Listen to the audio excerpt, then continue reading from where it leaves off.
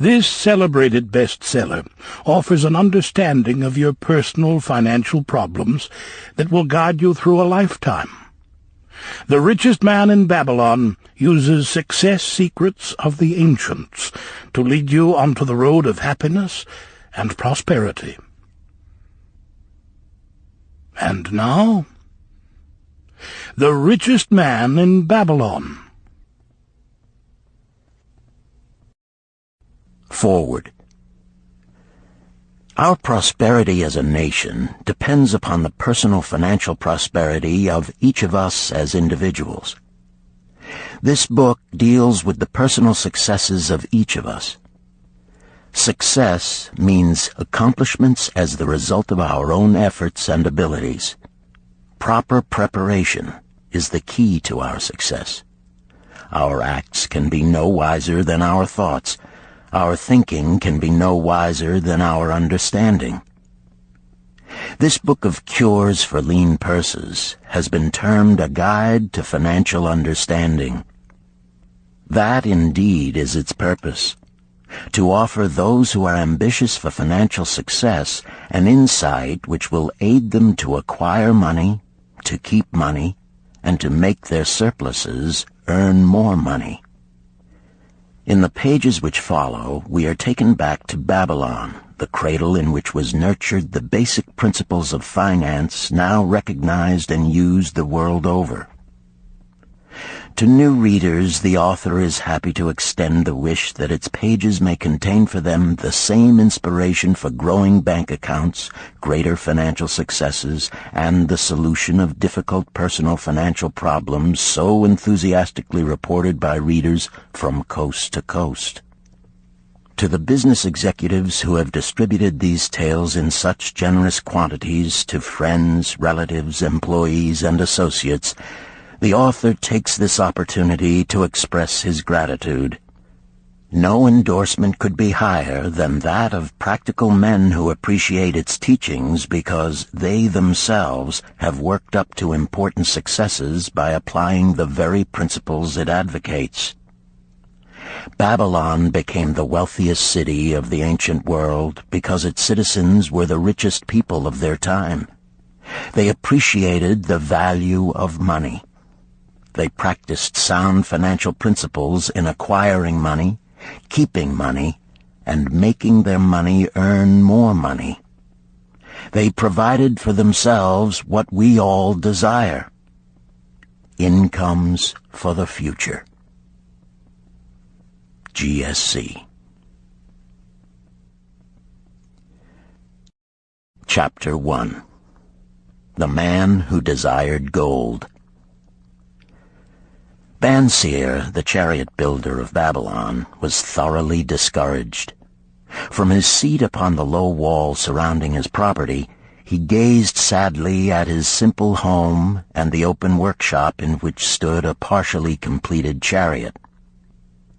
His wife frequently appeared at the open door. Her furtive glances in his direction reminded him that the meal bag was almost empty and he should be at work finishing the chariot, hammering and hewing, polishing and painting, stretching taut the leather over the wheel rims, preparing it for delivery so he could collect from his wealthy customer. Nevertheless, his fat, muscular body sat stolidly upon the wall. His slow mind was struggling patiently with a problem for which he could find no answer. The hot tropical sun, so typical of this valley of the Euphrates, beat down upon him mercilessly. Beads of perspiration formed upon his brow and trickled down unnoticed to lose themselves in the hairy jungle on his chest. Beyond his home towered the high terraced walls surrounding the king's palace. Nearby, cleaving the blue heavens, was the painted tower of the Temple of Bel. In the shadow of such grandeur was his simple home and many others far less neat and well cared for.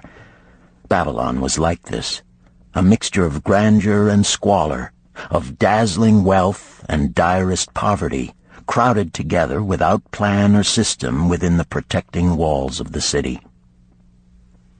Behind him, had he cared to turn and look, The noisy chariots of the rich jostled and crowded aside the sandaled tradesmen as well as the barefooted beggars. Even the rich were forced to turn into the gutters to clear the way for the long lines of slave water carriers on the king's business, each bearing a heavy goatskin of water to be poured upon the hanging gardens. Bansir was too engrossed in his own problem to hear or heed the confused hubbub of the busy city. It was the unexpected twanging of the strings from a familiar lyre that aroused him from his reverie. He turned and looked into the sensitive, smiling face of his best friend, Kabai, the musician. "May the gods bless thee with great liberality, my good friend," began Kabai with an elaborate salute. "Yet it does appear they have already been so generous thou needst not to labor. I rejoice with thee in thy good fortune. More, I would even share it with thee. Pray, from thy purse, which must be bulging, else thou wouldst be busy in yon shop, extract but 2 humble shekels and lend them to me until after the nobleman's feast this night. Thou wilt not miss them ere they are returned."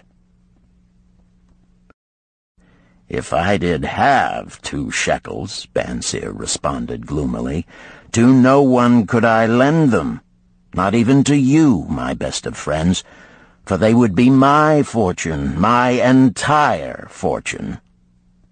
No one lends his entire fortune, not even to his best friend. "What?"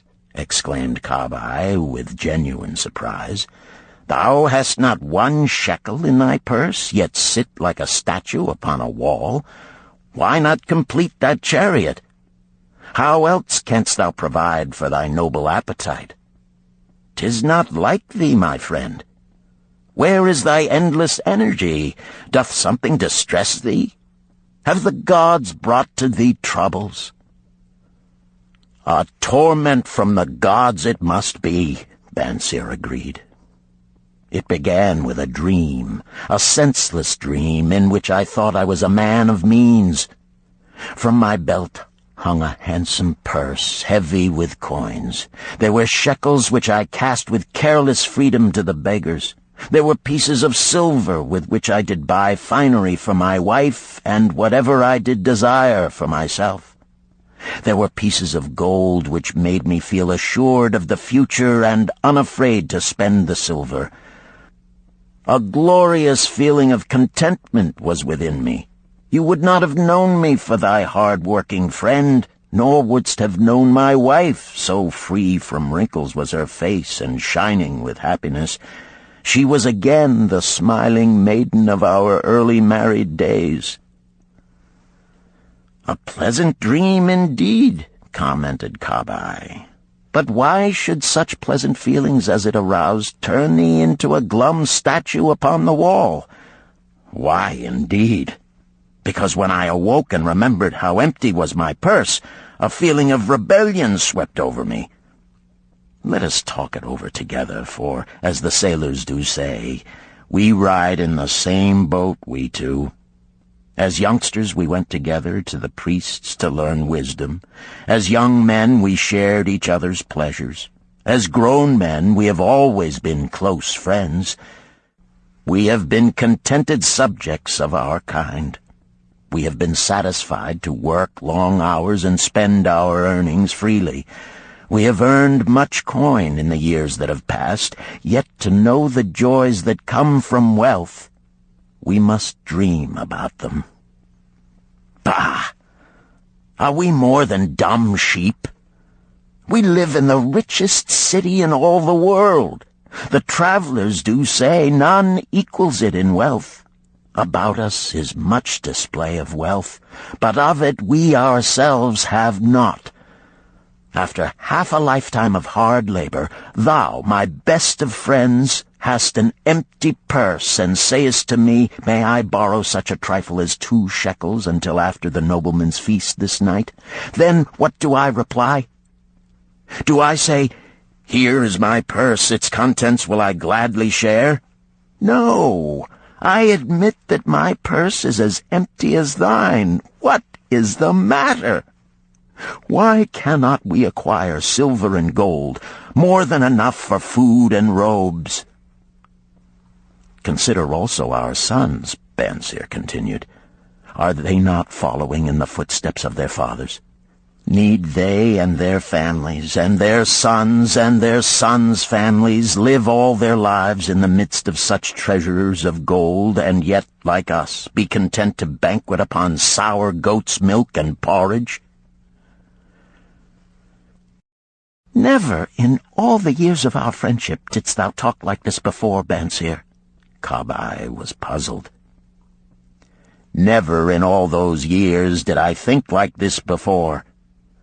From early dawn until darkness stopped me, I have labored to build the finest chariots any man could make, soft-heartedly hoping some day the gods would recognize my worthy deeds and bestow upon me great prosperity. This they have never done. At last I realize this they will never do. Therefore my heart is sad. I wish to be a man of means. I wish to own lands and cattle, to have fine robes and coins in my purse. I am willing to work for these things with all the strength in my back, with all the skill in my hands, with all the cunning in my mind.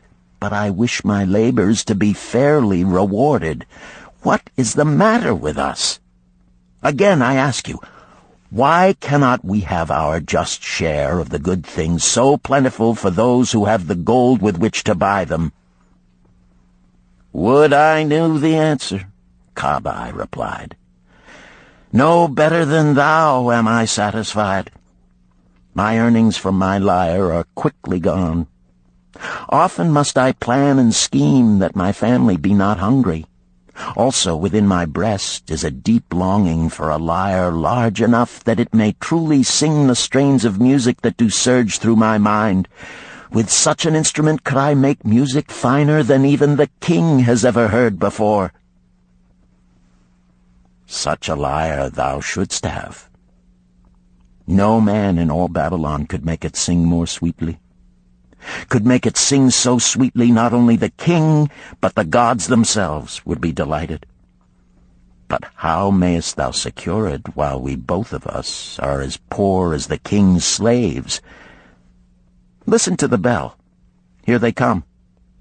He pointed to the long column of half-naked, sweating water-bearers plodding laboriously up the narrow street from the river. 5 abreast they marched, each bent under a heavy goatskin of water. A fine figure of a man he who doth lead them, Kabai indicated the wearer of the bell who marched in front without a load. A prominent man in his own country, 'tis easy to see. There are many good figures in the line, Banseer agreed, as good men as we.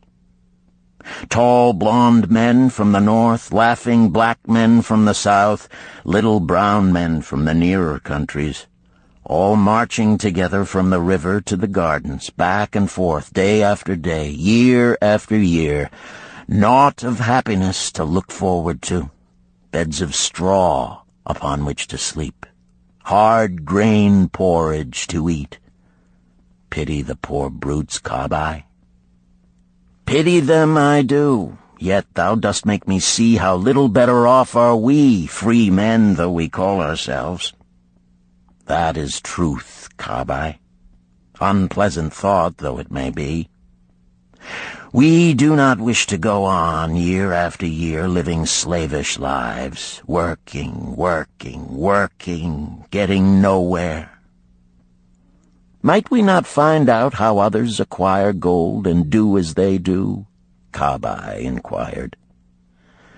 Perhaps there is some secret we might learn if we but sought from those who knew, replied Banseer thoughtfully. This very day, suggested Kabai, I did pass our old friend Arkad, riding in his golden chariot. This I will say, he did not look over my humble head as many in his station might consider his right. Instead, he did wave his hand that all onlookers might see him pay greetings and bestow his smile of friendship upon Camel, the musician. He is claimed to be the richest man in all Babylon, Banseer mused. So rich, the king is said to seek his golden aid in affairs of the treasury, Camel replied. So rich, Banseer interrupted. I fear if I should meet him in the darkness of the night, I should lay my hands upon his fat wallet. Nonsense, reproved Camel. A man's wealth is not in the purse he carries. A fat purse quickly empties if there be no golden stream to refill it. Arcad has an income that constantly keeps his purse full, no matter how liberally he spends. Income, that is the thing, ejaculated Banseer. I wish an income that will keep flowing into my purse whether I sit upon the wall or travel to far lands. Arcad must know how a man can make an income for himself.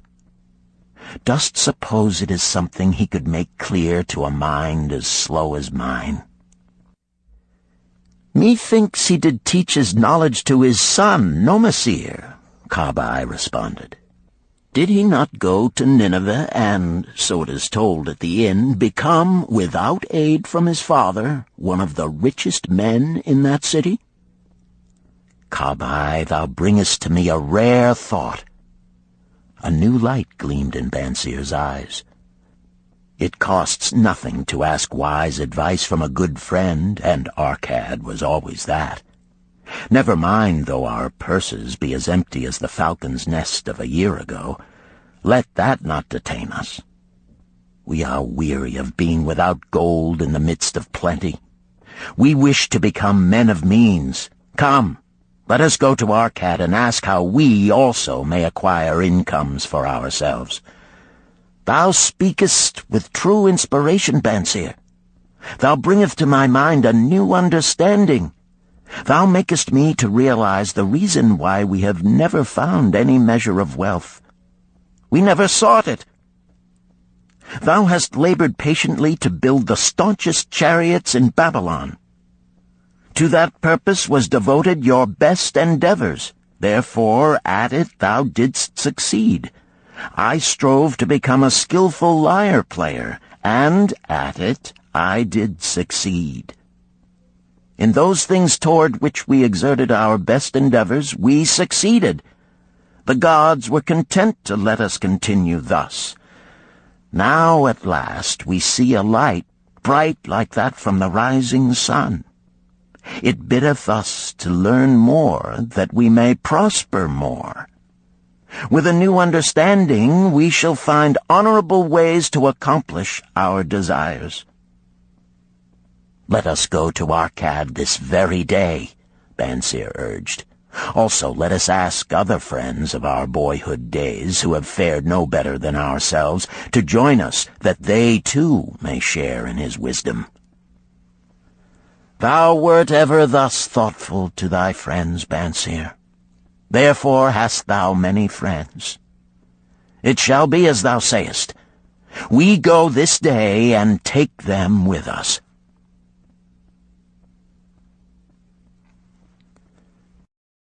Chapter 2. The Richest Man in Babylon. In old Babylon there once lived a certain very rich man named Arcad. Far and wide he was famed for his great wealth. Also was he famed for his liberality. He was generous in his charities. He was generous with his family. He was liberal in his own expenses. But nevertheless, each year his wealth increased more rapidly than he spent it. And there were certain friends of younger days who came to him and said, You, Arcad, are more fortunate than we. You have become the richest man in all Babylon, while we struggle for existence. You can wear the finest garments, and you can enjoy the rarest foods, while we must be content if we can clothe our families in raiment that is presentable and feed them as best we can.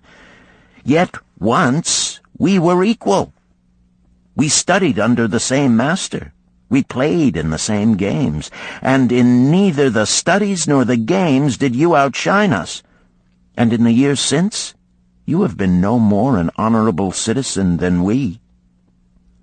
Nor have you worked harder or more faithfully in so far as we can judge. Why, then, should a fickle fate single you out to enjoy all the good things of life and ignore us who are equally deserving? Thereupon Arcad remonstrated with them, saying, If you have not acquired more than a bare existence in the years since we were youths, it is because you either have failed to learn the laws that govern the building of wealth, or else you do not observe them. Fickle fate is a vicious goddess who brings no permanent good to anyone. On the contrary, she brings ruin to almost every man upon whom she showers unearned gold. She makes wanton spenders who soon dissipate all they receive and are left beset by overwhelming appetites and desires they have not the ability to gratify. Yet others whom she favors become misers and hoard their wealth, fearing to spend what they have, knowing they do not possess the ability to replace it. They further are beset by fear of robbers and doom themselves to lives of emptiness and secret misery. Others there probably are who can take unearned gold and add to it and continue to be happy and contented citizens, but so few are they, I know of them but by hearsay. Think you of the men who have inherited sudden wealth, and see if these things are not so. His friends admitted that of the men they knew who had inherited wealth, these words were true, and they besought him to explain to them how he had become possessed of so much prosperity, so he continued. In my youth, I looked about me and saw all the good things there were to bring happiness and contentment, and I realized that wealth increased the potency of all these. Wealth is a power. With wealth, many things are possible. One may ornament the home with the richest of furnishings. One may sail the distant seas. One may feast on the delicacies of far lands. One may buy the ornaments of the gold worker and the stone polisher. One may even build mighty temples for the gods. One may do all these things and many others in which there is delight for the senses and gratification for the soul. And when I realized all this, I decided to myself that I would claim my share of the good things of life. I would not be one of those who stand afar off, enviously watching others enjoy. I would not be content to clothe myself in the cheapest raiment that looked respectable. I would not be satisfied with the lot of a poor man. On the contrary, I would make myself a guest at this banquet of good things. Being, as you know, the son of a humble merchant, one of a large family with no hope of an inheritance, and not being endowed, as you have so frankly said, with superior powers or wisdom, I decided that if I was to achieve what I desired, time and study would be required.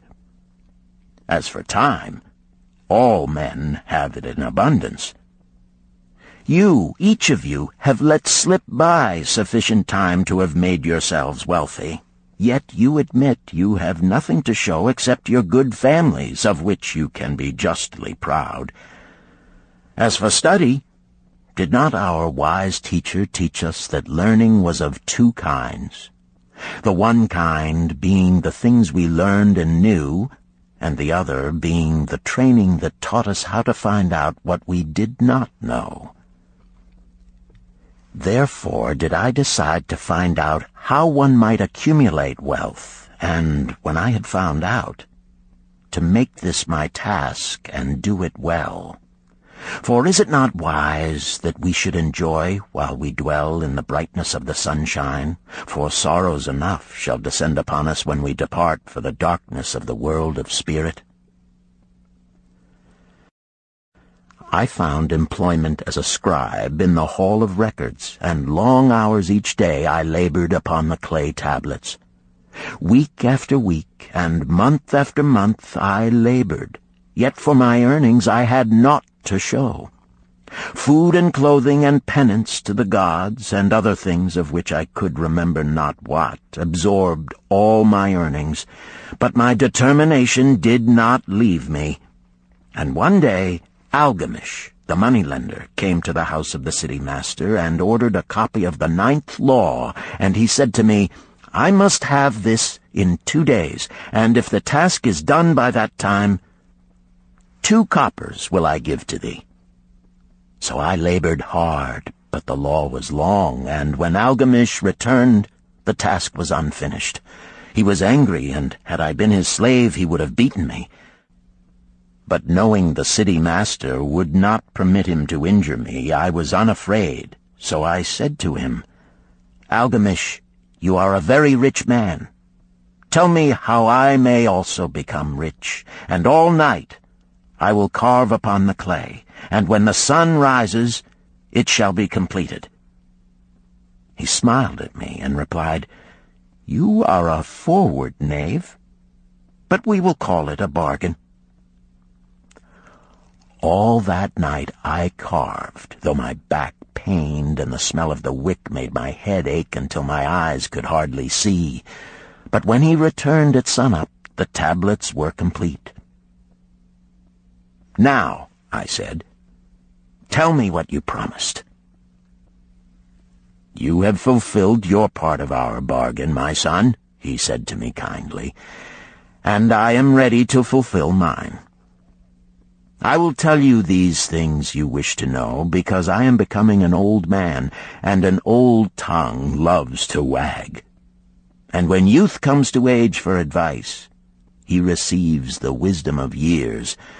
But too often does youth think that age knows only the wisdom of days that are gone, and therefore profits not. But remember this, the sun that shines today is the sun that shone when thy father was born, and will still be shining when thy last grandchild shall pass into the darkness. The thoughts of youth, he continued, are bright lights that shine forth like the meteors that oft make brilliant the sky. But the wisdom of age is like the fixed stars that shine so unchanged that the sailor may depend upon them to steer his course. Mark you well my words, for if you do not, you will fail to grasp the truth that I will tell you, and you will think that your night's work has been in vain. Then he looked at me shrewdly from under his shaggy brows and said in a low, forceful tone, I've found the road to wealth when I decided that a part of all I earned was mine to keep. And so will you. Then he continued to look at me with a glance that I could feel pierce me, but said no more. Is that all? I asked. That was sufficient to change the heart of a sheep-herder into the heart of a money-lender, he replied. But all I earn is mine to keep, is it not? I demanded. Far from it, he replied. Do you not pay the garment maker? Do you not pay the sandal maker? Do you not pay for the things you eat? Can you live in Babylon without spending? What have you to show for your earnings of the past month? What for the past year? Fool! You pay to everyone but yourself. Dullard! You labor for others. As well be a slave and work for what your master gives you to eat and wear. If you did keep for yourself 1/10 of all you earn, how much would you have in 10 years? My knowledge of the numbers did not forsake me, and I answered, "As much as I earn in 1 year." "You speak but half the truth," he retorted. "Every gold piece you save is a slave to work for you. Every copper it earns is its child that also can earn for you. If you would become wealthy, then what you save must earn, and its children must earn, that all may help to give to you the abundance you crave. You think I cheat you for your long night's work," he continued, "but I am paying you 1,000 times over if you have the intelligence to grasp the truth I offer you. A part of all you earn is yours to keep. It should not be less than 1/10, no matter how little you earn. It can be as much more as you can afford. Pay yourself first. Do not buy from the clothes maker and the sandal maker more than you can pay out of the rest and still have enough for food and charity and penance to the gods. Wealth, like a tree, grows from a tiny seed. The first copper you save is the seed from which your tree of wealth shall grow. The sooner you plant that seed, the sooner shall the tree grow. And the more faithfully you nourish and water that tree with consistent savings, the sooner may you bask in contentment beneath its shade." So saying, he took his tablets and went away. I thought much about what he had said to me, and it seemed reasonable, so I decided that I would try it. Each time I was paid, I took 1 from each 10 pieces of copper and hid it away. And strange as it may seem, I was no shorter of funds than before. I noticed little difference as I managed to get along without it. But often I was tempted, as my hoard began to grow, to spend it for some of the good things the merchants displayed, brought by camels and ships from the land of the Phoenicians. But I wisely refrained. A 12th month after Algamish had gone, he again returned and said to me, "Son, have you paid to yourself not less than 1/10 of all you have earned for the past year?" I answered proudly, "Yes, master, I have." "That is good," he answered, beaming upon me. "And what have you done with it?" "I have given it to Asmer, the brickmaker, who told me he was traveling over the far seas, and in Tyre he would buy from me the rare jewels of the Phoenicians. When he returns, we shall sell these at high prices and divide the earnings." "Every fool must learn," he growled. "But why trust the knowledge of a brickmaker about jewels? Would you go to the breadmaker to inquire about the stars? No, by my tunic, you would go to the astrologer if you had power to think. Your savings are gone, youth. You have jerked your wealth tree up by the roots. But plant another. Try again. And next time, if you would have advice about jewels, go to the jewel merchant. If you would know the truth about sheep, go to the herdsman. Advice is one thing that is freely given away, but watch that you take only what is worth having. He who takes advice about his savings from one who is inexperienced in such matters shall pay with his savings for proving the falsity of their opinions." Saying this, he went away. And it was as he said, for the Phoenicians are scoundrels and sold to Asmer worthless bits of glass that looked like gems. But as Algamish had bid me, I again saved each 10th copper, for I now had formed the habit, and it was no longer difficult. Again, 12 months later, Algamish came to the room of the scribes and addressed me. "What progress have you made since last I saw you?" "I have paid myself faithfully," I replied, "and my savings I have entrusted to Agar, the shield-maker, to buy bronze, and each 4th month he does pay me the rental." "That is good. And what do you do with the rental?" I do have a great feast with honey and fine wine and spiced cake. Also I have bought me a scarlet tunic, and some day I shall buy me a young ass upon which to ride." To which Algamish laughed, "You do eat the children of your savings. Then how do you expect them to work for you? And how can they have children that will also work for you? First get thee an army of golden slaves, and then many a rich banquet may you enjoy without regret." So saying, he again went away. Nor did I again see him for 2 years, when he once more returned, and his face was full of deep lines, and his eyes drooped, for he was becoming a very old man.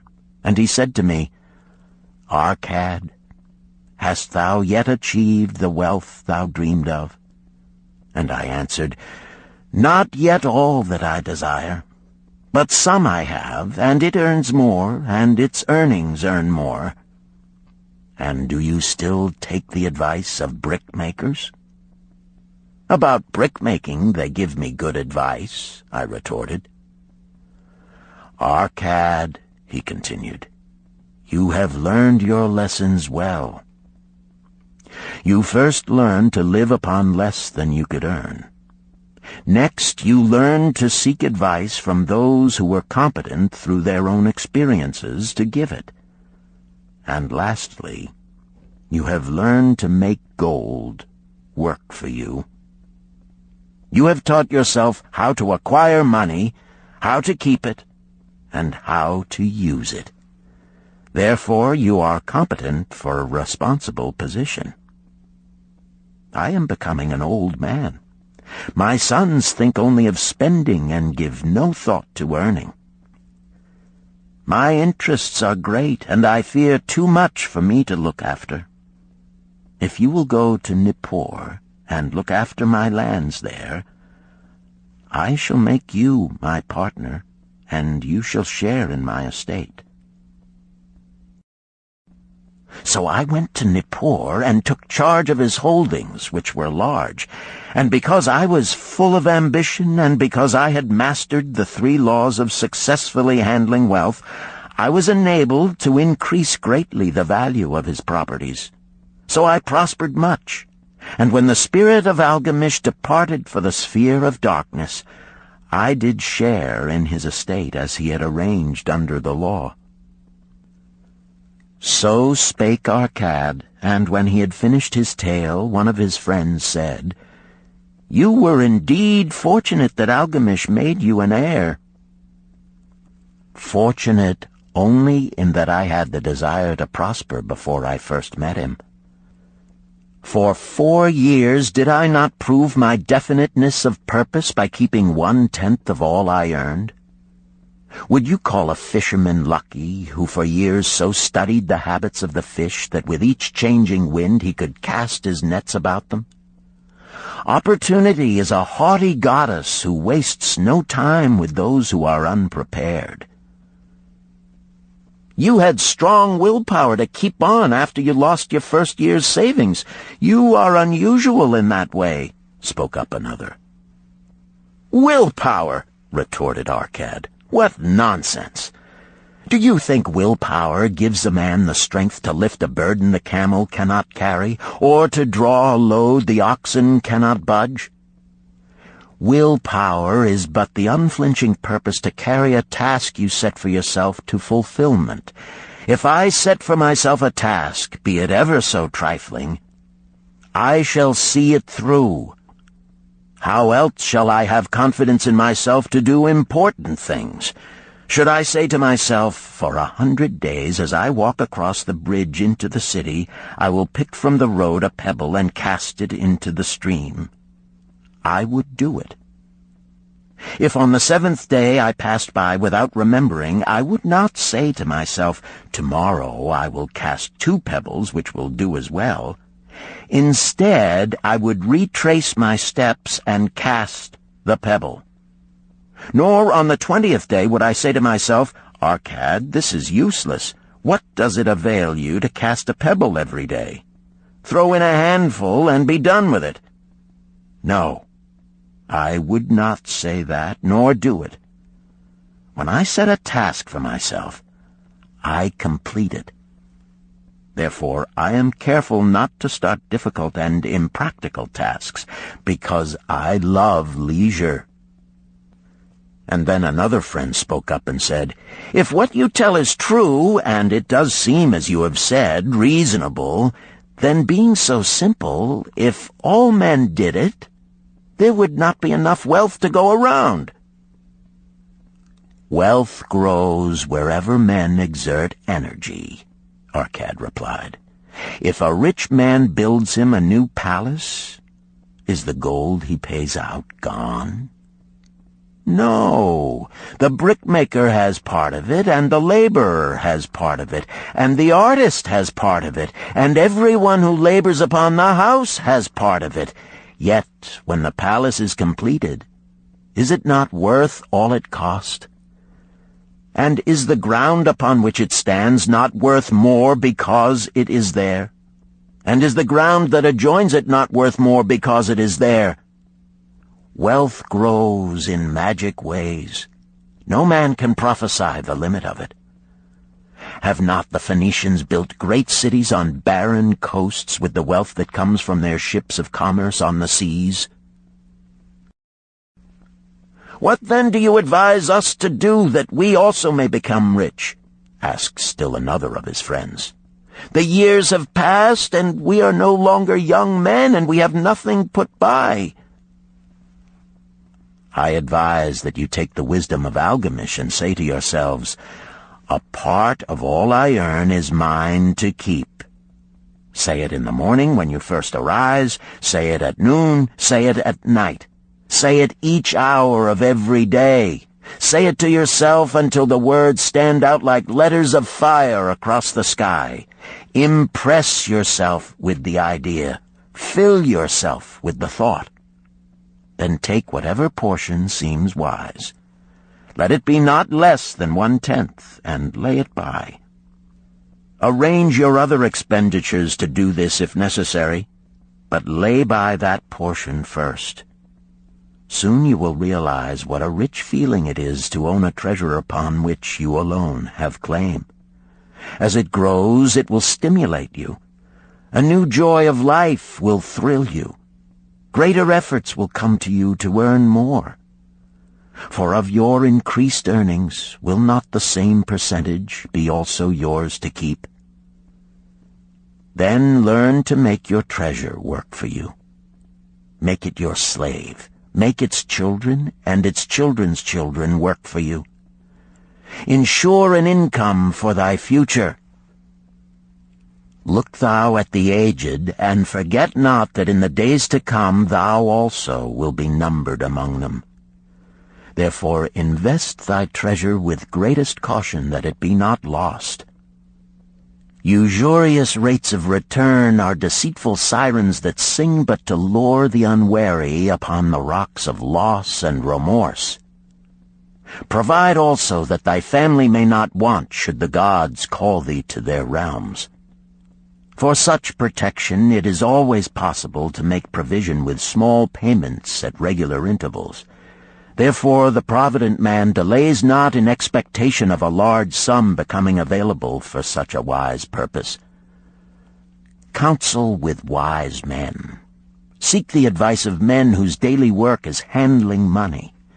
Let them save you from such an error as I myself made in entrusting my money to the judgment of Asmer, the brickmaker. A small return and a safe one is far more desirable than risk. Enjoy life while you are here. Do not overstrain or try to save too much. If 1/10 of all you earn is as much as you can comfortably keep, be content to keep this portion. Live otherwise according to your income, and let not yourself get niggardly and afraid to spend. Life is good, and life is rich with things worthwhile and things to enjoy. His friends thanked him and went away. Some were silent because they had no imagination and could not understand. Some were sarcastic because they thought that one so rich should divide with old friends not so fortunate. But some had in their eyes a new light. They realized that Algamish had come back each time to the room of the scribes because he was watching a man work his way out of darkness into light.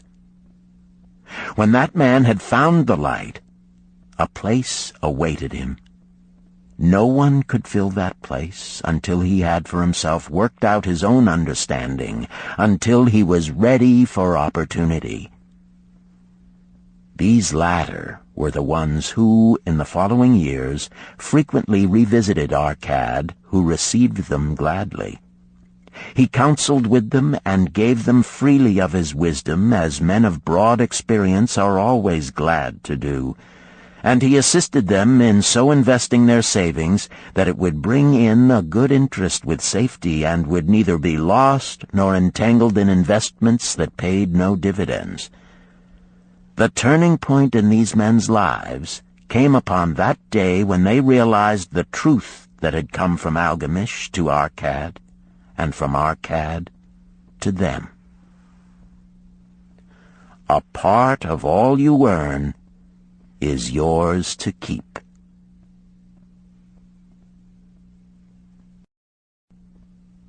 Chapter 3.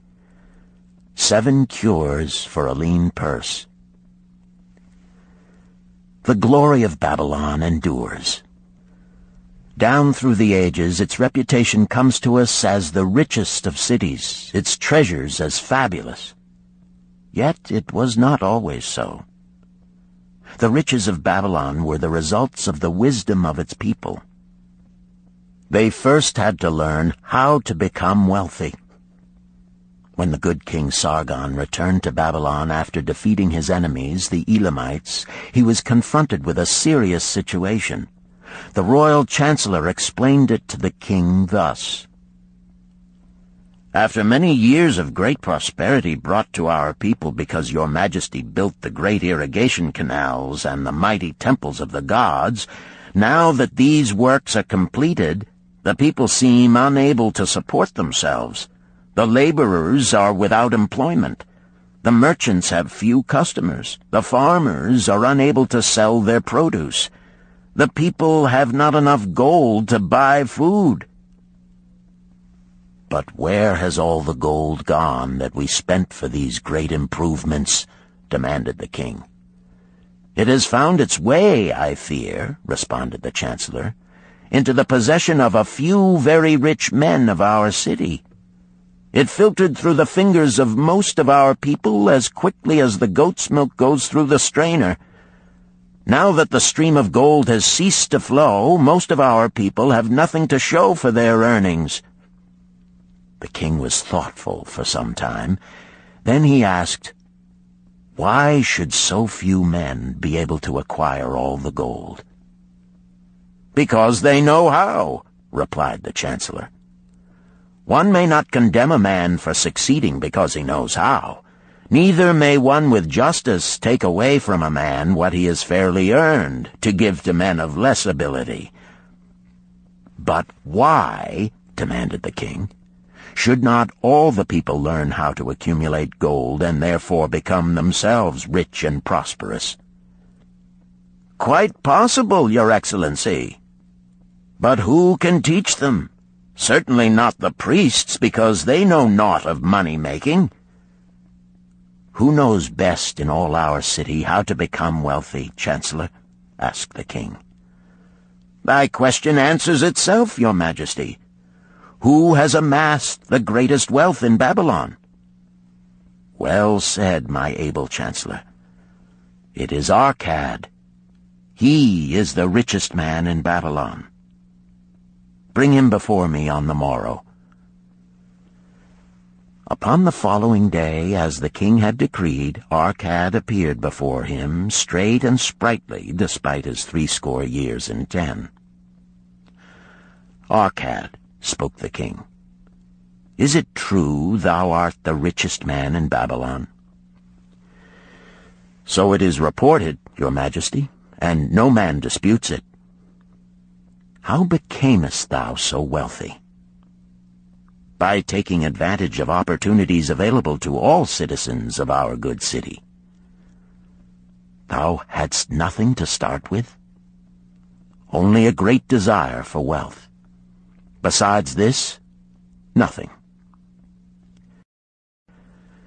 Arcad, continued the king, our city is in a very unhappy state because a few men know how to acquire wealth and therefore monopolize it, while the mass of our citizens lack the knowledge of how to keep any part of the gold they receive. It is my desire that Babylon be the wealthiest city in the world. Therefore it must be a city of many wealthy men. Therefore we must teach all the people how to acquire riches. Tell me, Arcad, is there any secret to acquiring wealth? Can it be taught? It is practical, Your Majesty. That which one man knows can be taught to others. The king's eyes glowed. Arcad, thou speakest the words I wish to hear. Wilt thou lend thyself to this great cause? Wilt thou teach thy knowledge to a school for teachers, each of whom shall teach others until there are enough trained to teach these truths to every worthy subject in my domain? Arcad bowed and said, I am thy humble servant to command.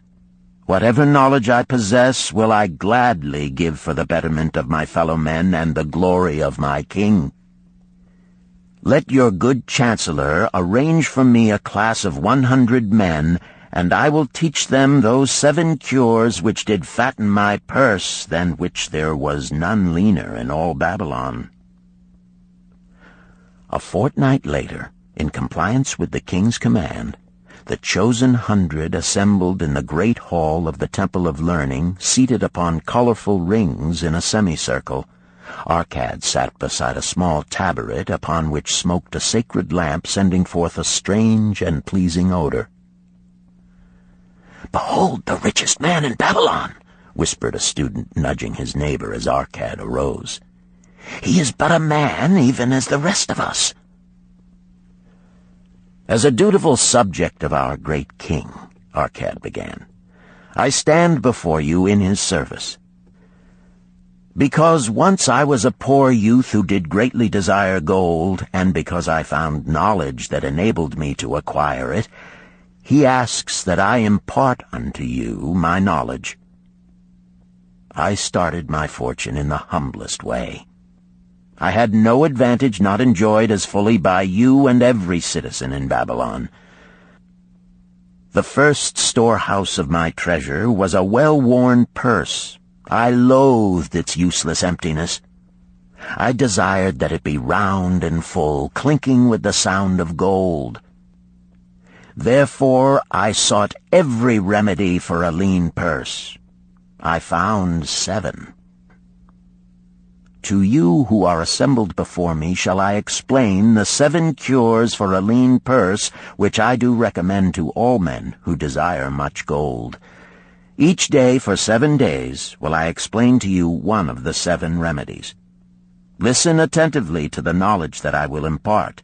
Debate it with me. Discuss it among yourselves. Learn these lessons thoroughly, that ye may also plant in your own purse the seed of wealth. First must each of you start wisely to build a fortune of his own. Then wilt thou be competent, and only then, to teach these truths to others. I shall teach to you in simple ways how to fatten your purses. This is the first step leading to the Temple of Wealth, and no man may climb who cannot plant his feet firmly upon the first step. We shall now consider the first cure. The first cure. Start thy purse to fattening. Arcad addressed the thoughtful man in the second row. My good friend, at what craft workest thou? I, replied the man, am a scribe and carve records upon the clay tablets. Even at such labor did I myself earn my first coppers. Therefore thou hast the same opportunity to build a fortune. He spoke to a florid-faced man farther back. Pray tell also what dost thou to earn thy bread? I, responded this man, am a meat butcher. I do buy the goats the farmers raise, and kill them, and sell the meat to the housewives, and the hides to the sandal makers. Because thou dost also labor and earn, thou hast every advantage to succeed that I did possess. In this way did Arcad proceed to find out how each man labored to earn his living. When he had done questioning them, he said, Now, my students, ye can see that there are many trades and labors at which men may earn coins. Each of the ways of earning is a stream of gold from which the worker doth divert by his labors a portion to his own purse. Therefore into the purse of each of you flows a stream of coins, large or small, according to his ability. Is it not so? Thereupon they agreed that it was so. Then, continued Arcad, if each of you desireth to build for himself a fortune, is it not wise to start by utilizing that source of wealth which he already has established? To this they agreed. Then Arcad turned to a humble man who had declared himself an egg merchant. If thou select one of thy baskets, and put into it each morning 10 eggs, and take out from it each evening 9 eggs, what will eventually happen? It will become in time overflowing. Why? Because each day I put in 1 more egg than I take out. Arcad turned to the class with a smile. Does any man here have a lean purse? First they looked amused, then they laughed. Lastly, they waved their purses in jest. All right, he continued. Now I shall tell thee the first remedy I learned to cure a lean purse. Do exactly as I have suggested to the egg merchant.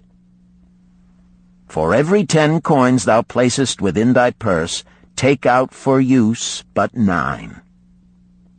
Thy purse will start to fatten at once, and its increasing weight will feel good in thy hand and bring satisfaction to thy soul. Deride not what I say because of its simplicity. Truth is always simple. I told thee I would tell how I built my fortune. This was my beginning. I, too, carried a lean purse and cursed it because there was naught within to satisfy my desires. But when I began to take out from my purse but 9 parts of 10 I put in, it began to fatten. So will thine. Now I will tell a strange truth, the reason for which I know not. When I ceased to pay out more than 9/10 of my earnings, I managed to get along just as well. I was not shorter than before. Also, ere long did coins come to me more easily than before. Surely it is a law of the gods that unto him who keepeth and spendeth not a certain part of all his earnings shall gold come more easily. Likewise him whose purse is empty does gold avoid. Which desirest thou the most? Is it the gratification of thy desires of each day, a jewel, a bit of finery, better raiment, more food, things quickly gone and forgotten? Or is it substantial belongings, gold, lands, herds, merchandise, income-bringing investments? The coins thou takest from thy purse bring the first. The coins thou leavest within it will bring the latter. This, my students, was the first cure I did discover for my lean purse. For each 10 coins I put in, to spend but 9. Debate this among yourselves. If any man proves it untrue, tell me upon the morrow when we shall meet again. The second cure. Control thy expenditures. Some of your members, my students, have asked me this. How can a man keep 1/10 of all he earns in his purse when all the coins he earns are not enough for his necessary expenses? So did Arcad address his students upon the second day. "Yesterday, how many of thee carried lean purses?" "All of us," answered the class. "Yet thou do not all earn the same. Some earn much more than others. Some have much larger families to support. Yet all purses were equally lean. Now I will tell thee an unusual truth about men and sons of men. It is this, that what each of us calls our necessary expenses will always grow to equal our incomes unless we protest to the contrary. Confuse not the necessary expenses with thy desires. Each of you, together with your good families, have more desires than your earnings can gratify. Therefore are thy earnings spent to gratify these desires in so far as they will go. Still thou retainest many ungratified desires. All men are burdened with more desires than they can gratify. Because of my wealth, thinkest thou I may gratify every desire? 'Tis a false idea. There are limits to my time. There are limits to my strength. There are limits to the distance I may travel. There are limits to what I may eat. There are limits to the zest with which I may enjoy. I say to you that just as weeds grow in a field wherever the farmer leaves space for their roots, even so freely do desires grow in men whenever there is a possibility of their being gratified. Thy desires are a multitude, and those that thou mayest gratify are but few. Study thoughtfully thy accustomed habits of living. Herein may be most often found certain accepted expenses that may wisely be reduced or eliminated. Let thy motto be 100% of appreciated value demanded for each coin spent. Therefore, engrave upon the clay each thing for which thou desireth to spend. Select those that are necessary and others that are possible through the expenditure of 9/10 of thy income. Cross out the rest and consider them but a part of that great multitude of desires that must go unsatisfied, and regret them not. Budget then thy necessary expenses. Touch not the 1/10 that is fattening thy purse. Let this be thy great desire that is being fulfilled. Keep working with thy budget. Keep adjusting it to help thee. Make it thy first assistant in defending thy fattening purse. Hereupon one of the students, wearing a robe of red and gold, arose and said, "I am a free man. I believe that it is my right to enjoy the good things of life.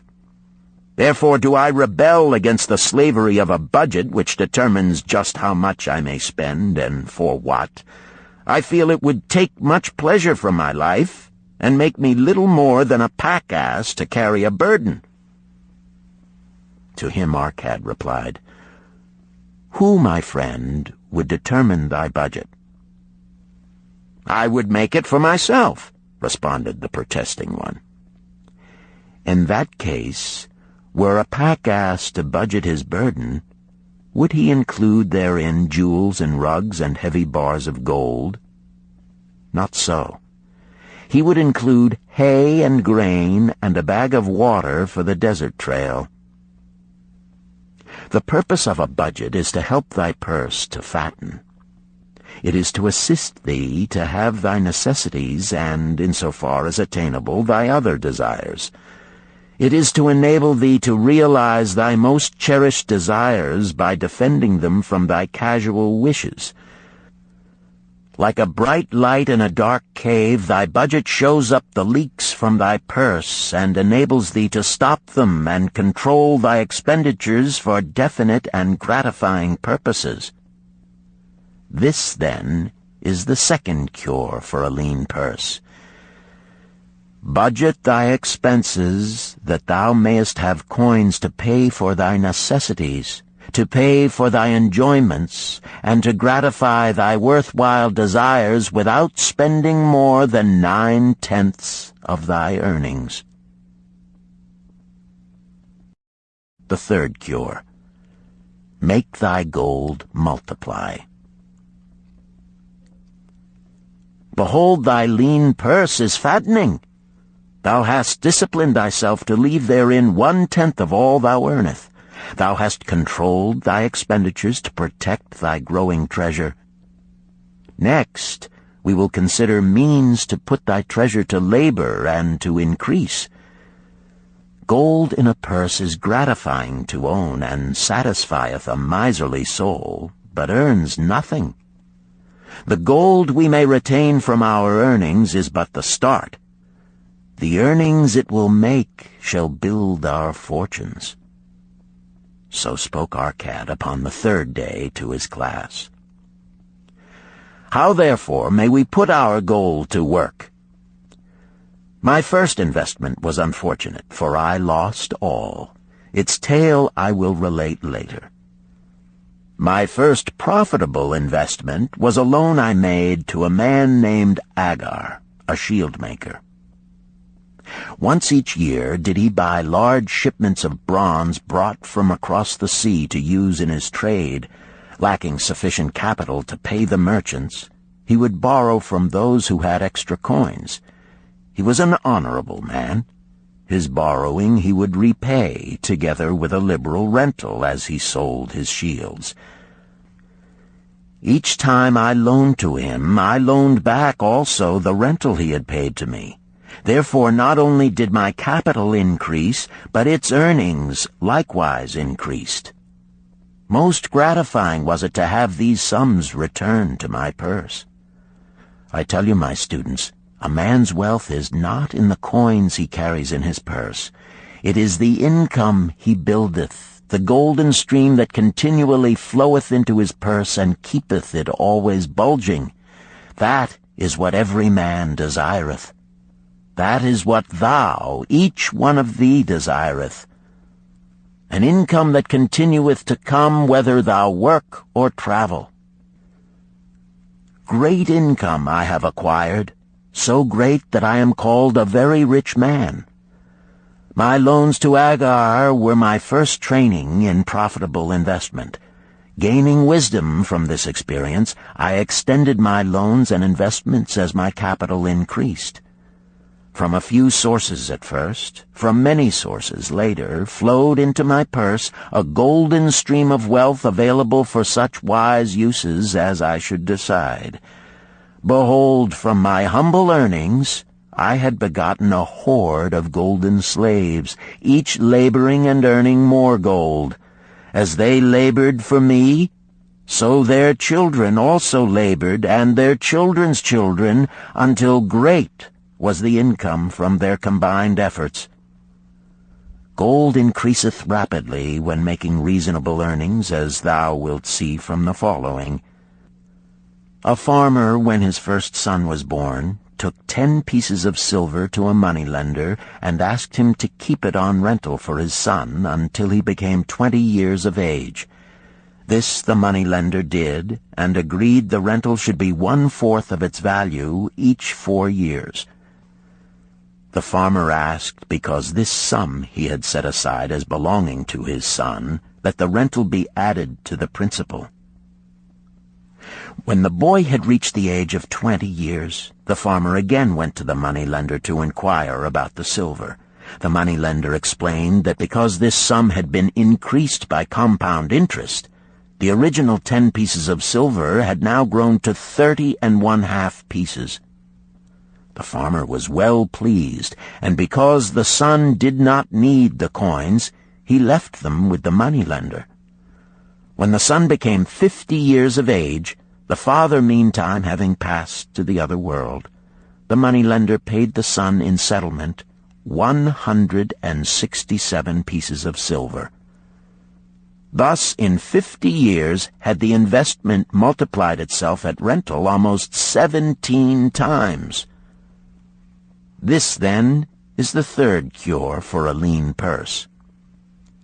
to put each coin to laboring, that it may reproduce its kind, even as the flocks of the field, and help bring to thee income, a stream of wealth that shall flow constantly into thy purse.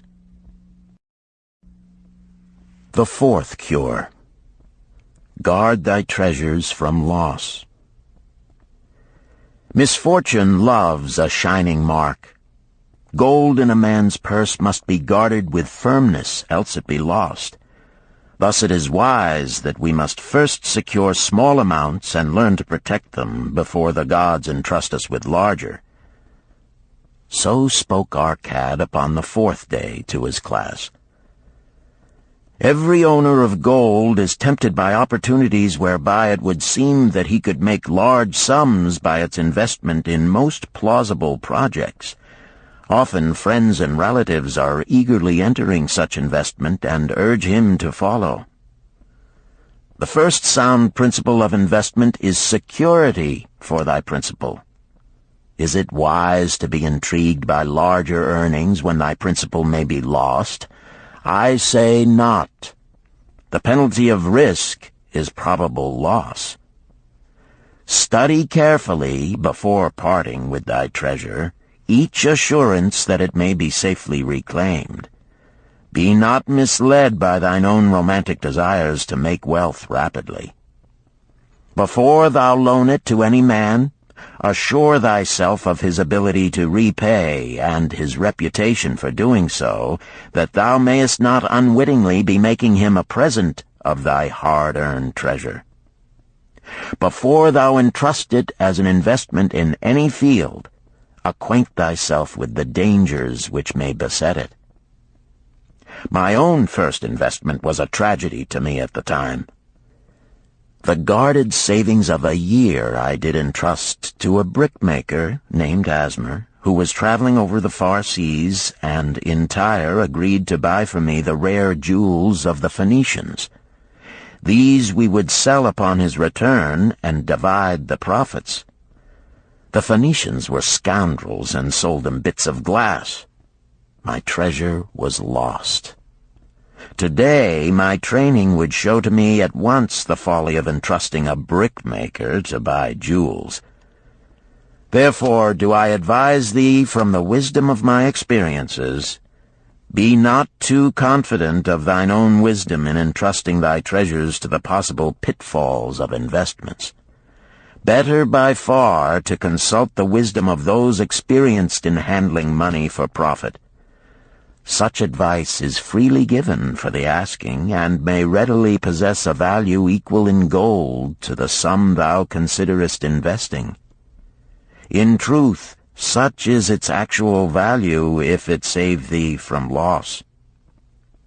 This, then, is the fourth cure for a lean purse, and of great importance if it prevent thy purse from being emptied once it has become well filled.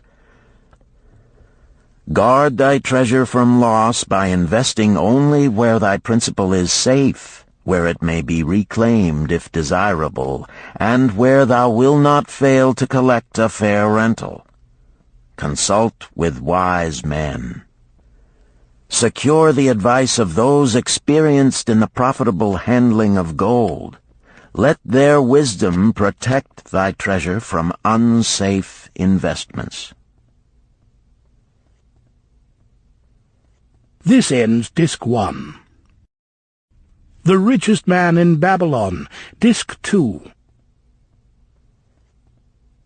The fifth cure. Make of thy dwelling a profitable investment.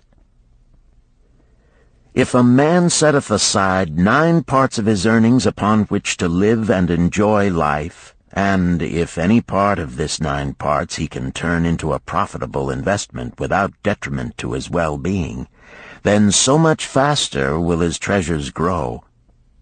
So spake Arcad to his class at their 5th lesson. All too many of our men of Babylon do raise their families in unseemly quarters. They do pay to exacting landlords liberal rentals for rooms where their wives have not a spot to raise the blooms that gladden a woman's heart, and their children have no place to play their games except in the unclean alleys.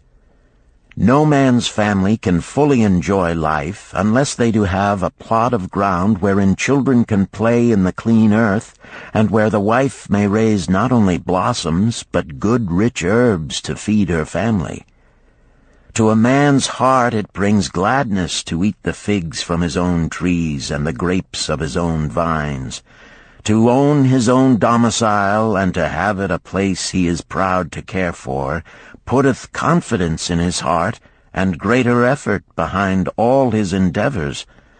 Therefore do I recommend that every man own the roof that sheltereth him and his. Nor is it beyond the ability of any well-intentioned man to own his home. Hath not our great king so widely extended the walls of Babylon that within them much land is now unused, and may be purchased at sums most reasonable? Also I say to you, my students, that the money-lenders gladly consider the desires of men who seek homes and land for their families. Readily may thou borrow to pay the brickmaker and the builder for such commendable purposes, if thou can show a reasonable portion of the necessary sum which thou thyself hast provided for the purpose. Then when the house be built, thou canst pay the money-lender with the same regularity as thou didst pay the landlord, because each payment will reduce thy indebtedness to the money-lender. A few years will satisfy his loan. Then will thy heart be glad, because thou wilt own in thy own right a valuable property, and thy only cost will be the king's taxes. Also wilt thy good wife go more often to the river to wash thy robes, that each time returning she may bring a goatskin of water to pour upon the growing things. Thus come many blessings to the man who owneth his own house, and greatly will it reduce his cost of living, making available more of his earnings for pleasures and the gratification of his desires. This, then, is the fifth cure for a lean purse. Own thy own home. The sixth cure. Ensure a future income. The life of every man proceedeth from his childhood to his old age. This is the path of life, and no man may deviate from it, unless the gods call him prematurely to the world beyond. Therefore do I say that it behooves a man to make preparation for a suitable income in the days to come, when he is no longer young, and to make preparations for his family, should he be no longer with them to comfort and support them. This lesson shall instruct thee in providing a full purse when time has made thee less able to earn. So Arcad addressed his class upon the sixth day. The man who, because of his understanding of the laws of wealth, acquireth a growing surplus, should give thought to those future days. He should plan certain investments or provisions that may endure safely for many years, yet will be available when the time arrives which he has so wisely anticipated. There are diverse ways by which a man may provide with safety for his future. He may provide a hiding place and there bury a secret treasure. Yet no matter with what skill it be hidden, it may nevertheless become the loot of thieves. For this reason I recommend not this plan. A man may buy houses or lands for this purpose. If wisely chosen as to their usefulness and value in the future, they are permanent in their value and their earnings, or their sale will provide well for his purpose. A man may loan a small sum to the moneylender and increase it at regular periods. The rental which the moneylender adds to this will largely add to its increase. I do know a sandal-maker named Ansan, who explained to me not long ago that each week for 8 years he had deposited with his moneylender 2 pieces of silver. The moneylender had but recently given him an accounting over which he greatly rejoiced. The total of his small deposits with their rental at the customary rate of 1/4 their value for each 4 years had now become 1,040 pieces of silver. I did gladly encourage him further by demonstrating to him with my knowledge of the numbers that in 12 years more, if he would keep his regular deposits of but 2 pieces of silver each week, the moneylender would then owe him 4,000 pieces of silver, a worthy competence for the rest of his life. Surely when such a small payment made with regularity doth produce such profitable results, no man can afford not to insure a treasure for his old age and the protection of his family, no matter how prosperous his business and his investments may be. I would that I might say more about this. In my mind rests a belief that someday wise-thinking men will devise a plan to insure against death, whereby many men pay in but a trifling sum regularly, the aggregate making a handsome sum for the family of each member who passeth to the beyond. This do I see as something desirable, and which I could highly recommend. But today it is not possible, because it must reach beyond the life of any man or any partnership to operate. It must be as stable as the king's throne. Some day do I feel that such a plan shall come to pass, and be a great blessing to many men, because even the first small payment will make available a snug fortune for the family of a member, should he pass on. But because we live in our own day, and not in the days which are to come, must we take advantage of those means and ways of accomplishing our purposes. Therefore do I recommend to all men that they, by wise and well-thought-out methods, do provide against a lean purse in their mature years. For a lean purse to a man no longer able to earn, or to a family without its head, is a sore tragedy. This, then, is the 6th cure for a lean purse. Provide in advance for the needs of thy growing age and the protection of thy family. The 7th cure. Increase thy ability to earn. This day do I speak to thee, my students, of one of the most vital remedies for a lean purse. Yet I will not talk of gold, but of yourselves, of the men beneath the robes of many colors who do sit before me. I will talk to you of those things within the minds and lives of men which do work for or against their success. So did Arcad address his class upon the 7th day. Not long ago came to me a young man seeking to borrow. When I questioned him the cause of his necessity, he complained that his earnings were insufficient to pay his expenses. Thereupon I explained to him, this being the case, he was a poor customer for the moneylender, as he possessed no surplus earning capacity to repay the loan. What you need, young man, I told him, is to earn more coins. What dost thou to increase thy capacity to earn? All that I can do, he replied.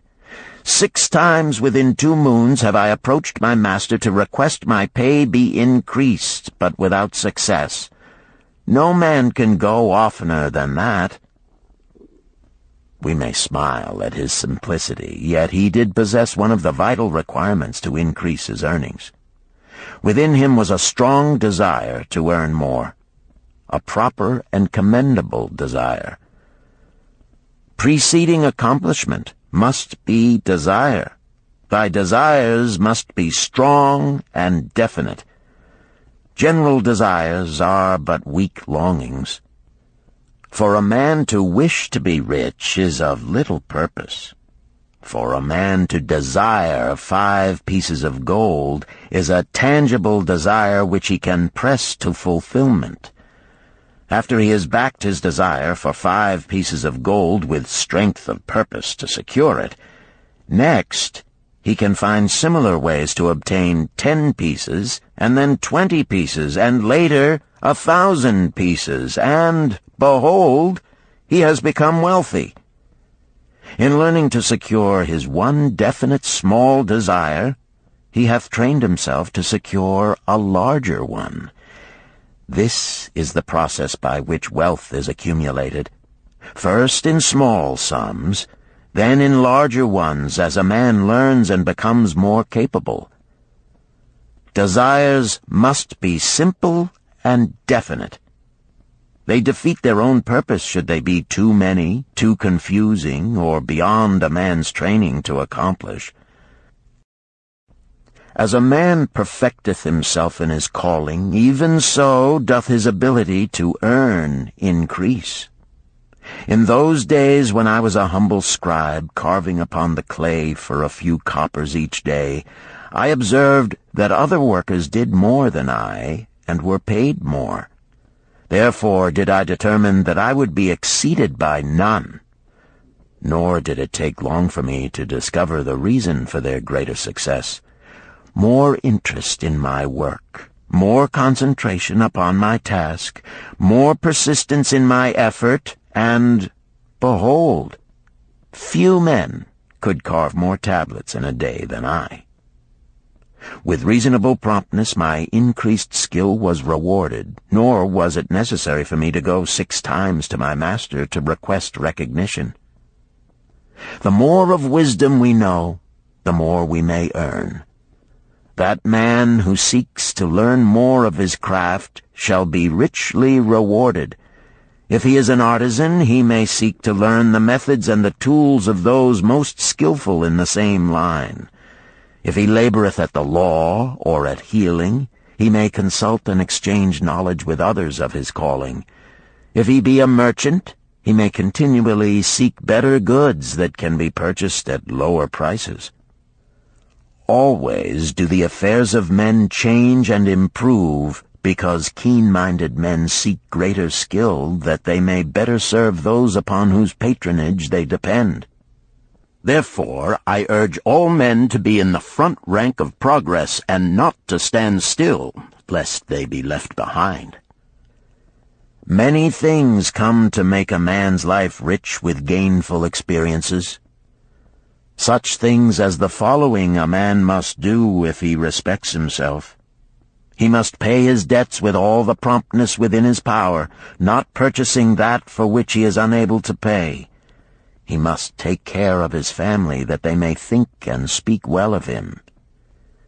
He must make a will of record, that in case the gods call him, proper and honorable division of his property be accomplished. He must have compassion upon those who are injured and smitten by misfortune, and aid them within reasonable limits. He must do deeds of thoughtfulness to those dear to him. Thus, the 7th and last remedy for a lean purse is to cultivate thy own powers, to study and become wiser, to become more skillful, to so act as to respect thyself. Thereby shalt thou acquire confidence in thyself to achieve thy carefully considered desires. These, then, are the 7 cures for a lean purse, which, out of the experience of a long and successful life, I do urge for all men who desire wealth. There is more gold in Babylon, my students, than thou dreamest of. There is abundance for all. Go thou forth and practice these truths, that thou mayest prosper and grow wealthy, as is thy right. Go thou forth and teach these truths, that every honorable subject of his majesty may also share liberally in the ample wealth of our beloved city. Chapter 4. Meet the Goddess of Good Luck. Babylonian Proverb. If a man be lucky, there is no foretelling the possible extent of his good fortune. Pitch him into the Euphrates, and like as not he will swim out with a pearl in his hand. The desire to be lucky is universal. It was just as strong in the breasts of men 4,000 years ago in ancient Babylon as it is in the hearts of men today. We all hope to be favored by the whimsical goddess of good luck. Is there some way we can meet her and attract not only her favorable attention, but her generous favors? Is there a way to attract good luck? That is just what the men of ancient Babylon wished to know. It is exactly what they decided to find out. They were shrewd men and keen thinkers. That explains why their city became the richest and most powerful city of their time. In that distant past, they had no schools or colleges. Nevertheless, they had a center of learning, and a very practical one it was. Among the towered buildings in Babylon was one that ranked in importance with the palace of the king, the hanging gardens, and the temples of the gods. You will find scant mention of it in the history books, more likely no mention at all, yet it exerted a powerful influence upon the thought of that time. This building was the temple of learning, where the wisdom of the past was expounded by voluntary teachers, and where subjects of popular interest were discussed in open forums. Within its walls, all men met as equals. The humblest of slaves could dispute with impunity the opinions of a prince of the royal house. Among the many who frequented the Temple of Learning was a wise rich man named Arcad, called the richest man in Babylon.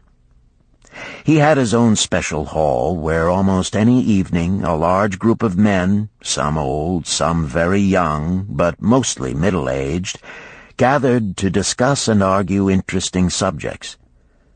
Suppose we listen in to see whether they knew how to attract good luck.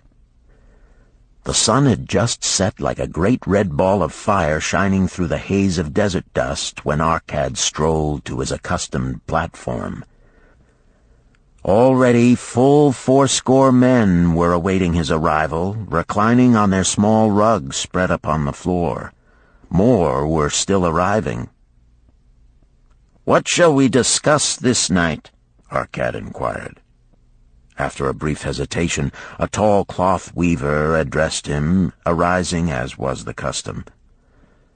"I have a subject I would like to hear discussed, yet hesitate to offer, lest it seem ridiculous to you, Arcad, and my good friends here." Upon being urged to offer it, both by Arcad and by calls from the others, he continued, "This day I have been lucky, for I have found a purse in which there are pieces of gold. To continue to be lucky is my great desire. Feeling that all men share with me this desire, I do suggest we debate how to attract good luck, that we may discover ways it can be enticed to one."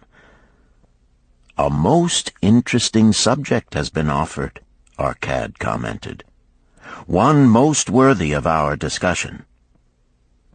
To some men, good luck bespeaks but a chance happening that, like an accident, may befall one without purpose or reason.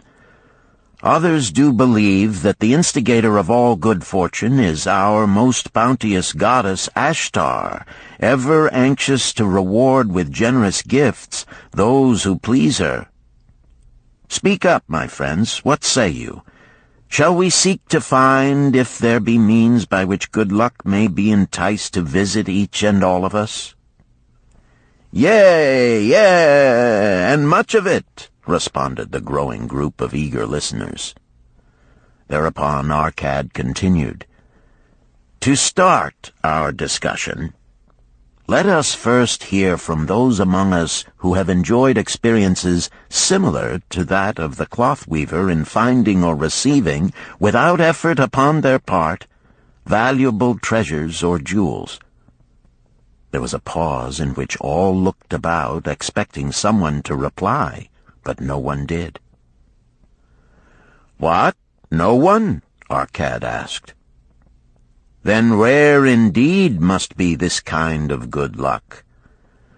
Who now will offer a suggestion as to where we shall continue our search?" "That I will do," spoke a well-robed young man, arising. "When a man speaketh of luck, is it not natural that his thoughts turn to the gaming tables? Is it not there we find many men courting the favor of the goddess in hope she will bless them with rich winnings?" As he resumed his seat, a voice called, "Do not stop! Continue thy story. Tell us, didst thou find favor with the goddess at the gaming tables? Did she turn the cubes with red side up, so thou filled thy purse at the dealer's expense?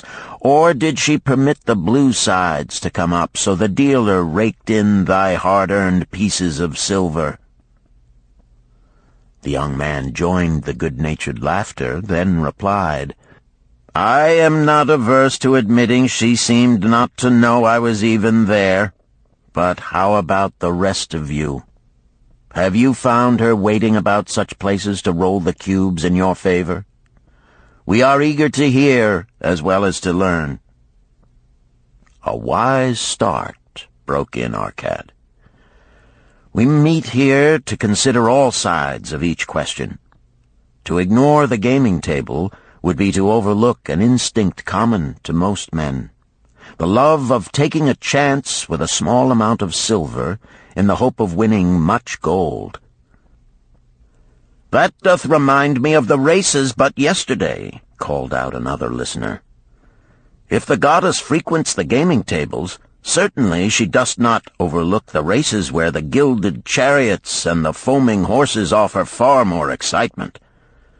Tell us honestly, Arcad, didst she whisper to you to place your bet upon those gray horses from Nineveh yesterday? I was standing just behind thee, and could scarce believe my ears when I heard thee place thy bet upon the grays. Thou knowest as well as any of us that no team in all Assyria can beat our beloved bays in a fair race. Didst the goddess whisper in thy ear to bet upon the grays, because at the last turn the inside black would stumble and so interfere with our bays that the grays would win the race and score an unearned victory?" Arcad smiled indulgently at the banter. "What reason have we to feel the good goddess would take that much interest in any man's bet upon a horse race? To me she is a goddess of love and dignity, whose pleasure it is to aid those who are in need and to reward those who are deserving. I look to find her, not at the gaming tables or the races where men lose more gold than they win, but in other places where the doings of men are more worthwhile and more worthy of reward. In tilling the soil, in honest trading, in all of man's occupations, there is opportunity to make a profit upon his efforts and his transactions. Perhaps not all the time will he be rewarded, because sometimes his judgment may be faulty, and other times the winds and the weather may defeat his efforts. Yet, if he persists, he may usually expect to realize his profit. This is so because the chances of profit are always in his favor. But when a man playeth the games, the situation is reversed, for the chances of profit are always against him, and always in favor of the gamekeeper. The game is so arranged that it will always favor the keeper. It is his business at which he plans to make a liberal profit for himself from the coins bet by the players. Few players realize how certain are the gamekeeper's profits and how uncertain are their own chances to win. For example, let us consider wagers placed upon the cube. Each time it is cast, we bet which side will be uppermost. If it be the red side, the game master pays to us 4 times our bet. But if any other of the 5 sides come uppermost, we lose our bet. Thus, the figures show that for each cast we have 5 chances to lose, but because the red pays 4 for 1, we have 4 chances to win. In a night's play, the game master can expect to keep for his profit 1/5 of all the coins wagered. Can a man expect to win more than occasionally against odds so arranged that he should lose 1/5 of all his bets? Yet some men do win large sums at times, volunteered one of the listeners. Quite so, they do, Arcad continued. Realizing this, the question comes to me whether money secured in such ways brings permanent value to those who are thus lucky. Among my acquaintances are many of the successful men of Babylon, yet among them I am unable to name a single one who started his success from such a source. You who are gathered here tonight know many more of our substantial citizens. To me, it would be of much interest to learn how many of our successful citizens can credit the gaming tables with their start to success. Suppose each of you tell of those you know. What say you? After a prolonged silence, a wag ventured, "Wouldst thy inquiry include the gamekeepers?" "If you think of no one else," Arcad responded. "If not one of you can think of anyone else, then how about yourselves? Are there any consistent winners with us who hesitate to advise such a source for their incomes?" His challenge was answered by a series of groans from the rear, taken up and spread amid much laughter. "It would seem we are not seeking good luck in such places as the goddess frequents," he continued. "Therefore let us explore other fields. We have not found it in picking up lost wallets, neither have we found it haunting the gaming tables. As to the races, I must confess to have lost far more coins there than I have ever won. Now suppose we consider our trades and businesses. Is it not natural, if we conclude a profitable transaction, to consider it not good luck, but a just reward for our efforts? I am inclined to think we may be overlooking the gifts of the goddess. Perhaps she really does assist us when we do not appreciate her generosity. Who can suggest further discussion?" Thereupon an elderly merchant arose, smoothing his genteel white robe. "With thy permission, most honorable Arcad and my friends, I offer a suggestion. If, as you have said, we take credit to our own industry and ability for our business success, why not consider the successes we almost enjoyed but which escaped us, happenings which would have been most profitable? They would have been rare examples of good luck if they had actually happened.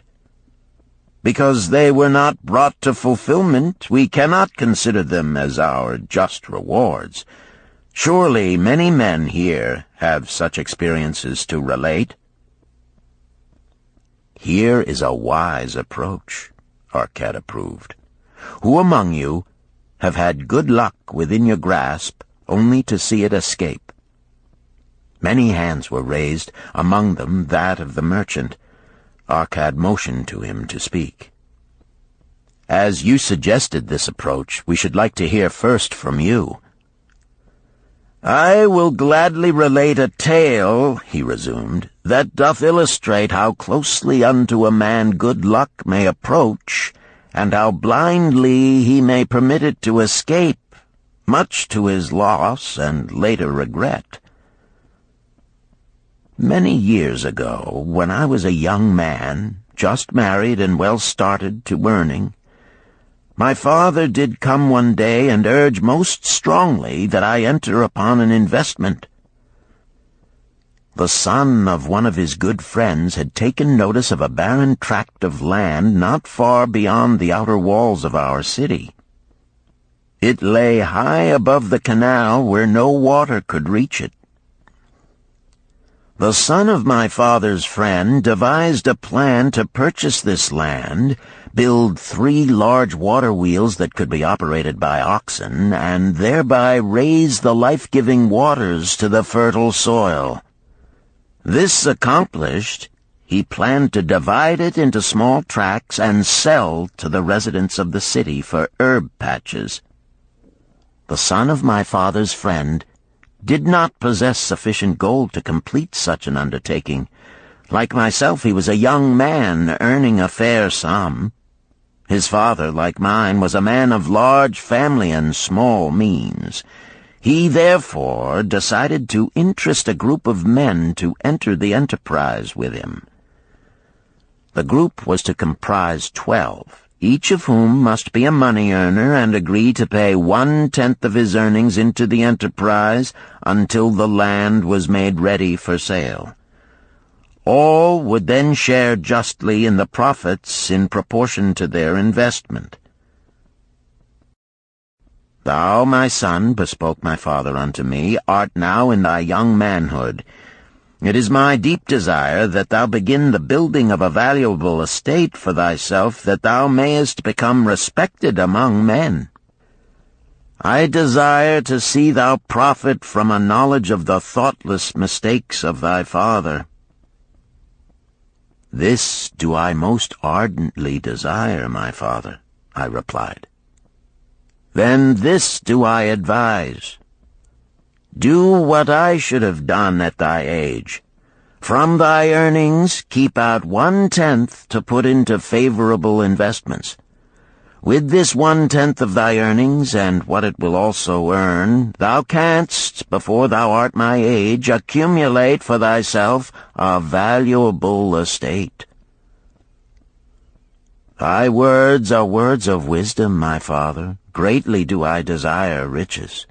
Yet there are many uses to which my earnings are called. Therefore do I hesitate to do as thou dost advise.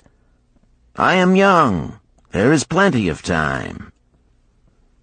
"So I thought at thy age. Yet behold, many years have passed, and I have not yet made the beginning." "We live in a different age, my father.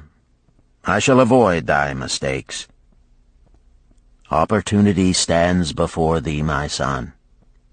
It is offering a chance that may lead to wealth. I beg of thee, do not delay. Go upon the morrow to the son of my friend, and bargain with him to pay 10% of thy earnings into this investment. Go promptly upon the morrow. Opportunity waits for no man. Today it is here, soon it is gone, therefore delay not."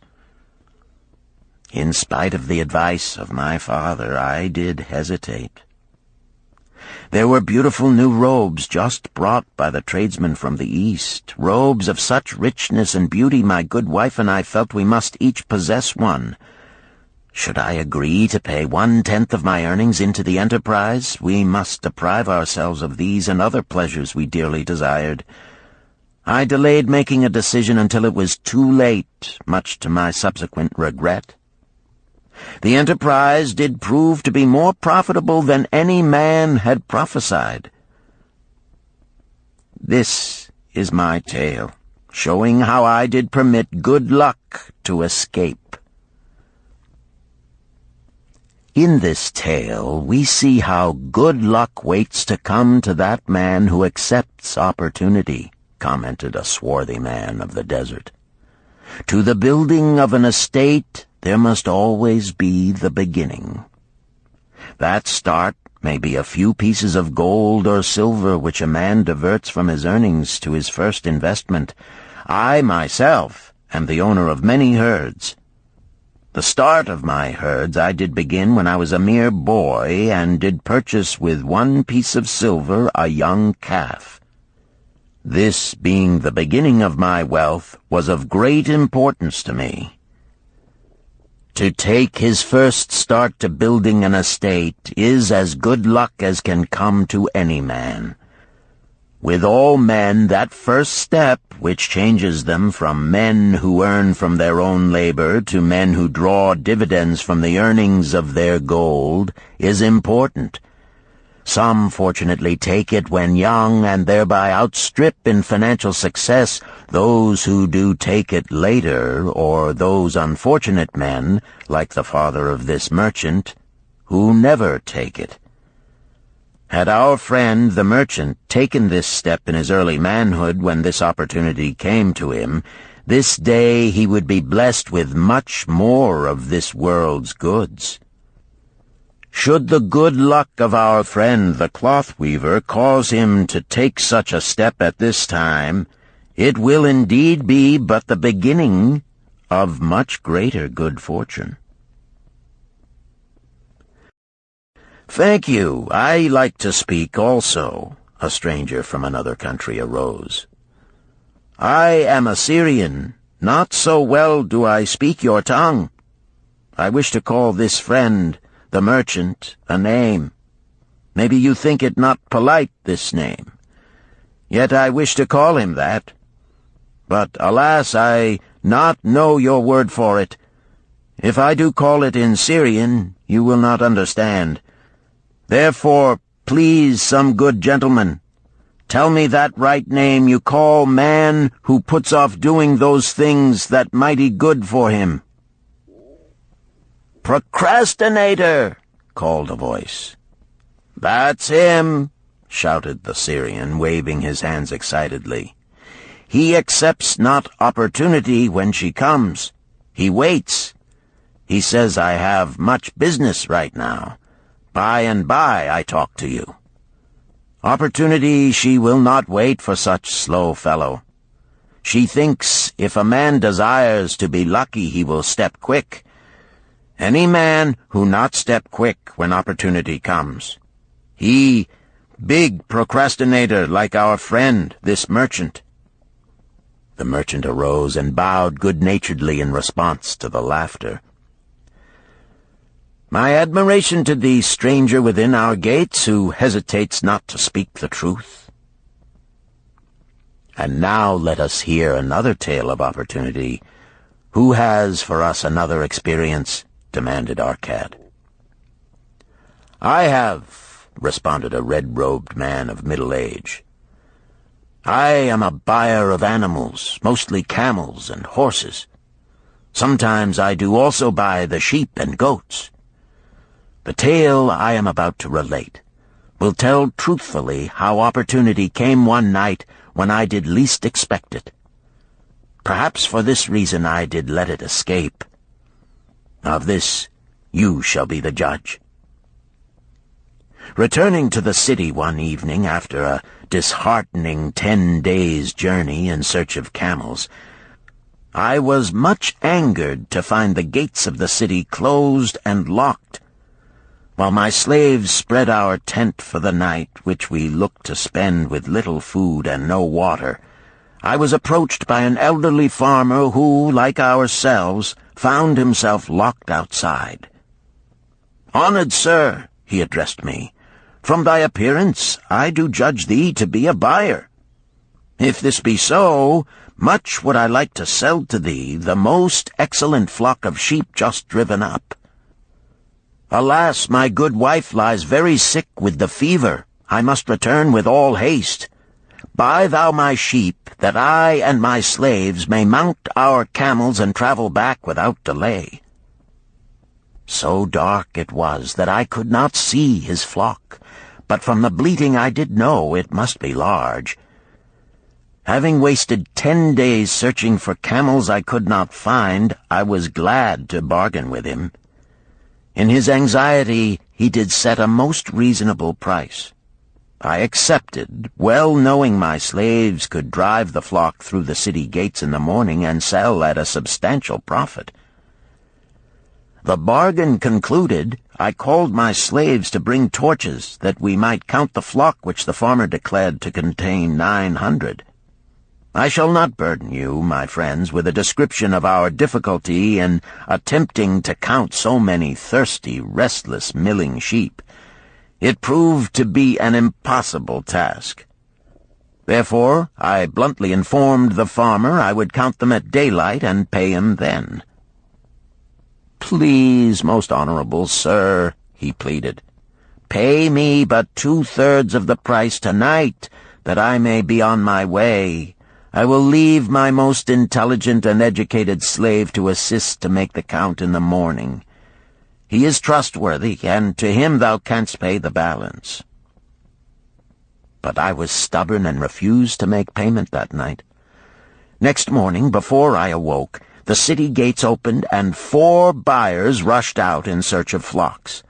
They were most eager and willing to pay high prices, because the city was threatened with siege and food was not plentiful. Nearly 3 times the price at which he had offered the flock to me did the old farmer receive for it. Thus was rare good luck allowed to escape. "Here is a tale most unusual," commented Arcad. "What wisdom doth it suggest?" "The wisdom of making a payment immediately when we are convinced our bargain is wise," suggested a venerable saddle-maker. "If the bargain be good, then dost thou need protection against thy own weaknesses as much as against any other man. We mortals are changeable. Alas, I must say, more apt to change our minds when right than wrong. Wrong, we are stubborn indeed. Right, we are prone to vacillate and let opportunity escape. My first judgment is my best. Yet always have I found it difficult to compel myself to proceed with a good bargain when made. Therefore, as a protection against my own weaknesses, I do make a prompt deposit thereon. This doth save me from later regrets for the good luck that should have been mine." "Thank you. Again I like to speak." The Syrian was upon his feet once more. "These tales much alike. Each time opportunity fly away for same reason. Each time she come to procrastinator, bringing good plan. Each time they hesitate, not say, right now, best time, I do it quick. How can men succeed that way?" "Wise are thy words, my friend," responded the buyer. "Good luck fled from procrastination in both these tales. Yet this is not unusual. The spirit of procrastination is within all men. We desire riches, yet how often, when opportunity doth appear before us, that spirit of procrastination from within doth urge various delays in our acceptance. In listening to it, we do become our own worst enemies. In my younger days, I did not know it by this long word our friend from Syria doth enjoy. I did think at first it was my own poor judgment that did cause me loss at many profitable trades. Later I did credit it to my stubborn disposition. At last I did recognize it for what it was, a habit of needless delaying where action was required, action prompt and decisive. How I did hate it when its true character stood revealed. With the bitterness of a wild ass hitched to a chariot, I did break loose from this enemy to my success. "Thank you. I like ask question from Mr. Merchant," the Syrian was speaking. "You wear fine robes, not like those of poor man. You speak like successful man. Tell us, do you listen now when procrastination whispers in your ear?" "Like our friend the buyer, I also had to recognize and conquer procrastination," responded the merchant. "To me, it proved to be an enemy ever watching and waiting to thwart my accomplishments. The tale I did relate is but one of many similar instances I could tell to show how it drove away my opportunities. 'Tis not difficult to conquer once understood. No man willingly permits the thief to rob his bins of grain, nor does any man willingly permit an enemy to drive away his customers and rob him of his profits. When once I did recognize that such acts as these my enemy was committing, with determination I conquered him. So must every man master his own spirit of procrastination before he can expect to share in the rich treasures of Babylon. What sayest, Arcad?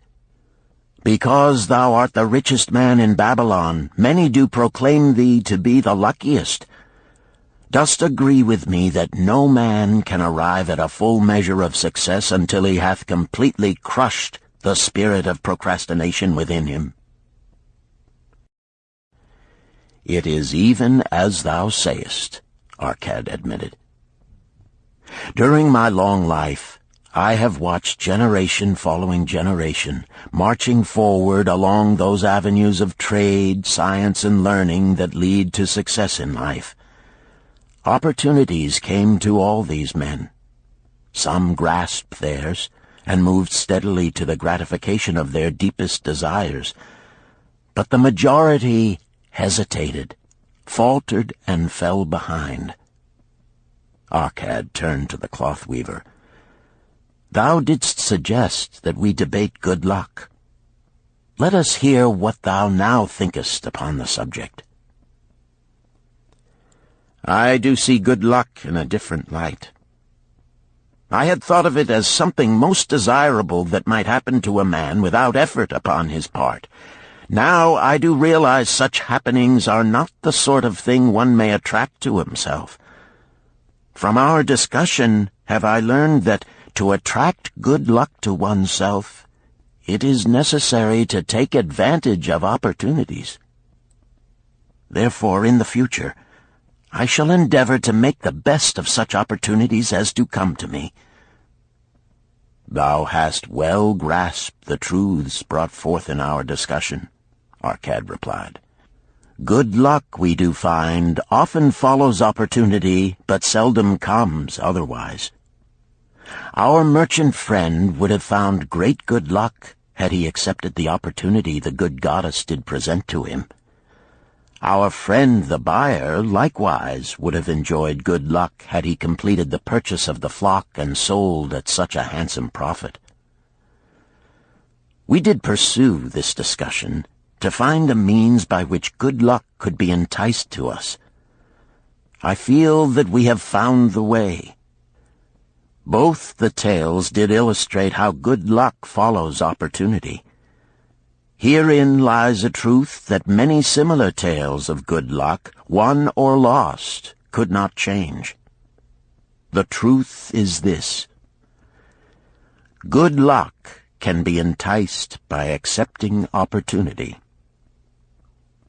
Those eager to grasp opportunities for their betterment do attract the interest of the good goddess.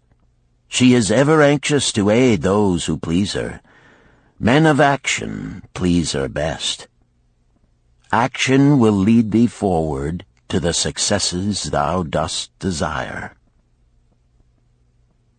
Men of action are favored by the goddess of good luck.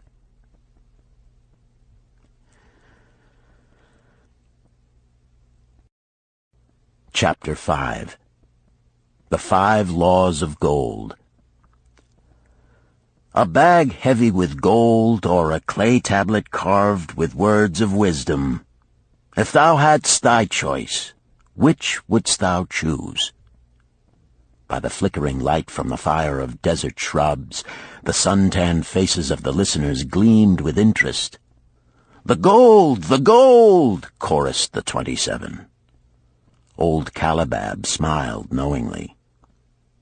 "Hark!" he resumed, raising his hand. "Hear the wild dogs out there in the night? They howl and wail because they are lean with hunger. Yet feed them, and what do they? Fight and strut. Then fight and strut some more, giving no thought to the morrow that will surely come. Just so it is with the sons of men. Give them a choice of gold and wisdom. What do? Ignore the wisdom and waste the gold. On the morrow they wail because they have no more gold. Gold is reserved for those who know its laws and abide by them." Calabab drew his white robe close about his lean legs, for a cool night wind was blowing.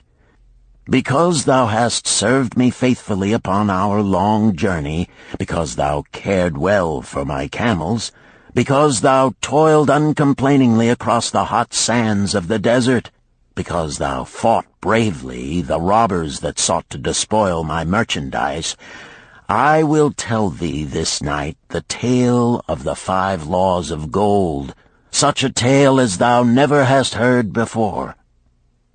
Hark ye with deep attention to the words I speak, for if you grasp their meaning and heed them, in the days that come thou shalt have much gold." He paused impressively. Above, in a canopy of blue, the stars shone brightly in the crystal-clear skies of Babylonia. Behind the group loomed their faded tents tightly staked against possible desert storms. Beside the tents were neatly stacked bales of merchandise covered with skins. Nearby, the camel herd sprawled in the sand, some chewing their cuds contentedly, others snoring in hoarse discord. "Thou hast told us many good tales, Calabab," spoke up the chief packer. "We look to thy wisdom to guide us upon the morrow when our service with thee shall be at an end. I have but told thee of my adventures in strange and distant lands, but this night I shall tell thee of the wisdom of Arkad, the wise rich man." "Much have we heard of him," acknowledged the chief packer, "for he was the richest man that ever lived in Babylon." "The richest man he was, and that because he was wise in the ways of gold, even as no man had ever been before him. This night shall I tell you of his great wisdom as it was told to me by Nomasir, his son, many years ago in Nineveh, when I was but a lad. My master and myself had tarried long into the night in the palace of Nomasir. I had helped my master bring great bundles of fine rugs, each one to be tried by Nomasir until his choice of colors was satisfied. At last he was well pleased, and commanded us to sit with him and to drink a rare vintage, odorous to the nostrils and most warming to my stomach, which was unaccustomed to such a drink. Then did he tell us this tale of the great wisdom of Arkad, his father, even as I shall tell it to you. In Babylon it is the custom, as you know, that the sons of wealthy fathers live with their parents in expectation of inheriting the estate. Arkad did not approve of this custom. Therefore, when Nomasir reached the man's estate, he sent for the young man and addressed him. "My son, it is my desire that thou succeed to my estate. Thou must, however, first prove that thou art capable of wisely handling it. Therefore, I wish that thou go out into the world and show thy ability both to acquire gold and to make thyself respected among men.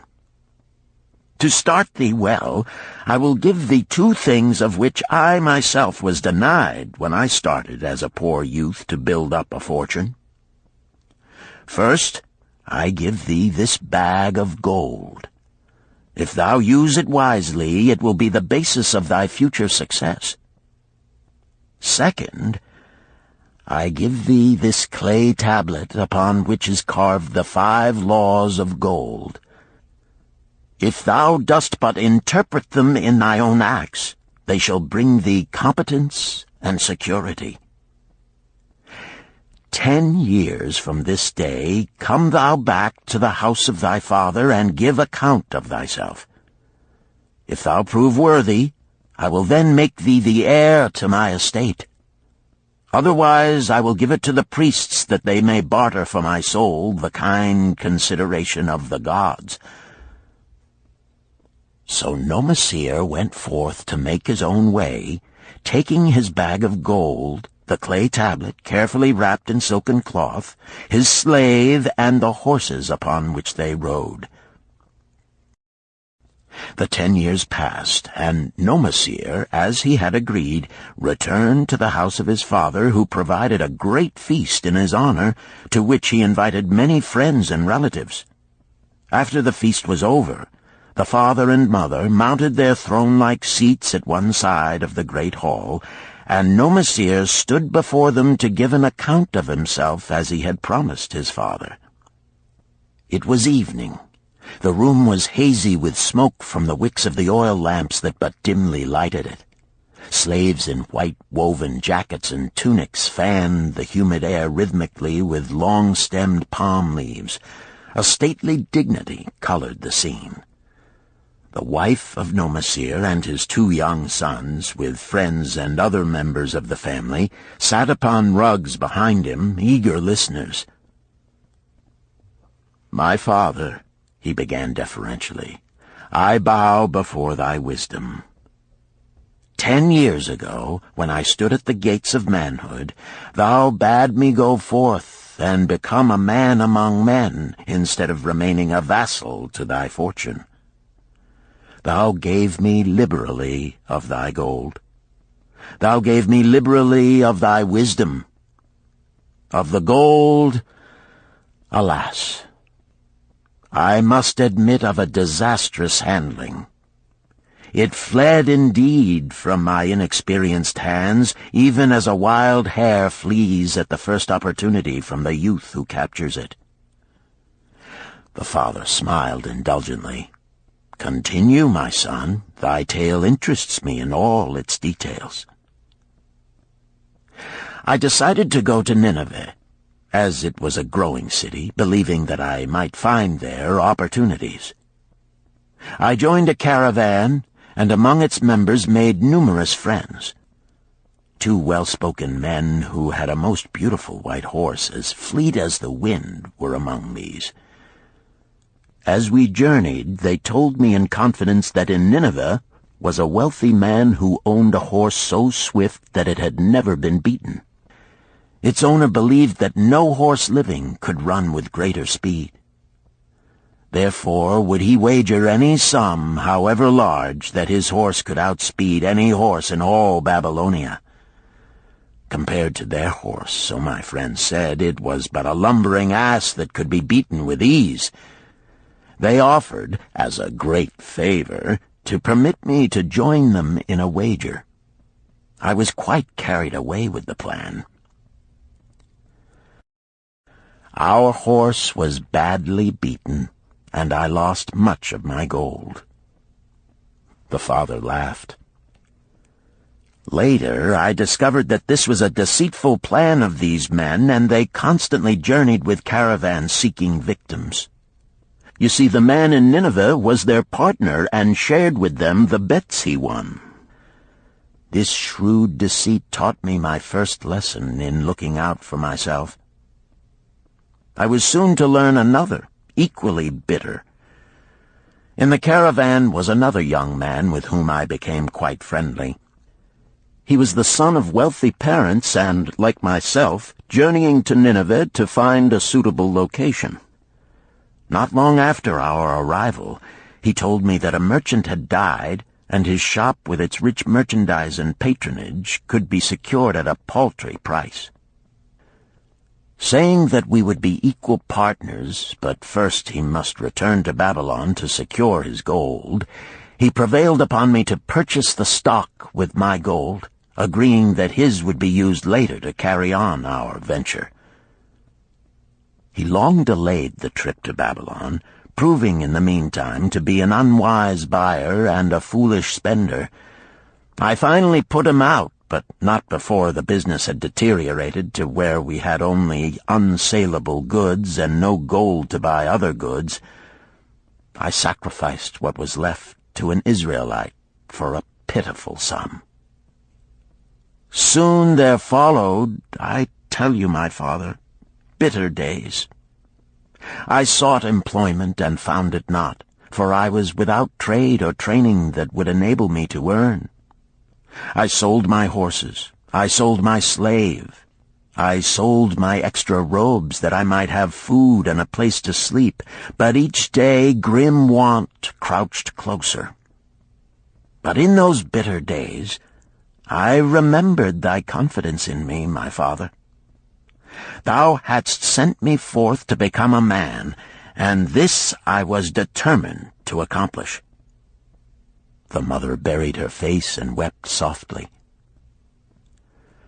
At this time I bethought me of the table thou had given to me, upon which thou had carved the 5 laws of gold. Thereupon I read most carefully thy words of wisdom, and realized that had I but sought wisdom first, my gold would not have been lost to me.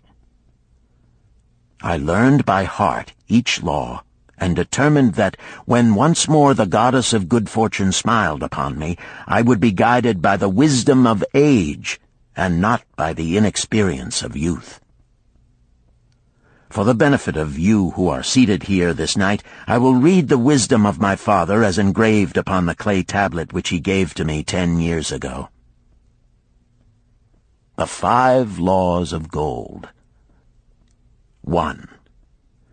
Gold cometh gladly and in increasing quantity to any man who will put by not less than 1/10 of his earnings to create an estate for his future and that of his family. 2. Gold laboreth diligently and contentedly for the wise owner who finds for it profitable employment, multiplying even as the flocks of the field. 3. Gold clingeth to the protection of the cautious owner who invests it under the advice of men wise in its handling. 4. Gold slippeth away from the man who invests it in businesses or purposes with which he is not familiar, or which are not approved by those skilled in its keep. 5. Gold flees the man who would force it to impossible earnings, or who followeth the alluring advice of tricksters and schemers, or who trusts it to his own inexperience and romantic desires in investment. These are the 5 laws of gold as written by my father. I do proclaim them as of greater value than gold itself, as I will show by the continuance of my tale. He again faced his father. I have told thee of the depth of poverty and despair to which my inexperience brought me. However, there is no chain of disasters that will not come to an end. Mine came when I secured employment managing a crew of slaves working upon the new outer wall of the city. Profiting from my knowledge of the first law of gold, I saved a copper from my first earnings, adding to it at every opportunity until I had a piece of silver. It was a slow procedure, for one must live. I did spend grudgingly, I admit, because I was determined to earn back before the 10 years were over as much gold as you, my father, had given to me. One day the slave-master with whom I had become quite friendly said to me, "Thou art a thrifty youth who spends not wantonly what he earns. Hast thou gold put by that is not earning?" "Yes," I replied. "It is my greatest desire to accumulate gold, to replace that which my father gave to me and which I have lost. 'Tis a worthy ambition, I will grant, and do you know that the gold which you have saved can work for you and earn much more gold?" "Alas, my experience has been bitter, for my father's gold has fled from me, and I am in much fear lest my own do the same." "If thou hast confidence in me, I will give thee a lesson in the profitable handling of gold," he replied. "Within a year the outer wall will be complete and ready for the great gates of bronze that will be built at each entrance to protect the city from the king's enemies. In all Nineveh there is not enough metal to make these gates, and the king has not thought to provide it. Here is my plan. A group of us will pool our gold and send a caravan to the mines of copper and tin which are distant, and bring to Nineveh the metal for the gates. When the king says, 'Make the great gates,' we alone can supply the metal, and a rich price he will pay. If the king will not buy from us, we will yet have the metal which can be sold for a fair price." In his offer, I recognized an opportunity to abide by the third law and invest my savings under the guidance of wise men. Nor was I disappointed. Our pool was a success, and my small store of gold was greatly increased by the transaction. In due time I was accepted as a member of this same group in other ventures. They were men wise in the profitable handling of gold. They talked over each plan presented with great care before entering upon it. They would take no chance on losing their principal or tying it up in unprofitable investments from which their gold could not be recovered. Such foolish things as the horse race and the partnership into which I had entered with my inexperience would have had scant consideration with them. They would have immediately pointed out their weaknesses. Through my association with these men, I learned to safely invest gold to bring profitable returns. As the years went on, my treasure increased more and more rapidly. I not only made back as much as I lost, but much more. Through my misfortunes, my trials, and my success, I have tested time and again the wisdom of the 5 laws of gold, my father, and have proven them true in every test. To him who is without knowledge of the 5 laws, gold comes not often, and goeth away quickly.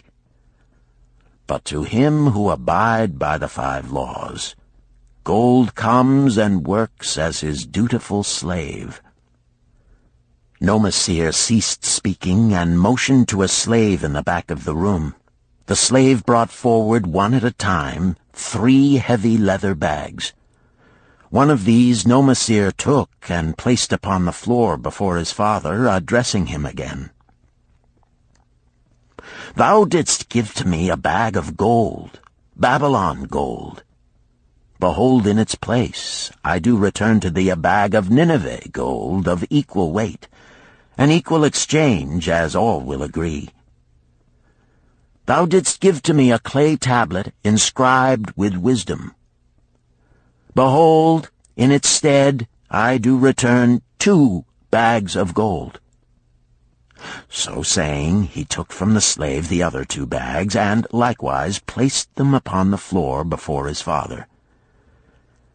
"This I do to prove to thee, my father, of how much greater value I consider thy wisdom than thy gold. Yet who can measure in bags of gold the value of wisdom? Without wisdom, gold is quickly lost by those who have it. But with wisdom, gold can be secured by those who have it not, as these 3 bags of gold do prove. It does indeed give to me the deepest satisfaction, my father, to stand before thee and say that, because of thy wisdom, I have been able to become rich and respected before men." The father placed his hand fondly upon the head of Nomasir. "Thou hast learned well thy lessons, and I am indeed fortunate to have a son to whom I may entrust my wealth." Calabab ceased his tale and looked critically at his listeners. "What means this to thee, this tale of Nomasir?" he continued. "Who among thee can go to thy father or to the father of thy wife and give an account of wise handling of his earnings? What would these venerable men think were you to say, 'I have traveled much and learned much and labored much and earned much, yet alas, of gold I have little. Some I spent wisely, some I spent foolishly, and much I lost in unwise ways.' Dost still think it but an inconsistency of fate that some men have much gold and others have naught? Then you err. Men have much gold when they know the 5 laws of gold and abide thereby. Because I learned these 5 laws in my youth and abided by them, I have become a wealthy merchant. Not by some strange magic did I accumulate my wealth. Wealth that comes quickly goeth the same way. Wealth that stayeth to give enjoyment and satisfaction to its owner comes gradually, because it is a child born of knowledge and persistent purpose. To earn wealth is but a slight burden upon the thoughtful man. Bearing the burden consistently from year to year accomplishes the final purpose. The 5 laws of gold offer to thee a rich reward for their observance. Each of these 5 laws is rich with meaning, and lest thou overlook this in the briefness of my tale, I will now repeat them. I do know them each by heart, because in my youth I could see their value and would not be content until I knew them word for word. The first law of gold. Gold cometh gladly and in increasing quantity to any man who will put by not less than 1/10 of his earnings to create an estate for his future and that of his family. Any man who will put by 1/10 of his earnings consistently and invest it wisely will surely create a valuable estate that will provide an income for him in the future and further guarantee safety for his family in case the gods call him to the world of darkness. This law always saith that gold cometh gladly to such a man. I can truly certify this in my own life. The more gold I accumulate, the more readily it comes to me, and in increased quantities. The gold which I save earns more, even as yours will, and its earnings earn more, and this is the working out of the first law. The second law of gold. Gold laboreth diligently and contentedly for the wise owner who finds for it profitable employment, multiplying even as the flocks of the field. Gold indeed is a willing worker. It is ever eager to multiply when opportunity presents itself. To every man who hath a store of gold set by, opportunity comes for its most profitable use. As the years pass, it multiplies itself in surprising fashion. The third law of gold. Gold clingeth to the protection of the cautious owner who invests it under the advice of men wise in its handling.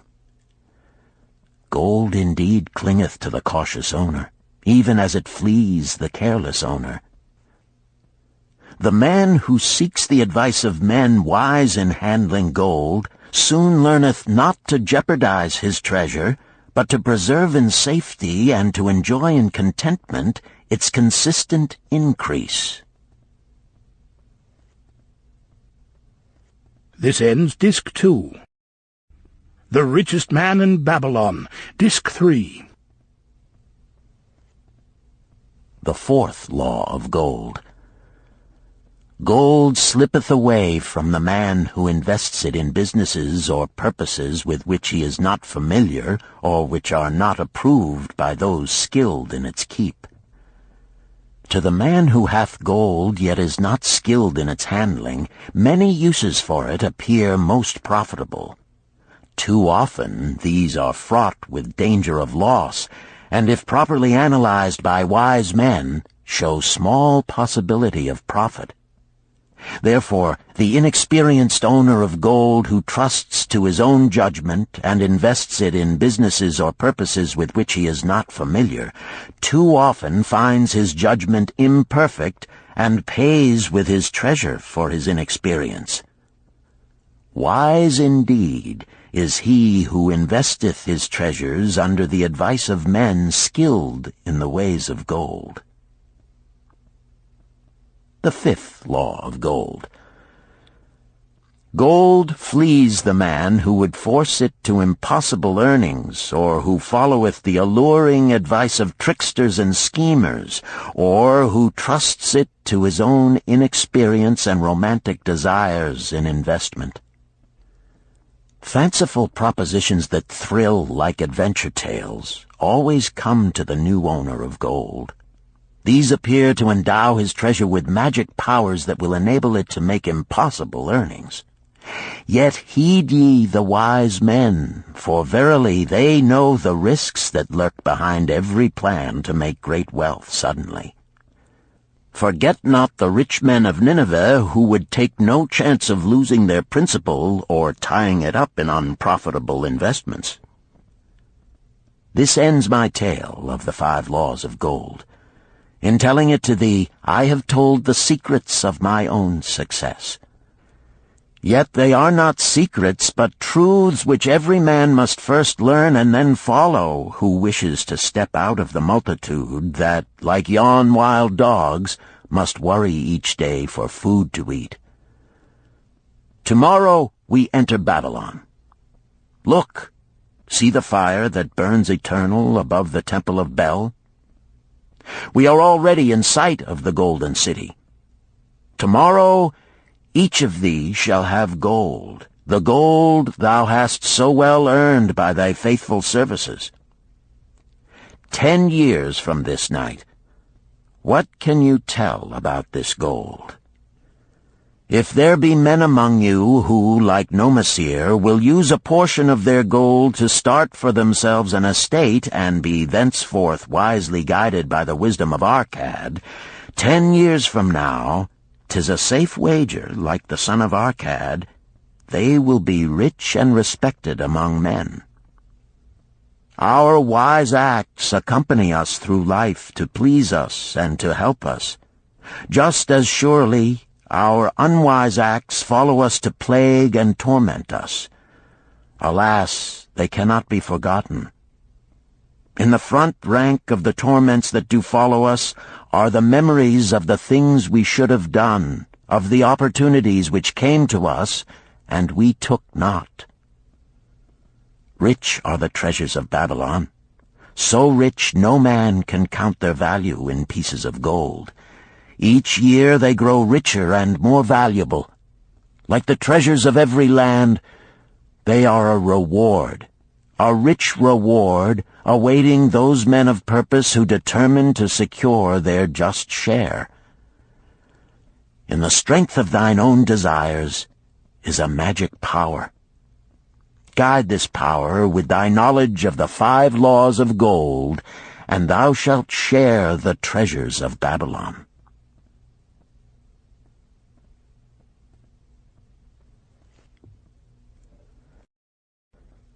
Chapter 6. The Gold Lender of Babylon. 50 pieces of gold. Never before had Rodan, the spearmaker of old Babylon, carried so much gold in his leather wallet. Happily down the king's highway from the palace of his most liberal majesty he strode. Cheerfully the gold clinked as the wallet at his belt swayed with each step, the sweetest music he had ever heard. 50 pieces of gold, all his. He could hardly realize his good fortune. What power in those clinking discs! They could purchase anything he wanted. A grand house, land, cattle, camels, horses, chariots, whatever he might desire. What use should he make of it? This evening, as he turned into a side street toward the home of his sister, he could think of nothing he would rather possess than those same glittering, heavy pieces of gold, his to keep. It was upon an evening some days later that a perplexed Rodan entered the shop of Mathon, the lender of gold and dealer in jewels and rare fabrics. Glancing neither to the right nor the left at the colorful articles artfully displayed, he passed through to the living quarters at the rear. Here he found the genteel Mathon lounging upon a rug partaking of a meal served by a black slave. I would counsel with thee, for I know not what to do." Rodan stood stolidly, feet apart, hairy breast exposed by the gaping front of his leather jacket. Mathon's narrow, sallow face smiled a friendly greeting. "What indiscretions hast thou done that thou shouldst seek the lender of gold? Hast been unlucky at the gaming table? Or hath some plump dame entangled thee? For many years have I known thee, yet never hast thou sought me to aid thee in thy troubles. No, no, not such as that. I seek no gold. Instead I crave thy wise advice. Hear, hear, what this man doth say. No one comes to the lender of gold for advice. My ears must play me false. They listen true. Can this be so? Rodan, the spear-maker, doth display more cunning than all the rest, for he comes to Mathon not for gold, but for advice. Many men come to me for gold to pay for their follies, but as for advice, they want it not. Yet who is more able to advise than the lender of gold to whom many men come in trouble? Thou shalt eat with me, Rodan," he continued. "Thou shalt be my guest for the evening. Ando," he commanded of the black slave, "draw up a rug for my friend Rodan, the spear-maker, who comes for advice. He shall be mine honored guest. Bring to him much food, and get for him my largest cup. Choose well of the best wine, that he may have satisfaction in the drinking. Now tell me, what troubles thee?" "It is the king's gift." "The king's gift? The king did make thee a gift, and it gives thee trouble? What manner of gift?" "Because he was much pleased with the design I did submit to him for a new point on the spears of the royal guard, he did present me with 50 pieces of gold, and now I am much perplexed. I am beseeched each hour the sun doth travel across the sky by those who would share it with me." "That is natural. More men want gold than have it, and would wish one who comes by it easily to divide. But can you not say no? Is thy will not as strong as thy fist?" "To many I can say no, yet sometimes it would be easier to say yes. Can one refuse to share with one's sister to whom he is deeply devoted?" "Surely thy own sister would not wish to deprive thee of enjoying thy reward?" "But it is for the sake of Araman, her husband, whom she wishes to see a rich merchant. She does feel that he has never had a chance, and she beseeches me to loan to him this gold, that he may become a prosperous merchant and repay me from his profits." "My friend," resumed Mathon, "'tis a worthy subject thou bringest to discuss. Gold bringeth unto its possessor responsibility and a changed position with his fellow men. It bringeth fear lest he lose it, or it be tricked away from him. It bringeth a feeling of power and ability to do good. Likewise, it bringeth opportunities whereby his very good intentions may bring him into difficulties. Didst ever hear of the farmer of Nineveh who could understand the language of animals? I wot not, for 'tis not the kind of tale men like to tell over the bronze-caster's forge. I will tell it to thee, for thou shouldst know that to borrowing and lending there is more than the passing of gold from the hands of one to the hands of another. This farmer, who could understand what the animals said to each other, did linger in the farmyard each evening just to listen to their words. One evening he did hear the ox bemoaning to the ass the hardness of his lot. I do labor pulling the plow from morning until night, no matter how hot the day, or how tired my legs, or how the bow doth chafe my neck, still must I work. But you are a creature of leisure. You are trapped with a colorful blanket and do nothing more than carry our master about where he wishes to go. When he goes nowhere, you do rest and eat the green grass all the day." Now the ass, in spite of his vicious heels, was a goodly fellow and sympathized with the ox. "My good friend," he replied, "you do work very hard, and I would help ease your lot. Therefore will I tell you how you may have a day of rest. In the morning, when the slave comes to fetch you to the plow, lie upon the ground and bellow much, that he may say you are sick and cannot work." So the ox took the advice of the ass, and the next morning the slave returned to the farmer and told him the ox was sick and could not pull the plow. "Then," said the farmer, "hitch the ass to the plow, for the plowing must go on." All that day, the ass, who had only intended to help his friend, found himself compelled to do the ox's task. When night came and he was released from the plow, his heart was bitter, and his legs were weary, and his neck was sore where the bow had chafed it.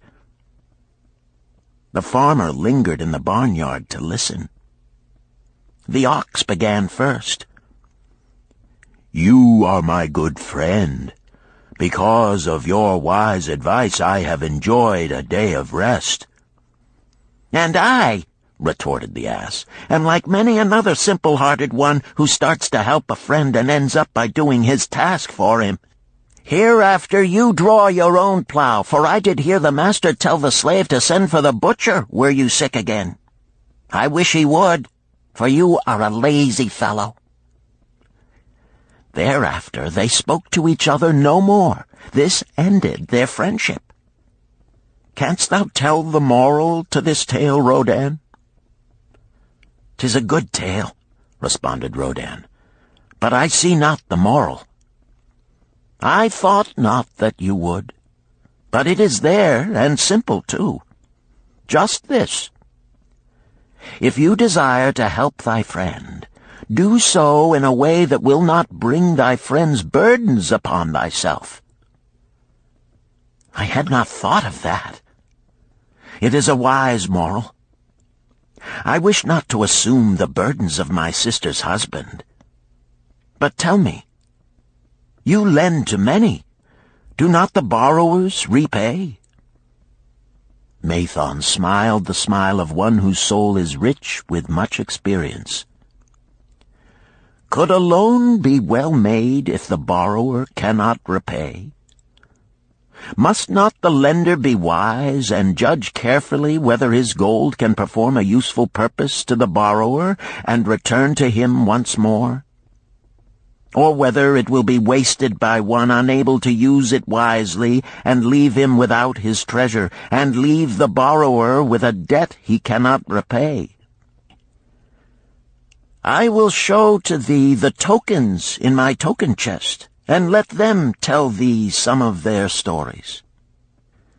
Into the room he brought a chest as long as his arm, covered with red pigskin and ornamented with bronze designs. He placed it upon the floor and squatted before it, both hands upon the lid.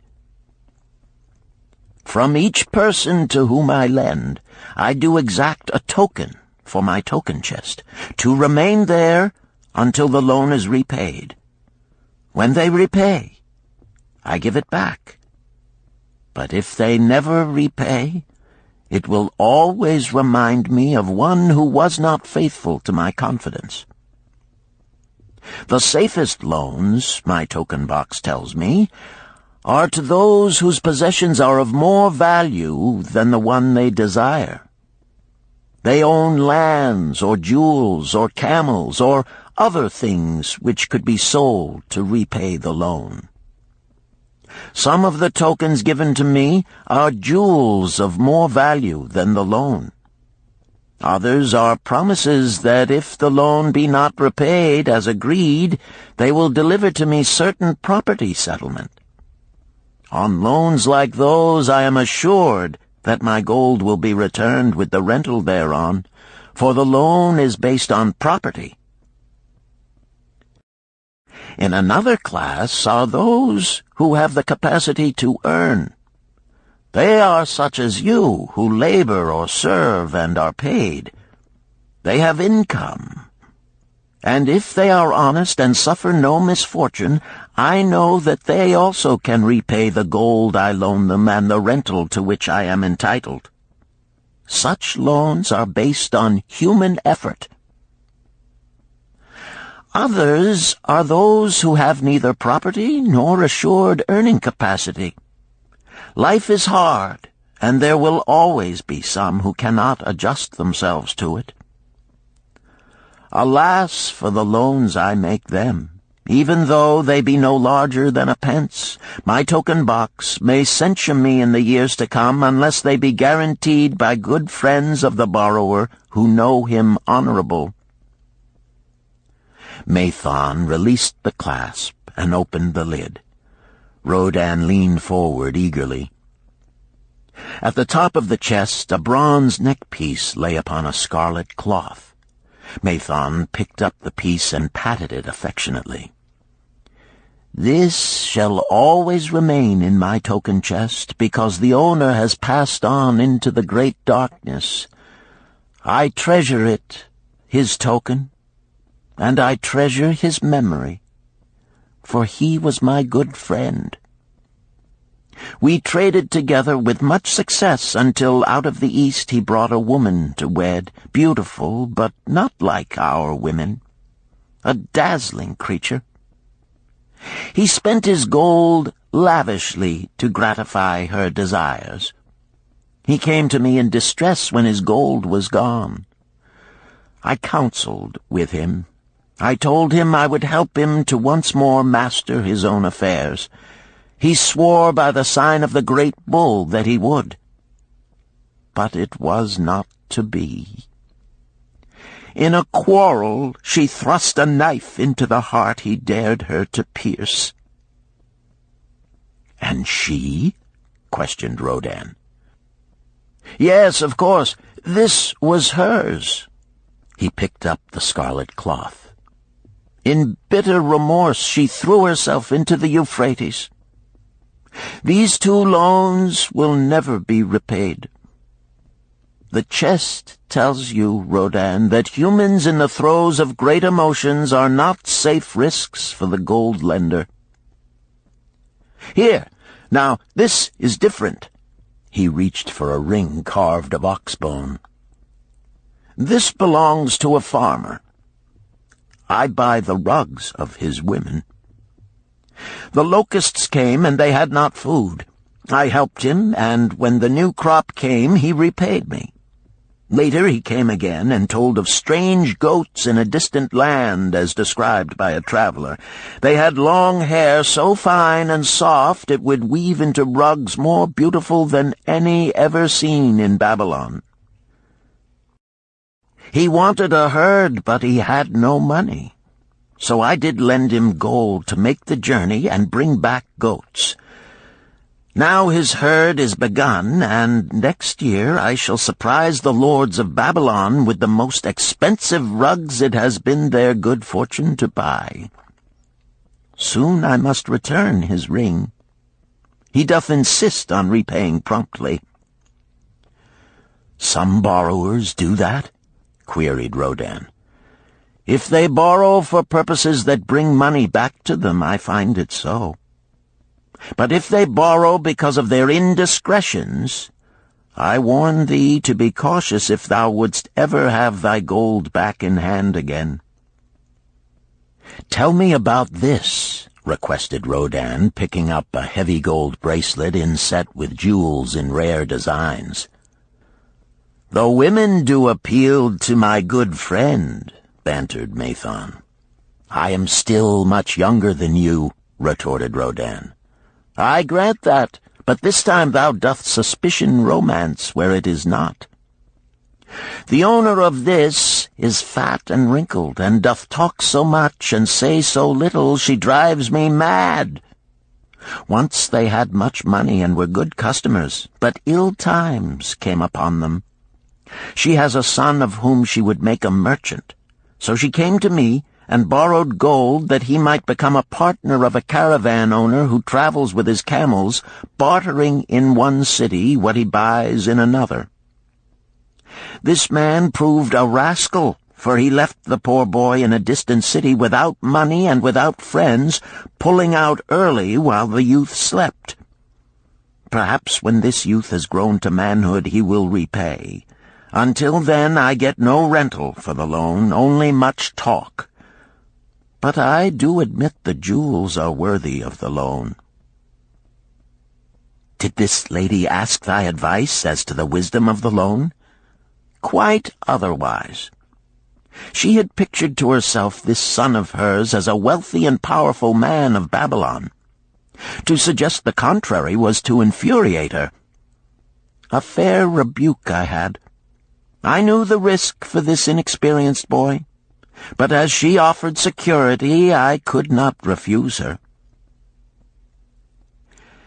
"This," continued Mathon, waving a bit of pack rope tied into a knot, "belongs to Nebator, the camel trader. When he would buy a herd larger than his funds, he brings to me this knot, and I lend to him according to his needs. He is a wise trader. I have confidence in his good judgment and can lend him freely. Many other merchants of Babylon have my confidence because of their honorable behavior. Their tokens come and go frequently in my token box. Good merchants are an asset to our city, and it profits me to aid them to keep trade moving that Babylon be prosperous." Mathon picked out a beetle carved in turquoise and tossed it contemptuously on the floor. "A bug from Egypt. The lad who owns this does not care whether I ever receive back my gold.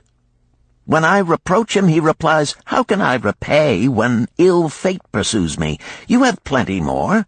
What can I do?' The token is his father's, a worthy man of small means who did pledge his land and herd to back his son's enterprises. The youth found success at first, and then was overzealous to gain great wealth.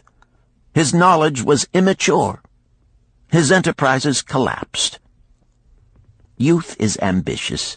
Youth would take shortcuts to wealth and the desirable things for which it stands. To secure wealth quickly, youth often borrows unwisely.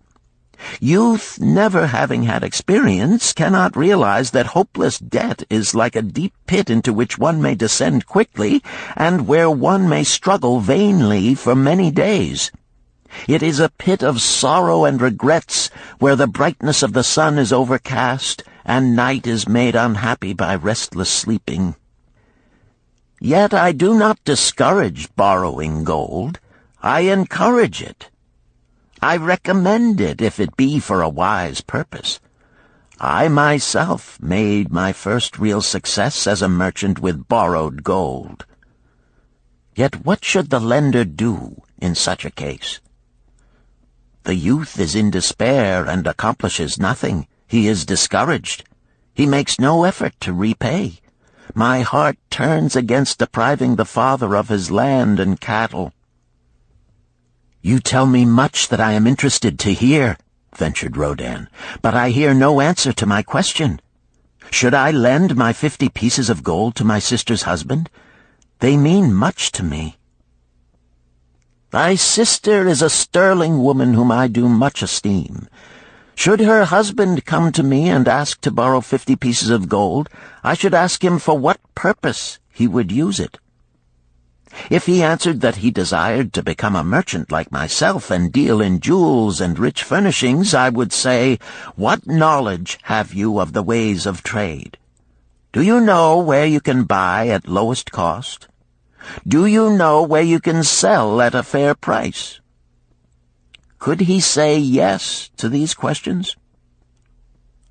No, he could not, Rodin admitted. He has helped me much in making spears, and he has helped some in the shops. Then would I say to him that his purpose was not wise. Merchants must learn their trade. His ambition, though worthy, is not practical, and I would not lend him any gold.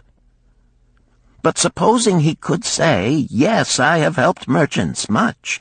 I know how to travel to Smyrna and to buy at low cost the rugs the housewives weave. I also know many of the rich people of Babylon to whom I can sell these at a large profit. Then I would say, your purpose is wise and your ambition honorable. I shall be glad to lend you the 50 pieces of gold if you can give me security that they will be returned. But would he say, I have no security other than that I am an honored man and will pay you well for the loan? Then would I reply, I treasure much each piece of gold. Were the robbers to take it from you as you journeyed to Smyrna, or take the rugs from you as you returned, then you would have no means of repaying me, and my gold would be gone. Gold, you see, Rodin, is the merchandise of the lender of money. It is easy to lend. If it is lent unwisely, then it is difficult to get back. The wise lender wishes not the risk of the undertaking, but the guarantee of safe repayment. "'Tis well," he continued, "to assist those that are in trouble. 'Tis well to help those upon whom fate has laid a heavy hand. 'Tis well to help those who are starting, that they may progress and become valuable citizens.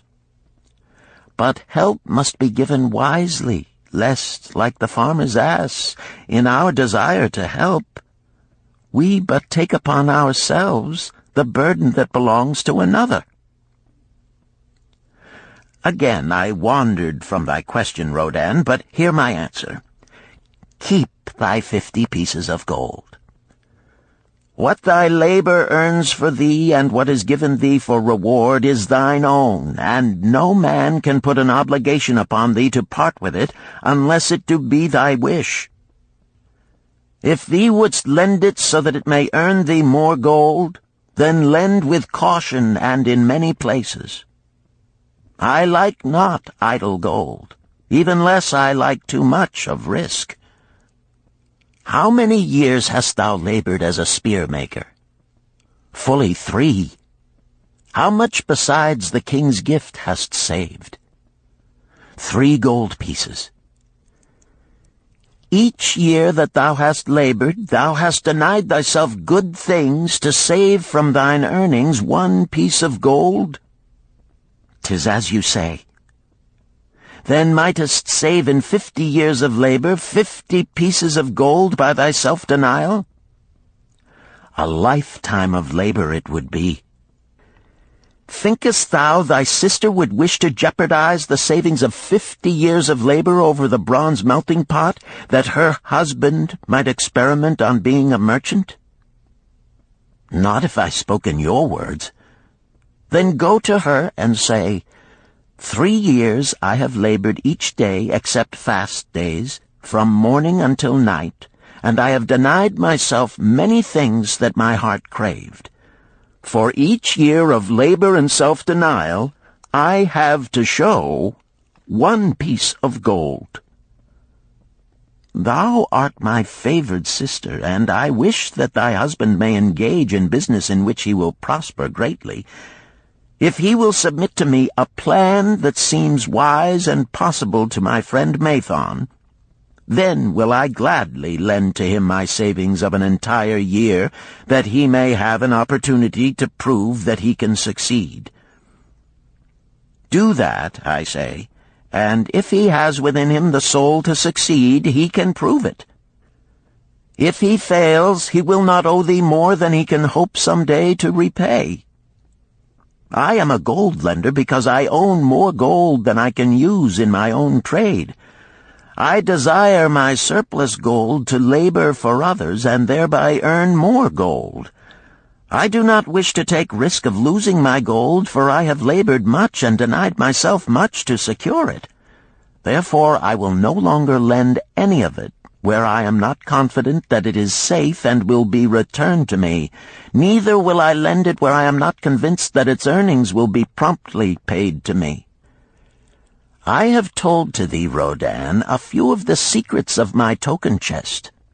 From them you may understand the weakness of men and their eagerness to borrow that which they have no certain means to repay.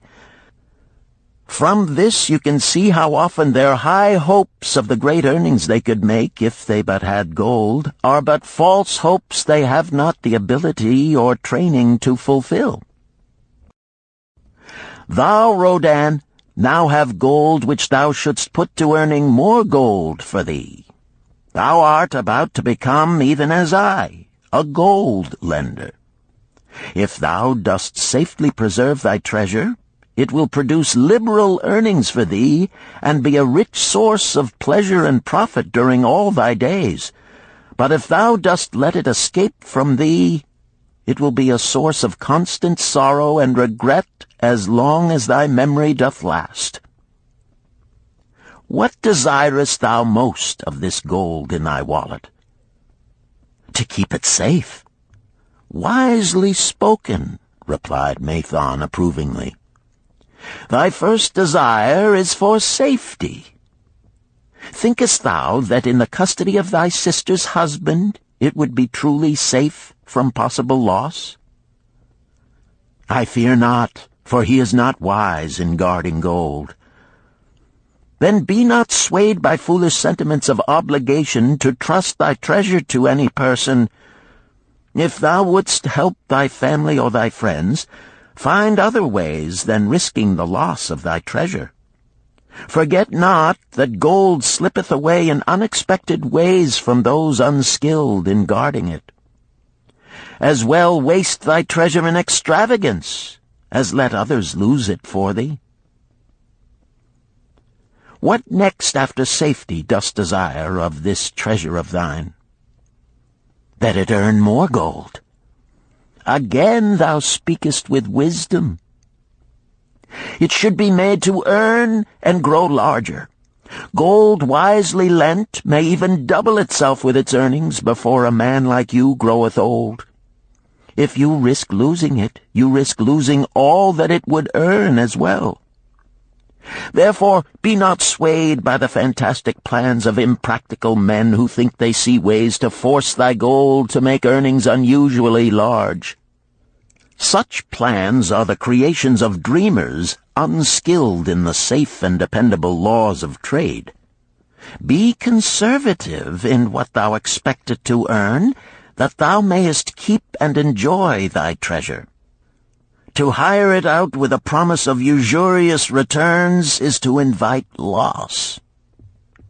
Seek to associate thyself with men and enterprises whose success is established, that thy treasure may earn liberally under their skillful use and be guarded safely by their wisdom and experience. Thus mayest thou avoid the misfortunes that follow most of the sons of men to whom the gods see fit to entrust gold. When Rodan would thank him for his wise advice, he would not listen, saying, "The king's gift shall teach thee much wisdom. If wouldst keep thy 50 pieces of gold, thou must be discreet indeed. Many uses will tempt thee. Much advice will be spoken to thee. Numerous opportunities to make large profits will be offered thee. The stories from my token box should warn thee, before thou let any piece of gold leave thy pouch, to be sure that thou hast a safe way to pull it back again. Should my further advice appeal to thee, return again. It is gladly given. Ere thou goest, read this which I have carved beneath the lid of my token box. It applies equally to the borrower and the lender." Better a little caution than a great regret.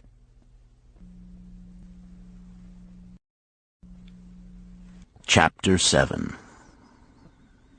The Walls of Babylon.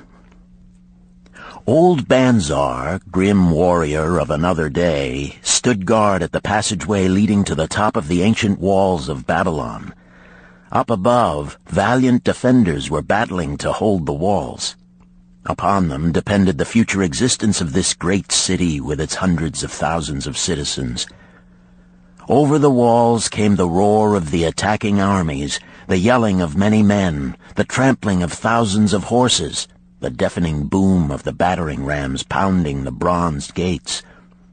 In the street behind the gate lounged the spearmen, waiting to defend the entrance should the gates give way. They were but few for the task. The main armies of Babylon were with their king, far away in the east on a great expedition against the Elamites. No attack upon the city having been anticipated during their absence, the defending forces were small.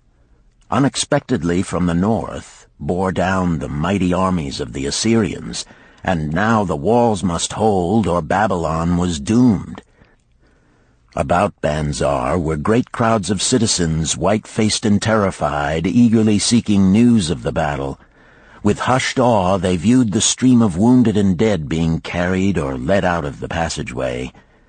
Here was the crucial point of attack.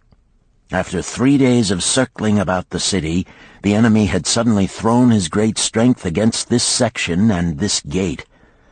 The defenders from the top of the wall fought off the climbing platforms and the scaling ladders of the attackers with arrows, burning oil, and, if any reached the top, spears. Against the defenders, thousands of the enemy's archers poured a deadly barrage of arrows. Old Banzar had the vantage point for news. He was closest to the conflict and first to hear of each fresh repulse of the frenzied attackers. An elderly merchant crowded close to him, his palsied hands quivering. "Tell me, he pleaded. "They cannot get in. My sons are with the good king. There is no one to protect my old wife. My goods, they will steal all. My food, they will leave nothing. We are old, too old to defend ourselves, too old for slaves. We shall starve, we shall die. Tell me they cannot get in." "Calm thyself, good merchant," the guard responded. "The walls of Babylon are strong. Go back to the bazaar and tell your wife that the walls will protect you and all of your possessions as safely as they protect the rich treasures of the king. Keep close to the walls, lest the arrows flying over strike you." A woman with a babe in arms took the old man's place as he withdrew. "Sergeant, what news from the top? Tell me truly that I may reassure my poor husband. He lies with fever from his terrible wounds, yet insists upon his armor and his spear to protect me who am with child. Terrible, he says, will be the vengeful lust of our enemies should they break in." "Be thou good of heart, thou mother that is and is again to be. The walls of Babylon will protect you and your babes. They are high and strong. Hear ye not the yells of our valiant defenders as they empty the cauldrons of burning oil upon the ladder scalers?" "Yes, that do I hear, and also the roar of the battering rams that do hammer at our gates." "Back to thy husband. Tell him the gates are strong and withstand the rams. Also that the scalers climb the walls, but to receive the waiting spear thrust. Watch thy way, and hasten behind yon buildings." Banzar stepped aside to clear the passage for heavily armed reinforcements. As, with clanking bronze shields and heavy tread, they tramped by, a small girl plucked at his girdle. "Tell me, soldier, are we safe?" she pleaded. "I hear the awful noises. I see the men all bleeding. I am so frightened. What will become of our family, of my mother, little brother, and the baby?" The grim old campaigner blinked his eyes and thrust forward his chin as he beheld the child. "Be not afraid, little one," he reassured her. "The walls of Babylon will protect you and mother and little brother and the baby. It was for the safety of such as you that the good Queen Semiramis built them over 100 years ago. Never have they been broken through. Go back and tell your mother and little brother and the baby that the walls of Babylon will protect them and they need have no fear." Day after day old Banzar stood at his post and watched the reinforcements file up the passageway, there to stay and fight until wounded or dead they came down once more. Around him unceasingly crowded the throngs of frightened citizens eagerly seeking to learn if the walls would hold. To all he gave his answer with the fine dignity of an old soldier: "The walls of Babylon will protect you." For 3 weeks and 5 days the attack waged with scarcely ceasing violence. Harder and grimmer set the jaw of Banzar as the passage behind, wet with the blood of the many wounded, was churned into mud by the never-ceasing streams of men passing up and staggering down. Each day the slaughtered attackers piled up in heaps before the wall. Each night they were carried back and buried by their comrades. Upon the 5th night of the 4th week, the clamor without diminished. The first streaks of daylight illuminated the plains, disclosed great clouds of dust raised by the retreating armies.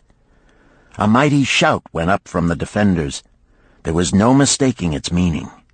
It was repeated by the waiting troops behind the walls. It was echoed by the citizens upon the streets. It swept over the city with the violence of a storm. People rushed from the houses. The streets were jammed with a throbbing mob. The pent-up fear of weeks found an outlet in the wild chorus of joy. From the top of the high tower of the Temple of Bel burst forth the flames of victory. Skyward floated the column of blue smoke to carry the message far and wide. The walls of Babylon had once again repulsed a mighty and vicious foe determined to loot her rich treasures and to ravish and enslave her citizens. Babylon endured century after century because it was fully protected. It could not afford to be otherwise. The walls of Babylon were an outstanding example of man's need and desire for protection. This desire is inherent in the human race. It is just as strong today as it ever was, but we have developed broader and better plans to accomplish the same purpose. In this day, behind the impregnable walls of insurance, savings accounts, and dependable investments, we can guard ourselves against the unexpected tragedies that may enter any door and seat themselves before any fireside. We cannot afford to be without adequate protection.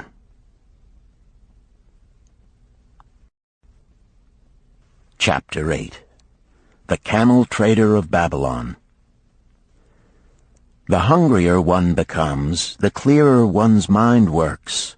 Also, the more sensitive one becomes to the odors of food.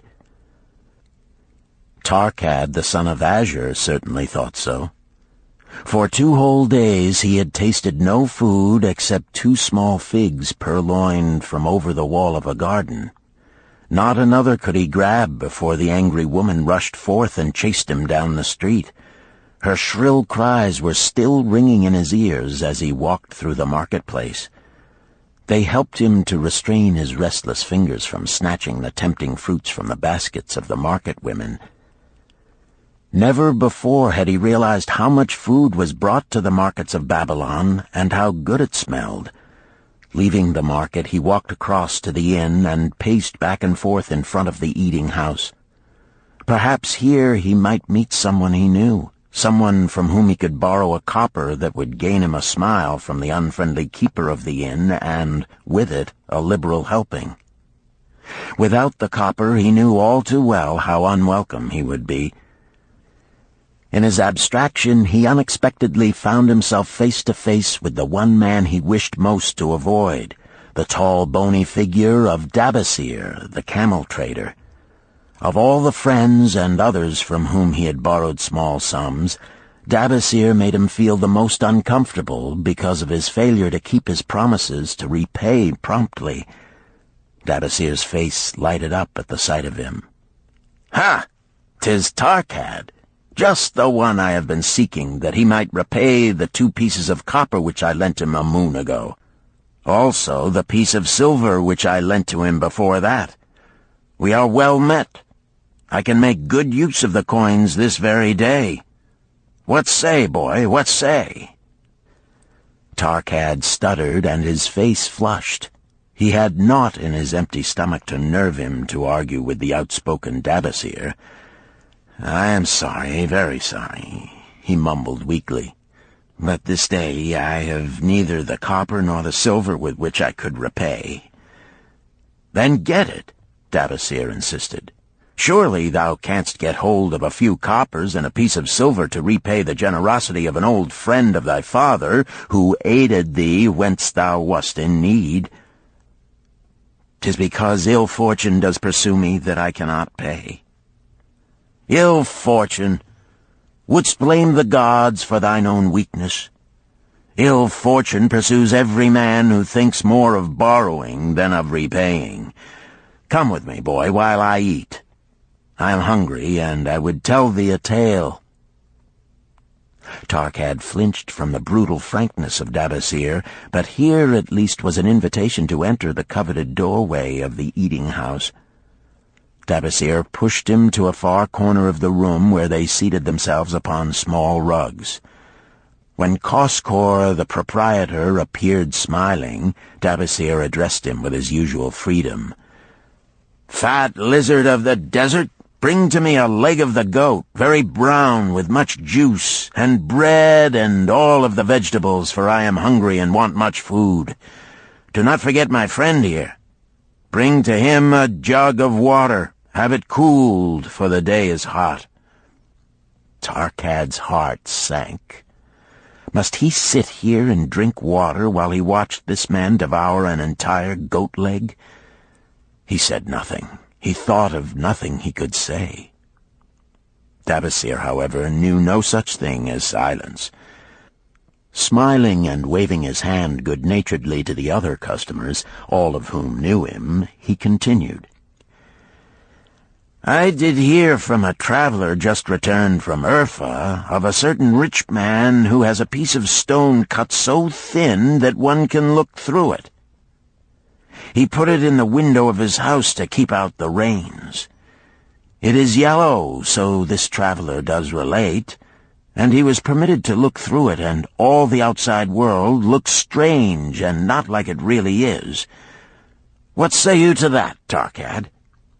Thinkest all the world could look to a man a different color from what it is?" "I dare say," responded the youth, much more interested in the fat leg of goat placed before Dabasir. "Well, I know it to be true, for I, myself, have seen the world all of a different color from what it really is, and the tale I am about to tell relates how I came to see it in its right color once more." "Dabasir will tell a tale," whispered a neighboring diner to his neighbor, and dragged his rug close. Other diners brought their food and crowded in a semicircle. They crunched noisily in the ears of Tarkad and brushed him with their meaty bones. He alone was without food. Dabasir did not offer to share with him, nor even motion him to a small corner of the hard bread that was broken off and had fallen from the platter to the floor. "The tale that I am about to tell," began Dabasir, pausing to bite a goodly chunk from the goat leg, "relates to my early life and how I came to be a camel trader. Didst anyone know that I once was a slave in Syria?" A murmur of surprise ran through the audience, to which Dabasir listened with satisfaction. "When I was a young man," continued Dabasir after another vicious onslaught on the goat leg, "I learned the trade of my father, the making of saddles. I worked with him in his shop and took to myself a wife. Being young and not greatly skilled, I could earn but little, just enough to support my excellent wife in a modest way. I craved good things which I could not afford. Soon I found that the shopkeepers would trust me to pay later, even though I could not pay at the time. Being young and without experience, I did not know that he who spends more than he earns is sowing the winds of needless self-indulgence from which he is sure to reap the whirlwinds of trouble and humiliation. So I indulged my whims for fine raiment and bought luxuries for my good wife and our home beyond our means. I paid as I could, and for a while all went well.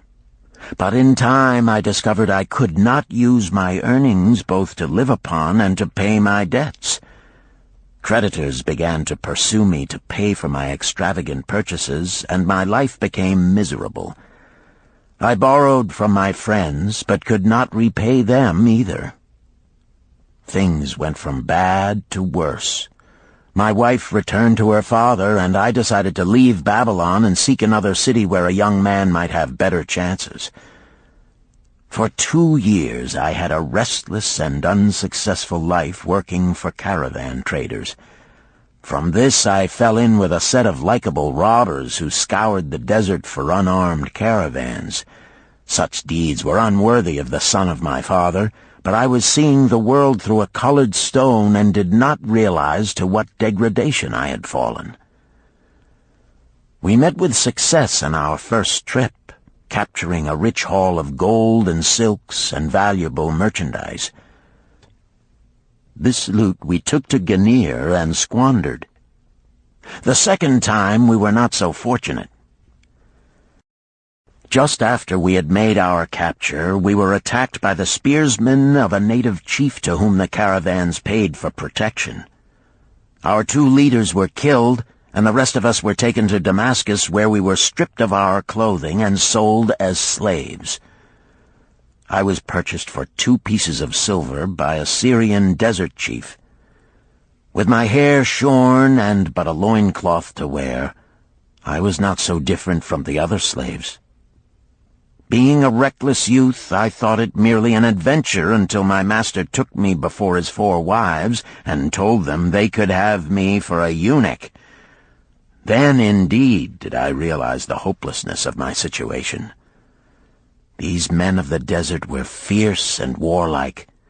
I was subject to their will without weapons or means of escape. Fearful I stood as those 4 women looked me over. I wondered if I could expect pity from them. Sirah, the first wife, was older than the others. Her face was impassive as she looked upon me. I turned from her with little consolation. The next was a contemptuous beauty who gazed at me as indifferently as if I had been a worm of the earth. The 2 younger ones tittered as though it were all an exciting joke. It seemed an age that I stood waiting sentence. Each woman appeared willing for the others to decide. Finally, Sirah spoke up in a cold voice. "Of eunuchs we have plenty, but of camel tenders we have few, and they are a worthless lot. Even this day I would visit my mother who is sick with the fever, and there is no slave I would trust to lead my camel. Ask this slave if he can lead a camel." My master thereupon questioned me, "What know you of camels?" Striving to conceal my eagerness, I replied, "I can make them kneel, I can load them, I can lead them on long trips without tiring. If need be, I can repair their trappings." "The slave speaks forward enough," observed my master. "If thou so desire, Sirah, take this man for thy camel tender." So I was turned over to Sirah, and that day I led her camel upon a long journey to her sick mother. I took the occasion to thank her for her intercession, and also to tell her that I was not a slave by birth, but the son of a freeman, an honorable saddle-maker of Babylon. I also told her much of my story. Her comments were disconcerting to me, and I pondered much afterward on what she said. How can you call yourself a free man when your weakness has brought you to this? If a man has in himself the soul of a slave, will he not become one, no matter what his birth, even as water seeks its level? If a man has within him the soul of a free man, will he not become respected and honored in his own city in spite of his misfortune? For over a year I was a slave and lived with the slaves, but I could not become as one of them. One day Sira asked me, "In the eventime, when the other slaves can mingle and enjoy the society of each other, why dost thou sit in thy tent alone?" To which I responded, "I am pondering what you have said to me. I wonder if I have the soul of a slave. I cannot join them, so I must sit apart." "I, too, must sit apart," she confided. "My dowry was large, and my lord married me because of it. Yet he does not desire me. What every woman longs for is to be desired. Because of this, and because I am barren and have neither son nor daughter, must I sit apart. Were I a man, I would rather die than be such a slave, but the conventions of our tribe make slaves of women." "What think thou of me by this time?" I asked her suddenly. "Have I the soul of a man, or have I the soul of a slave?" "Have you a desire to repay the just debts you owe in Babylon?" she parried. "Yes, I have the desire, but I see no way." "If thou contentedly let the years slip by and make no effort to repay, then thou hast but the contemptible soul of a slave. No man is otherwise who cannot respect himself, and no man can respect himself who does not repay honest debts." "But what can I do who am a slave in Syria?" "Stay a slave in Syria, thou weakling." "I am not a weakling," I denied hotly. "Then prove it." "How?" "Does not thy great king fight his enemies in every way he can and with every force he has?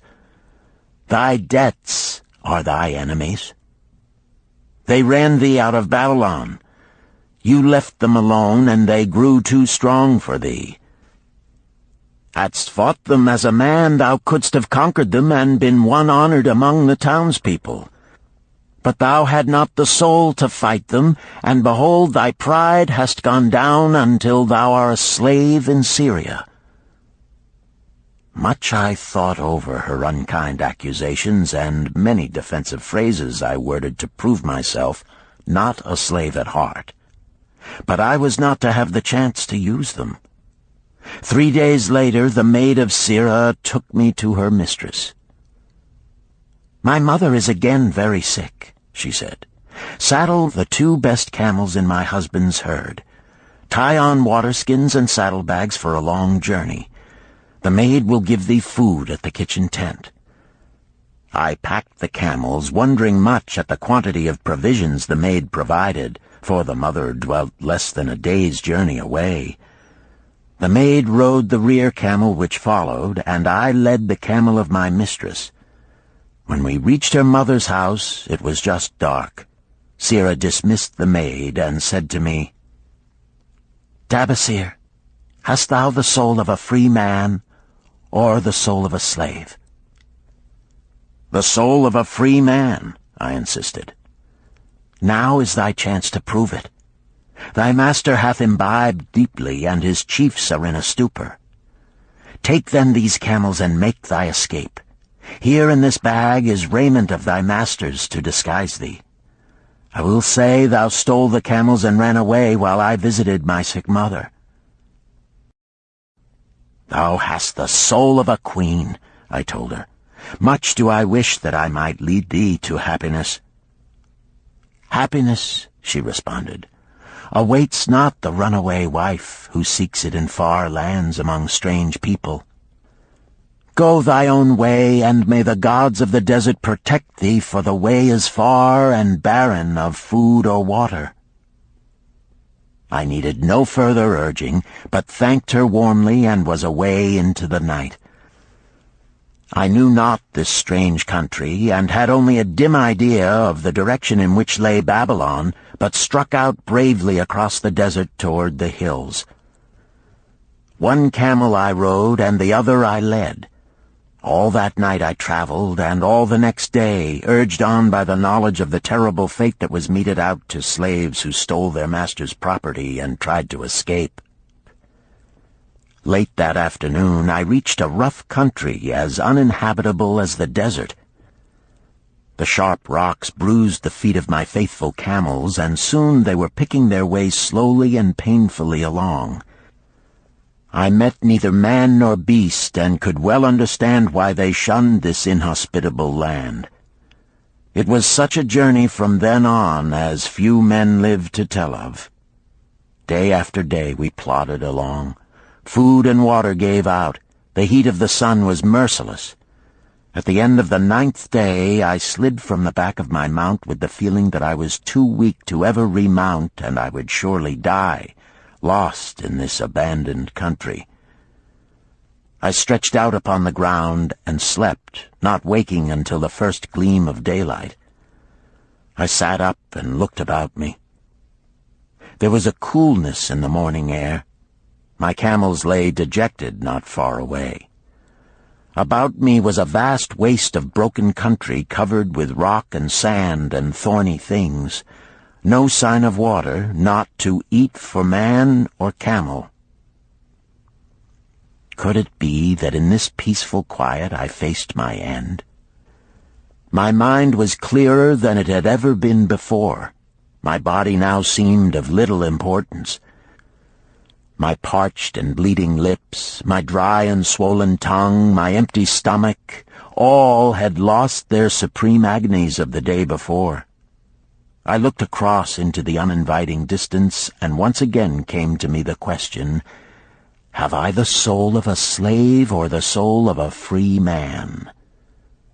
Then, with clearness, I realized that if I had the soul of a slave, I should give up, lie down in the desert and die, a fitting end for a runaway slave. But if I had the soul of a free man, what then? Surely I would force my way back to Babylon, repay the people who had trusted me, bring happiness to my wife who truly loved me, and bring peace and contentment to my parents. Thy debts are thine enemies who have run thee out of Babylon, Sirrah had said. Yes, it was so. Why had I refused to stand my ground like a man? Why had I permitted my wife to go back to her father? Then a strange thing happened. All the world seemed to be of a different color, as though I had been looking at it through a colored stone which had suddenly been removed. At last I saw the true values in life. Die in the desert, not I. With a new vision I saw the things that I must do. First, I would go back to Babylon and face every man to whom I owed an unpaid debt. I should tell them that after years of wandering and misfortune, I had come back to pay my debts as fast as the gods would permit. Next, I should make a home for my wife and become a citizen of whom my parents should be proud. My debts were my enemies, but the men I owed were my friends, for they had trusted me and believed in me. I staggered weakly to my feet. What mattered hunger? What mattered thirst? They were but incidents on the road to Babylon. Within me surged the soul of a free man going back to conquer his enemies and reward his friends. I thrilled with the great resolve. The glazed eyes of my camels brightened at the new note in my husky voice. With great effort, after many attempts, they gained their feet. With pitiful perseverance, they pushed on toward the north, where something within me said we would find Babylon. We found water. We passed into a more fertile country where were grass and fruit. We found the trail to Babylon because the soul of a free man looks at life as a series of problems to be solved, and solves them. while the soul of a slave whines, "What can I do who am but a slave?" How about thee, Tarkad? Does thy empty stomach make thy head exceedingly clear? Art ready to take the road that leads back to self-respect? Canst thou see the world in its true color? Hast thou the desire to pay thy honest debts, however many they may be, and once again be a man respected in Babylon? Moisture came to the eyes of the youth. He rose eagerly to his knees. "Thou hast shown me a vision. Already I feel the soul of a free man surge within me." "But how fared you upon your return?" questioned an interested listener. "Where the determination is, the way can be found," Dabasir replied. "I now had the determination, so I set out to find a way. First I visited every man to whom I was indebted, and begged his indulgence until I could earn that with which to repay. Most of them met me gladly. Several reviled me, but others offered to help me.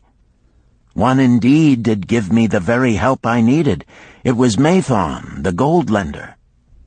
Learning that I had been a camel tender in Syria, he sent me to old Nebator, the camel trader, just commissioned by our good king to purchase many herds of sound camels for the great expedition. With him, my knowledge of camels I put to good use. Gradually, I was able to repay every copper and every piece of silver. Then at last I could hold up my head and feel that I was an honorable man among men." Again Dabasir turned to his food. "Kaskor, thou snail," he called loudly to be heard in the kitchen. "The food is cold. Bring me more meat fresh from the roasting. Bring thou also a very large portion for Tarkad, the son of my old friend, who is hungry and shall eat with me." So ended the tale of Dabasir, the camel trader of old Babylon. He found his own soul when he realized a great truth, a truth that had been known and used by wise men long before his time. It has led men of all ages out of difficulties and into success, and it will continue to do so for those who have the wisdom to understand its magic power. It is for any man to use who reads these lines. Where the determination is, the way can be found.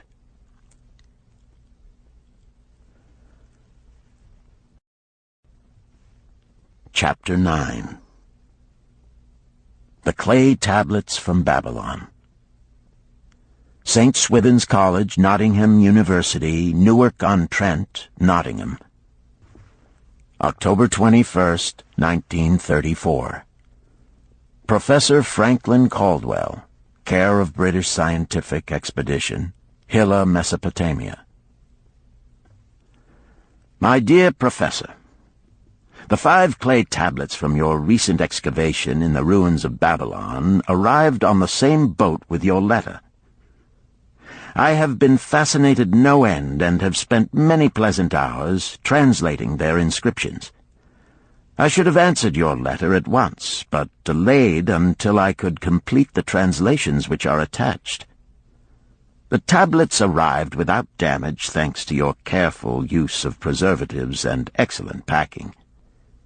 You will be as astonished as we in the laboratory at the story they relate. One expects the dim and distant past to speak of romance and adventure. Arabian Nights sort of things, you know. When instead it discloses the problem of a person named Dabasir to pay off his debts, one realizes that conditions upon this old world have not changed as much in 5,000 years as one might expect. It's odd, you know, but these old inscriptions rather rag me, as the students say. Being a college professor, I am supposed to be a thinking human being possessing a working knowledge of most subjects. Yet here comes this old chap out of the dust-covered ruins of Babylon to offer a way I had never heard of to pay off my debts and at the same time acquire gold to jingle in my wallet. Pleasant thought, I say, and interesting to prove whether it will work as well nowadays as it did in old Babylon. Mrs. Shrewsbury and myself are planning to try out his plan upon our own affairs, which could be much improved. Wishing you the best of luck in your worthy undertaking, and waiting eagerly another opportunity to assist, I am, yours sincerely, Alfred H. Shrewsbury, Department of Archaeology. Tablet 1. Now, when the moon becometh full, I, Dabasir, who am but recently returned from slavery in Syria, with the determination to pay my many just debts and become a man of means worthy of respect in my native city of Babylon, do here engrave upon the clay a permanent record of my affairs to guide and assist me in carrying through my high desires. Under the wise advice of my good friend Mathon, the gold lender, I am determined to follow an exact plan that he doth say will lead any honorable man out of debt into means and self-respect. This plan includeth 3 purposes which are my hope and desire. First, the plan doth provide for my future prosperity. Therefore 1/10 of all I earn shall be set aside as my own to keep. For Mathon speaketh wisely when he saith, That man who keepeth in his purse both gold and silver that he need not spend is good to his family and loyal to his king. The man who hath but a few coppers in his purse is indifferent to his family and indifferent to his king. But the man who hath naught in his purse is unkind to his family and disloyal to his king, for his own heart is bitter. Therefore the man who wisheth to achieve must have coin that he may keep to jingle in his purse, that he have in his heart love for his family and loyalty to his king. Second, the plan doth provide that I shall support and clothe my good wife who hath returned to me with loyalty from the house of her father. For Mathon doth say that to take good care of a faithful wife putteth self-respect into the heart of a man, and addeth strength and determination to his purposes. Therefore 7/10 of all I earn shall be used to provide a home, clothes to wear, and food to eat, with a bit extra to spend, that our lives be not lacking in pleasure and enjoyment. But he doth further enjoin the greatest care that we spend not greater than 7/10 of what I earn for these worthy purposes. Herein lieth the success of the plan.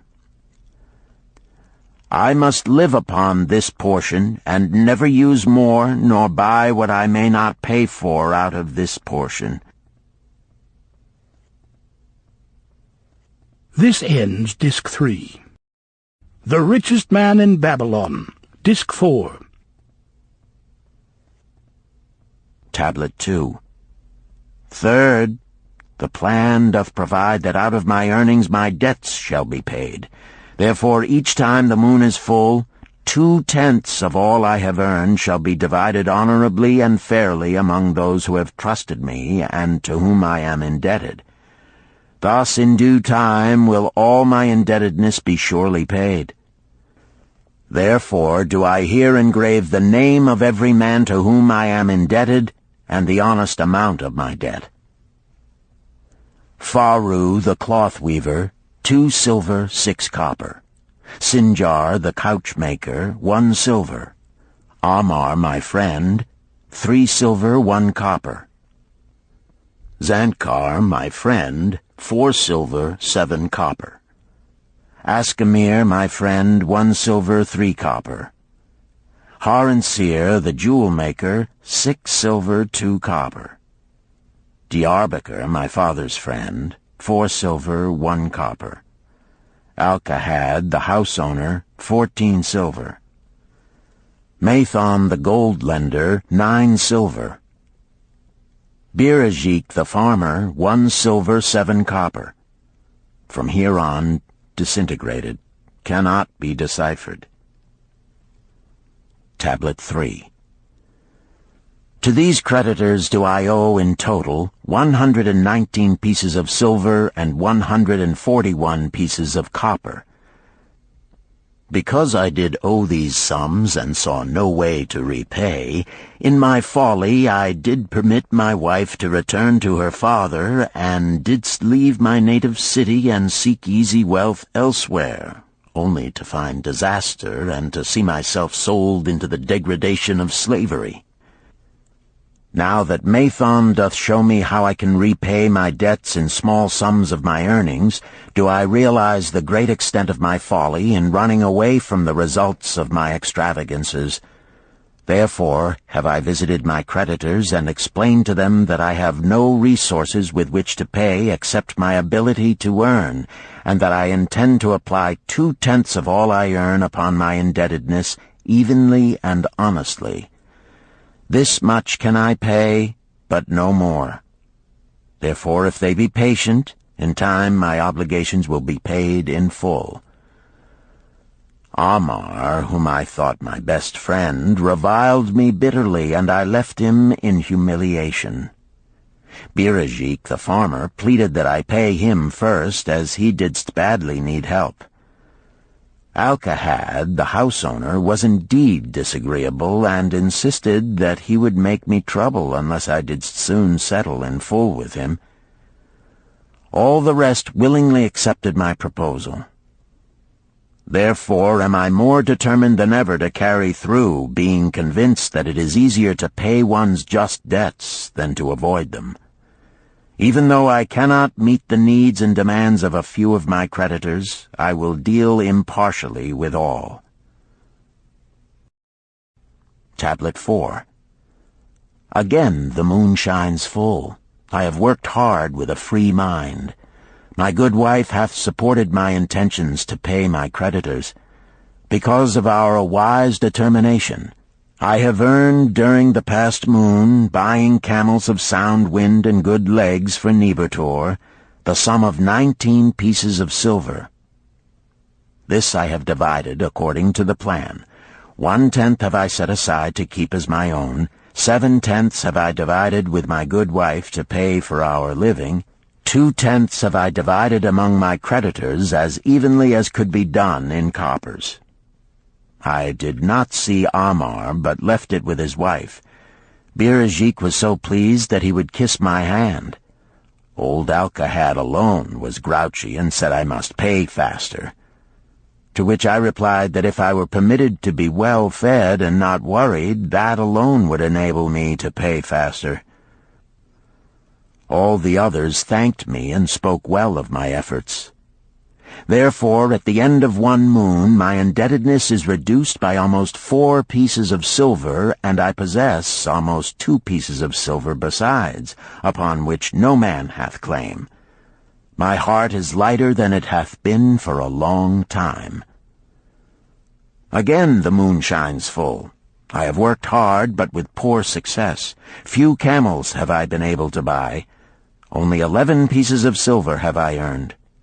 Nevertheless, my good wife and I have stood by the plan, even though we have bought no new raiment and eaten little but herbs. Again I paid ourselves 1/10 of the 11 pieces, while we lived upon 7/10. I was surprised when Amar commended my payment, even though small. So did Birajik. Alcahad flew into a rage, but when told to give back his portion if he did not wish it, he became reconciled. The others, as before, were content. Again the moon shines full, and I am greatly rejoiced. I intercepted a fine herd of camels and bought many sound ones, therefore my earnings were 42 pieces of silver. This moon my wife and myself have bought much-needed sandals and raiment. Also we have dined well on meat and fowl. More than 8 pieces of silver we have paid to our creditors. Even Alcahad did not protest. Great is the plan, for it leadeth us out of debt, and giveth us wealth which is ours to keep. 3 times the moon hath been full since I last carved upon this clay. Each time I paid to myself 1/10 of all I earned. Each time my good wife and I have lived upon 7/10, even though at times it was difficult. Each time have I paid to my creditors 2/10. In my purse I now have 21 pieces of silver that are mine.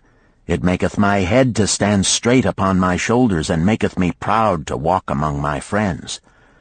My wife keepeth well our home, and is becomingly gowned. We are happy to live together.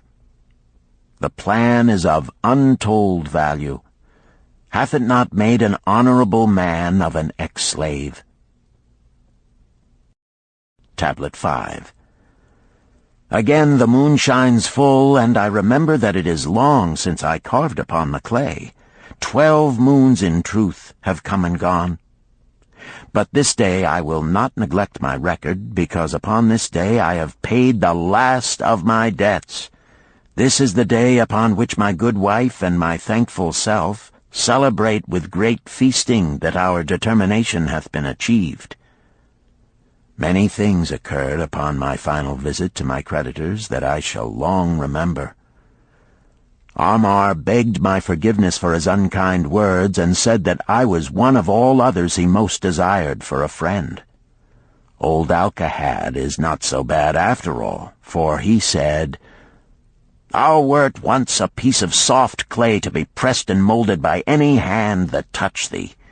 But now thou art a piece of bronze capable of holding an edge. If thou needst silver or gold at any time, come to me." Nor is he the only one who holdeth me in high regard. Many others speak deferentially to me. My good wife looketh upon me with a light in her eyes that doth make a man have confidence in himself. Yet it is the plan that hath made my success. It hath enabled me to pay all my debts and to jingle both gold and silver in my purse. I do commend it to all who wish to get ahead. For truly, if it will enable an ex-slave to pay his debts and have gold in his purse, will it not aid any man to find independence? Nor am I, myself, finished with it, for I am convinced that if I follow it further, it will make me rich among men. St. Swithin's College, Nottingham University, Newark-on-Trent, Nottingham, November 7th, 1936. Professor Franklin Caldwell, care of British Scientific Expedition, Hilla, Mesopotamia. My dear Professor, if in your further digging into those ruins of Babylon you encounter the ghost of a former resident, an old camel trader named Dabasir, do me a favor. Tell him that his scribbling upon those clay tablets so long ago has earned for him the lifelong gratitude of a couple of college folks back here in England. You will possibly remember my writing a year ago that Mrs. Shrewsbury and myself intended to try his plan for getting out of debt and at the same time having gold to jingle. You may have guessed, even though we tried to keep it from our friends, our desperate straits. We were frightfully humiliated for years by a lot of old debts, and worried sick for fear some of the tradespeople might start a scandal that would force me out of the college. We paid and paid, every shilling we could squeeze out of income, but it was hardly enough to hold things even. Besides, we were forced to do all our buying where we could get further credit regardless of higher costs. It developed into one of those vicious circles that grow worse instead of better. Our struggles were getting hopeless. We could not move to less costly rooms because we owed the landlord. There did not appear to be anything we could do to improve our situation. Then here comes your acquaintance, the old camel trader from Babylon, with a plan to do just what we wished to accomplish. He jolly well stirred us up to follow his system. We made a list of all our debts, and I took it around and showed it to every one we owed. I explained how it was simply impossible for me to ever repay them the way things were going along. They could readily see this themselves from the figures. Then I explained that the only way I saw to pay in full was to set aside 20% of my income each month to be divided pro rata, which would pay them in full in a little over 2 years. That in the meantime we would go on a cash basis and give them the further benefit of our cash purchases. They were really quite decent. Our greengrocer, a wise old chap, put it in a way that helped to bring around the rest. If you pay for all you buy and then pay some on what you owe, that is better than you have done, for you ain't paid down the account none in 3 years. Finally, I secured all their names to an agreement binding them not to molest us as long as the 20% of income was paid regularly. Then we began scheming on how to live upon 70%. We were determined to keep that extra 10% to jingle. The thought of silver and possibly gold was most alluring. It was like having an adventure to make the change. We enjoyed figuring this way and that to live comfortably upon that remaining 70%. We started with rent and managed to secure a fair reduction. Next, we put our favorite brands of tea and such under suspicion, and were agreeably surprised how often we could purchase superior qualities at less cost. It is too long a story for a letter, but anyhow it did not prove difficult. We managed, and right cheerfully at that. What a relief it proved to have our affairs in such a shape we were no longer persecuted by past due accounts. I must not neglect, however, to tell you about that extra 10% we were supposed to jingle. Well, we did jingle it for some time. Now, don't laugh too soon. You see, that is the sporty part.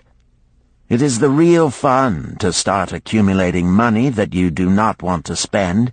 There is more pleasure in running up such a surplus than there could be in spending it. After we had jingled to our heart's content, we found a more profitable use for it. We took up an investment upon which we could pay that 10% each month. This is proving to be the most satisfying part of our regeneration. It is the first thing we pay out of my check. There is a most gratifying sense of security to know our investment is growing steadily. By the time my teaching days are over, it should be a snug sum, large enough so the income will take care of us from then on. All this out of my same old check. Difficult to believe, yet absolutely true. All our debts being gradually paid, and at the same time our investment increasing. Besides, we get along financially even better than before. Who would believe there could be such a difference in results between following a financial plan and just drifting along? At the end of the next year, when all our old bills shall have been paid, we will have more to pay upon our investment besides some extra for travel. We are determined never again to permit our living expenses to exceed 70% of our income. Now you can understand why we would like to extend our personal thanks to that old chap whose plan saved us from our hell on earth. He knew. He had been through it all. He wanted others to benefit from his own bitter experiences. That is why he spent tedious hours carving his message upon the clay. He had a real message for fellow sufferers, a message so important that after 5,000 years it has risen out of the ruins of Babylon just as true and just as vital as the day it was buried. Yours sincerely, Alfred H. Shrewsbury, Department of Archaeology. Chapter 10. The Luckiest Man in Babylon. At the head of his caravan proudly rode Shahrunada, the merchant prince of Babylon. He liked fine cloth and wore rich and becoming robes. He liked fine animals and sat easily upon his spirited Arabian stallion. To look at him, one would hardly have guessed his advanced years. Certainly they would not have suspected that he was inwardly troubled. The journey from Damascus is long, and the hardships of the desert many. These he minded not. The Arab tribes are fierce and eager to loot rich caravans. These he feared not, for his many fleet-mounted guards were a safe protection. About the youth at his side, whom he was bringing from Damascus, was he disturbed. This was Hayden Gula, the grandson of his partner of other years, Arid Gula, to whom he felt he owed a debt of gratitude which could never be repaid. He would like to do something for this grandson, but the more he considered this, the more difficult it seemed because of the youth himself. Eyeing the young man's rings and earrings, he thought to himself, "He thinks jewels are for men. Still, he has his grandfather's strong face. But his grandfather wore no such gaudy robes. Yet I sought him to come, hoping I might help him get a start for himself and get away from the wreck his father has made of their inheritance." Hayden Gula broke in upon his thoughts. "Why dost thou work so hard, riding always with thy caravan upon its long journeys? Dost thou never take time to enjoy life?" Shahrunada smiled. "To enjoy life?" he repeated. "What wouldst thou do to enjoy life if thou wert Shahrunada?" "If I had wealth equal to thine, I would live like a prince. Never across the hot desert would I ride. I would spend the shekels as fast as they came to my purse. I would wear the richest of robes and the rarest of jewels. That would be a life to my liking, a life worth living." Both men laughed. "Thy grandfather wore no jewels," Shahrunada spoke before he thought, then continued jokingly, "Wouldst thou leave no time for work?" "Work was made for slaves," Hayden Gula responded. Shahrunada bit his lip but made no reply, riding in silence until the trail led them to the slope. Here he reined his mount, and pointing to the green valley far away, "See, there is the valley. Look far down, and thou canst faintly see the walls of Babylon. The tower is the temple of Bel. If thine eyes are sharp, thou mayest even see the smoke from the eternal fire upon its crest." "So that is Babylon? Always have I longed to see the wealthiest city in all the world," Hayden Gula commented. "Babylon, where my grandfather started his fortune. Would he were still alive, we would not be so sorely pressed. Why wish his spirit to linger on earth beyond its allotted time? Thou and thy father can well carry on his good work. Alas, of us neither has his gift. Father and myself know not his secret for attracting the golden shekels." Shahrunada did not reply, but gave rein to his mount and rode thoughtfully down the trail to the valley. Behind them followed the caravan in a cloud of reddish dust. Some time later they reached the King's Highway and turned south through the irrigated farms. 3 old men plowing a field caught Shahrunada's attention. They seemed strangely familiar. How ridiculous! One does not pass a field after 40 years and find the same men plowing there.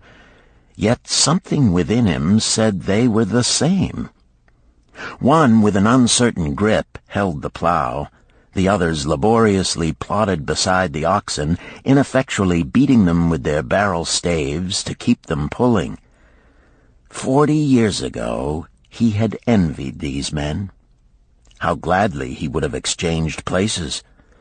But what a difference now! With pride he looked back at his trailing caravan, well-chosen camels and donkeys loaded high with valuable goods from Damascus. All this was but one of his possessions. He pointed to the plowers, saying, "Still plowing the same field where they were 40 years ago. They look it, but why thinkest thou they are the same?" "I saw them there," Shahrunada replied. Recollections were racing rapidly through his mind. Why could he not bury the past and live in the present? Then he saw, as in a picture, the smiling face of Arid Gula. The barrier between himself and the cynical youth beside him dissolved. But how could he help such a superior youth with his spendthrift ideas and bejeweled hands? Work he could offer in plenty to willing workers, but not for men who considered themselves too good for work. Yet he owed it to Arid Gula to do something, not a half-hearted attempt. He and Arid Gula had never done things that way. They were not that sort of men. A plan came almost in a flash. There were objections. He must consider his own family and his own standing. It would be cruel. It would hurt. Being a man of quick decisions, he waived objections and decided to act. "Wouldst thou be interested in hearing how thy worthy grandfather and myself joined in the partnership which proved so profitable?" he questioned. "Why not just tell me how thou madest the golden shekels? That is all I need to know," the young man parried. Sharunada ignored the reply and continued, "We start with those men plowing. I was no older than thou. As the column of men in which I marched approached, good old Megiddo, the farmer, scoffed at the slipshod way in which they plowed. Megiddo was chained next to me. 'Look at the lazy fellows,' he protested. 'The plow holder makes no effort to plow deep, nor do the beaters keep the oxen in the furrow. How can they expect to raise a good crop with poor plowing?' "Didst thou say Megiddo was chained to thee?" Hayden Gula asked in surprise. "Yes, with bronze collars about our necks and a length of heavy chain between us. Next to him was Zabado, the sheep thief. I had known him in Harun. At the end was a man we called Pirate because he told us not his name. We judged him as a sailor as he had entwined serpents tattooed upon his chest in sailor fashion. The column was made up thus, so the men could walk in fours." "Thou wert chained as a slave?" Hayden Gula asked incredulously. "Did not thy grandfather tell thee I was once a slave? He often spoke of thee, but never hinted of this. He was a man thou couldst trust with innermost secrets. Thou, too, are a man I may trust, am I not right?" Sharunada looked him squarely in the eye. "Thou mayest rely upon my silence, but I am amazed. Tell me, how didst thou come to be a slave?" Sharunada shrugged his shoulders. "Any man may find himself a slave. It was a gaming house and barley beer that brought me disaster. I was the victim of my brother's indiscretions. In a brawl he killed his friend. I was bonded to the widow by my father, desperate to keep my brother from being prosecuted under the law. When my father could not raise the silver to free me, she in anger sold me to the slave dealer." "What a shame and injustice," Hayden Gula protested. "But tell me, how didst thou regain freedom?" "We shall come to that, but not yet. Let us continue my tale. As we passed, the plowers jeered at us. One did doff his ragged hat and bow low, calling out, 'Welcome to Babylon, guests of the king. He waits for thee on the city walls where the banquet is spread, mud bricks and onion soup.' With that, they laughed uproariously. Pirate flew into a rage and cursed them roundly. "What do those men mean by the king awaiting us on the walls?" I asked him. "To the city walls ye march to carry bricks until the back breaks. Maybe they beat thee to death before it breaks. They won't beat me. I'll kill 'em." Then Megiddo spoke up. "It doesn't make sense to me to talk of masters beating willing, hard-working slaves to death. Masters like good slaves and treat them well." "Who wants to work hard?" commented Zabato. "Those plowers are wise fellows. They're not breaking their backs, just letting on as if they be." "Thou can't get ahead by shirking," Megiddo protested. "If thou plow a hectare, that's a good day's work, and any master knows it. But when thou plow only a half, that's shirking. I don't shirk. I like to work, and I like to do good work, for work is the best friend I've ever known. It has brought me all the good things I've had, my farm and cows and crops, everything." "Yea, and where be these things now?" scoffed Zabato. "I figure it pays better to be smart and get by without working. You watch Zabato. If we're sold to the walls, he'll be carrying the water bag or some easy job, when thou, who like to work, will be breaking thy back carrying bricks." He laughed his silly laugh. Terror gripped me that night. I could not sleep. I crowded close to the guard rope, and when the others slept, I attracted the attention of Godoso, who was doing the first guard watch. He was one of those brigand Arabs, the sort of rogue who, if he robbed thee of thy purse, would think he must also cut thy throat. "Tell me, Godoso," I whispered, "when we get to Babylon, will we be sold to the walls?" "Why want to know?" he questioned cautiously. "Canst thou not understand?" I pleaded. "I am young. I want to live. I don't want to be worked or beaten to death on the walls. Is there any chance for me to get a good master?" He whispered back, "I tell something. Thou good fellow, give Godoso no trouble. Most times we go first to slave market. Listen now. When buyers come, tell 'em you good worker, like to work hard for good master, make 'em want to buy. You not make 'em buy, next day you carry brick. Mighty hard work." After he walked away, I lay in the warm sand looking up at the stars and thinking about work. What Megiddo had said about it being his best friend made me wonder if it would be my best friend. Certainly it would be if it helped me out of this. When Megiddo awoke, I whispered my good news to him. It was our one ray of hope as we marched toward Babylon. Late in the afternoon, we approached the walls and could see the lines of men, like black ants, climbing up and down the steep diagonal paths. As we drew closer, we were amazed at the thousands of men working. Some were digging in the moat, others mixed the dirt into mud bricks. The greatest number were carrying the bricks in large baskets up those steep trails to the masons. Overseers cursed the laggards and cracked bullock whips over the backs of those who failed to keep in line. Poor, worn-out fellows were seen to stagger and fall beneath their heavy baskets, unable to rise again. If the lash failed to bring them to their feet, they were pushed to the side of the paths and left writhing in agony. Soon they would be dragged down to join other craven bodies beside the roadway to await unsanctified graves. As I beheld the ghastly sight, I shuddered.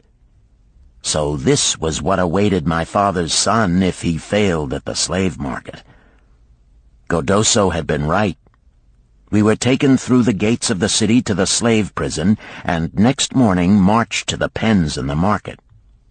Here the rest of the men huddled in fear, and only the whips of our guard could keep them moving so the buyers could examine them. Megiddo and myself eagerly talked to every man who permitted us to address him. The slave dealer brought soldiers from the king's guard who shackled Pirate and brutally beat him when he protested. As they led him away, I felt sorry for him. Megiddo felt that we would soon part.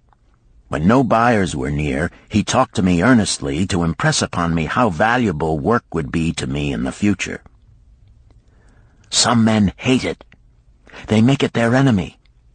Better to treat it like a friend. Make thyself like it. Don't mind because it is hard. If thou thinkest about what a good house thou build, then who cares if the beams are heavy and it is far from the well to carry the water for the plaster? Promise me, boy, if thou get a master, work for him as hard as thou canst. If he does not appreciate all thou do, never mind. Remember, work well done does good to the man who does it. It makes him a better man. He stopped as a burly farmer came to the enclosure and looked at us critically.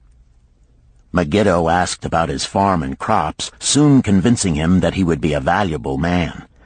After violent bargaining with the slave dealer, the farmer drew a fat purse from beneath his robe, and soon Megiddo had followed his new master out of sight. A few other men were sold during the morning.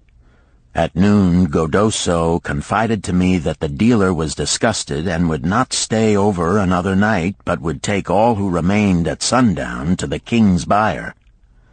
I was becoming desperate when a fat, good-natured man walked up to the wall and inquired if there was a baker among us.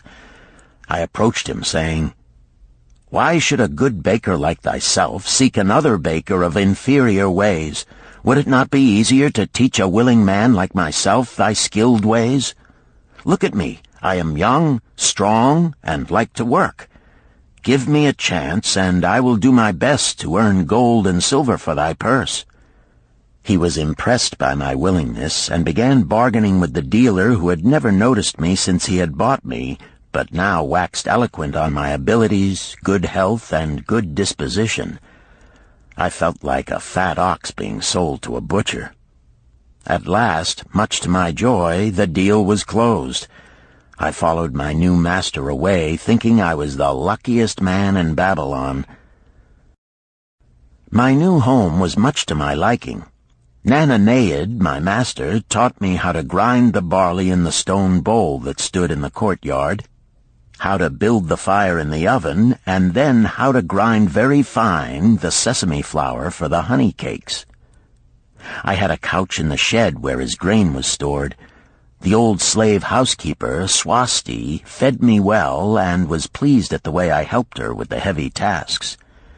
Here was the chance I had longed for to make myself valuable to my master, and, I hoped, to find a way to earn my freedom. I asked Nananeid to show me how to knead the bread and to bake. This he did, much pleased at my willingness. Later, when I could do this well, I asked him to show me how to make the honey cakes, and soon I was doing all the baking. My master was glad to be idle, but Swasti shook her head in disapproval. "No work to do is bad for any man," she declared. I felt it was time for me to think of a way by which I might start to earn coins to buy my freedom. As the baking was finished at noon, I thought Nananeid would approve if I found profitable employment for the afternoons and might share my earnings with me. Then the thought came to me, why not bake more of the honey cakes and peddle them to hungry men upon the streets of the city? I presented my plan to Nananeid this way. If I can use my afternoons after the baking is finished to earn for thee coins, would it be only fair for thee to share my earnings with me that I might have money of my own to spend for those things which every man desires and needs? Fair enough, he admitted. When I told him of my plan to peddle our honey cakes, he was well pleased. Here is what we will do, he suggested. Thou sellest them at 2 for a penny, then half of the pennies will be mine to pay for the flour and the honey and the wood to bake them. Of the rest I shall take half, and thou shalt keep half. I was much pleased by this generous offer that I might keep for myself 1/4 of my sales. That night I worked late to make a tray upon which to display them. Nananeid gave me one of his worn robes that I might look well, and Swasti helped me patch it and wash it clean. The next day I baked an extra supply of honey cakes. They looked brown and tempting upon the tray as I went along the street, loudly calling my wares. At first no one seemed interested, and I became discouraged. I kept on, and later in the afternoon, as men became hungry, the cakes began to sell, and soon my tray was empty. Nananeid was well pleased with my success and gladly paid me my share. I was delighted to own pennies. Megiddo had been right when he said a master appreciated good work from his slaves. That night I was so excited over my success I could hardly sleep, and tried to figure how much I could earn in a year and how many years would be required to buy my freedom. As I went forth with my tray of cakes every day, I soon found regular customers. One of these was none other than thy grandfather, Arid Gula. He was a rug merchant and sold to the housewives, going from one end of the city to the other, accompanied by a donkey loaded high with rugs and a black slave to tend it. He would buy 2 cakes for himself and 2 for his slave, always tarrying to talk with me while they ate them. Thy grandfather said something to me one day that I shall always remember. "I like thy cakes, boy. But better still, I like the fine enterprise with which thou offerest them. Such spirit can carry thee far on the road to success." But how canst thou understand, Hayden Gula, what such words of encouragement could mean to a slave boy, lonesome in a great city, struggling with all he had in him to find a way out of his humiliation? As the months went by, I continued to add pennies to my purse. It began to have a comforting weight upon my belt. Work was proving to be my best friend, just as Megiddo had said. I was happy, but Swasti was worried. "Thy master, I fear to have him spend so much time at the gaming houses," she protested. I was overjoyed one day to meet my friend Megiddo upon the street. He was leading 3 donkeys loaded with vegetables to the market. "I am doing mighty well," he said. "My master does appreciate my good work, for now I am a foreman. See, he does trust the marketing to me. And also he is sending for my family. Work is helping me to recover from my great trouble. Someday it will help me to buy my freedom and once more own a farm of my own." Time went on, and Nananeid became more and more anxious for me to return from selling. He would be waiting when I returned, and would eagerly count and divide our money. He would also urge me to seek further markets and increase my sales. Often I went outside the city gates to solicit the overseers of the slaves building the walls. I hated to return to the disagreeable sights, but found the overseers liberal buyers. One day I was surprised to see Zabado waiting in line to fill his basket with bricks. He was gaunt and bent, and his back was covered with welts and sores from the whips of the overseers. I was sorry for him, and handed him a cake which he crushed into his mouth like a hungry animal. Seeing the greedy look in his eyes, I ran before he could grab my tray. "Why dost thou work so hard?" Arid Gula said to me one day. "Almost the same question thou asked of me today, dost thou remember?" I told him what Megiddo had said about work and how it was proving to be my best friend. I showed him with pride my wallet of pennies and explained how I was saving them to buy my freedom. "When thou art free, what wilt thou do?" he inquired. "Then," I answered, "I intend to become a merchant." At that he confided in me, something I had never suspected. "Thou knowest not that I also am a slave. I am in partnership with my master." "Stop," demanded Hayden Gula. "I will not listen to lies defaming my grandfather. He was no slave." His eyes blazed in anger. Sharunada remained calm. "I honor him for rising above his misfortune and becoming a leading citizen of Damascus. Art thou his grandson, cast of the same mold? Art thou man enough to face true facts, or dost thou prefer to live under false illusions?" Hayden Gula straightened in his saddle. In a voice suppressed with deep emotion, he replied, "My grandfather was beloved by all. Countless were his good deeds. When the famine came, did not his gold buy grain in Egypt, and did not his caravan bring it to Damascus and distribute it to the people so none would starve? Now thou sayest he was but a despised slave in Babylon. Had he remained a slave in Babylon, then he might well have been despised. But when, through his own efforts, he became a great man in Damascus, the gods indeed condoned his misfortunes and honored him with their respect," Sharunada replied.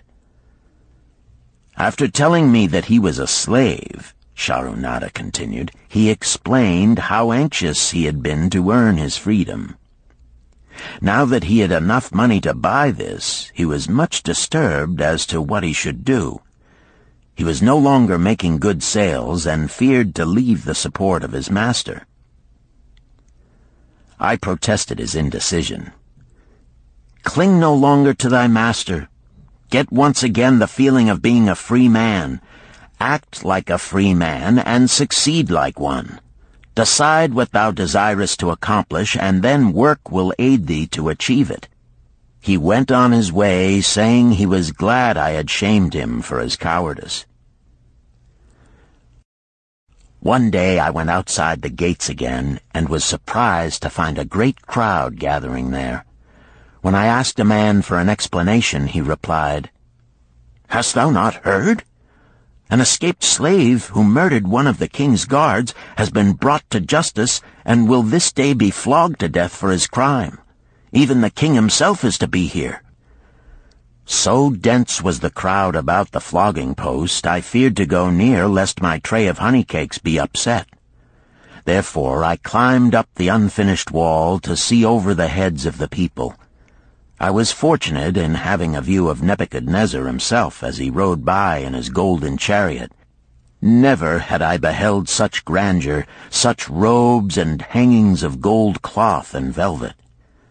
I could not see the flogging, though I could hear the shrieks of the poor slave. I wondered how one so noble as our handsome king could endure to see such suffering, yet when I saw he was laughing and joking with his nobles, I knew he was cruel and understood why such inhuman tasks were demanded of the slaves building the walls. After the slave was dead, his body was hung upon a pole by a rope attached to his leg so all might see. As the crowd began to thin, I went close. On the hairy chest, I saw tattooed 2 entwined serpents. It was Pirate. The next time I met Arid Gula, he was a changed man. Full of enthusiasm, he greeted me. "Behold, the slave thou knewest is now a free man. There was magic in thy words. Already my sales and my profits are increasing. My wife is overjoyed. She was a free woman, the niece of my master. She much desires that we move to a strange city where no man shall know I was once a slave. Thus our children shall be above reproach for their father's misfortune. Work has become my best helper. It has enabled me to recapture my confidence and my skill to sell." I was overjoyed that I had been able, even in a small way, to repay him for the encouragement he had given me. One evening Swasti came to me in deep distress. "Thy master is in trouble. I fear for him. Some months ago he lost much at the gaming tables. He pays not the farmer for his grain, nor his honey. He pays not the money-lender. They are angry and threaten him." "Why should we worry over his folly? We are not his keepers," I replied thoughtlessly. "Foolish youth, thou understandest not. To the moneylender didst he give thy title to secure a loan? Under the law he can claim thee and sell thee. I know not what to do. He is a good master. Why, oh, why should such trouble come upon him? Not were Swasti's fears groundless. While I was doing the baking next morning, the moneylender returned with a man he called Sasi. This man looked me over and said I would do. The moneylender waited not for my master to return, but told Swasti to tell him he had taken me. With only the robe on my back and the purse of pennies hanging safely from my belt, I was hurried away from the unfinished baking. I was whirled away from my dearest hopes as the hurricane snatches the tree from the forest and casts it into the surging sea. Again a gaming house and barley beer had caused me disaster. Sasi was a blunt, gruff man. As he led me across the city, I told him of the good work I had been doing for Nananeid, and said I hoped to do good work for him. His reply offered no encouragement. I like not this work. My master likes it not. The king has told him to send me to build a section of the Grand Canal. Master tells Sasi to buy more slaves, work hard, and finish quick. Bah! How can any man finish a big job quick? Picture a desert with not a tree, just low shrubs and a sun burning with such fury the water in our barrels became so hot we could scarcely drink it. Then picture rows of men going down into the deep excavation and lugging heavy baskets of dirt up soft, dusty trails from daylight until dark. Picture food served in open troughs from which we helped ourselves like swine. We had no tents, no straw for beds. That was the situation in which I found myself. I buried my wallet in a marked spot, wondering if I would ever dig it up again. At first I worked with good will, but as the months dragged on I felt my spirit breaking. Then the heat fever took hold of my weary body. I lost my appetite and could scarcely eat the mutton and vegetables. At night I would toss in unhappy wakefulness. In my misery I wondered if Zabado had not the best plan, to shirk and keep his back from being broken in work. Then I recalled my last sight of him and knew his plan was not good. I thought of Pirate with his bitterness and wondered if it might be just as well to fight and kill. The memory of his bleeding body reminded me that his plan was also useless. Then I remembered my last sight of Megiddo. His hands were deeply calloused from hard work, but his heart was light and there was happiness on his face. His was the best plan. Yet I was just as willing to work as Megiddo. He could not have worked harder than I. Why did not my work bring me happiness and success?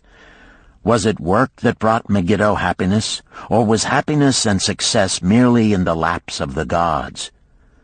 Was I to work the rest of my life without gaining my desires, without happiness and success? All of these questions were jumbled in my mind, and I had not an answer. Indeed, I was sorely confused. Several days later, when it seemed that I was at the end of my endurance and my questions still unanswered, Sasi sent for me. A messenger had come from my master to take me back to Babylon. I dug up my precious wallet, wrapped myself in the tattered remnants of my robe, and was on my way. As we rode, the same thoughts of a hurricane whirling me hither and thither kept racing through my feverish brain. I seemed to be living the weird words of a chant from my native town of Harun. Besetting a man like a whirlwind, driving him like a storm, whose course no one can follow, whose destiny no one can foretell. Was I destined to be ever thus punished for I knew not what? What new miseries and disappointments awaited me? When we rode to the courtyard of my master's house, imagine my surprise when I saw Erid Gula awaiting me. He helped me down and hugged me like a long-lost brother. As we went our way, I would have followed him as a slave should follow his master, but he would not permit me. He put his arm about me, saying, "I hunted everywhere for thee. When I had almost given up hope, I did meet Swasti, who told me of the money-lender who directed me to thy noble owner. A hard bargain he did drive, and made me pay an outrageous price. But thou art worth it. Thy philosophy and thy enterprise have been my inspiration to this new success." "Megiddo's philosophy, not mine," I interrupted. "Megiddo's and thine. Thanks to thee both, we are going to Damascus, and I need thee for my partner." "See," he exclaimed, "in one moment thou wilt be a free man." So saying, he drew from beneath his robe the clay tablet carrying my title. This he raised above his head and hurled it to break in 100 pieces upon the cobblestones. With glee he stamped upon the fragments until they were but dust. Tears of gratitude filled my eyes. I knew I was the luckiest man in Babylon. "Work, thou see, by this, in the time of my greatest distress, didst prove to be my best friend. My willingness to work enabled me to escape from being sold to join the slave gangs upon the walls. It also so impressed thy grandfather, he selected me for his partner." Then Hayden Gula questioned, "Was work my grandfather's secret key to the golden shekels?" "It was the only key he had when I first knew him," Sharunada replied. "Thy grandfather enjoyed working. The gods appreciated his efforts and rewarded him liberally." "I begin to see," Hayden Gula was speaking thoughtfully. "Work attracted as many friends who admired his industry and the success it brought. Work brought him the honors he enjoyed so much in Damascus. Work brought him all those things I have approved. And I thought work was fit only for slaves." "Life is rich with many pleasures for men to enjoy," Sharunada commented. "Each has its place. I am glad that work is not reserved for slaves. Were that the case, I would be deprived of my greatest pleasure. Many things do I enjoy, but nothing takes the place of work." Sharunada and Hayden Gula rode in the shadows of the towering walls up to the massive bronze gates of Babylon. At their approach, the gate guards jumped to attention and respectfully saluted an honored citizen. With head held high, Sharunada led the long caravan through the gates and up the streets of the city. "I have always hoped to be a man like my grandfather," Hayden Gula confided to him. "Never before did I realize just what kind of man he was. This thou hast shown me.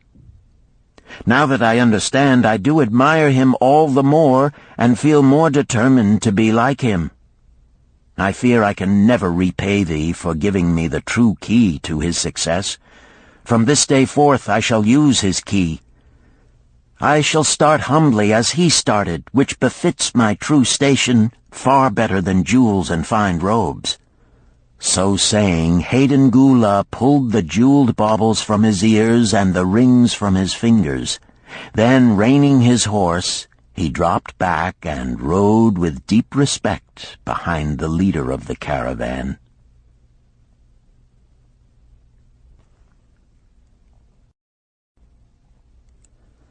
Chapter 11. An Historical Sketch of Babylon. In the pages of history there lives no city more glamorous than Babylon. Its very name conjures visions of wealth and splendor. Its treasures of gold and jewels were fabulous. One naturally pictures such a wealthy city as located in a suitable setting of tropical luxury, surrounded by rich natural resources of forests and mines. Such was not the case. It was located beside the Euphrates River in a flat, arid valley.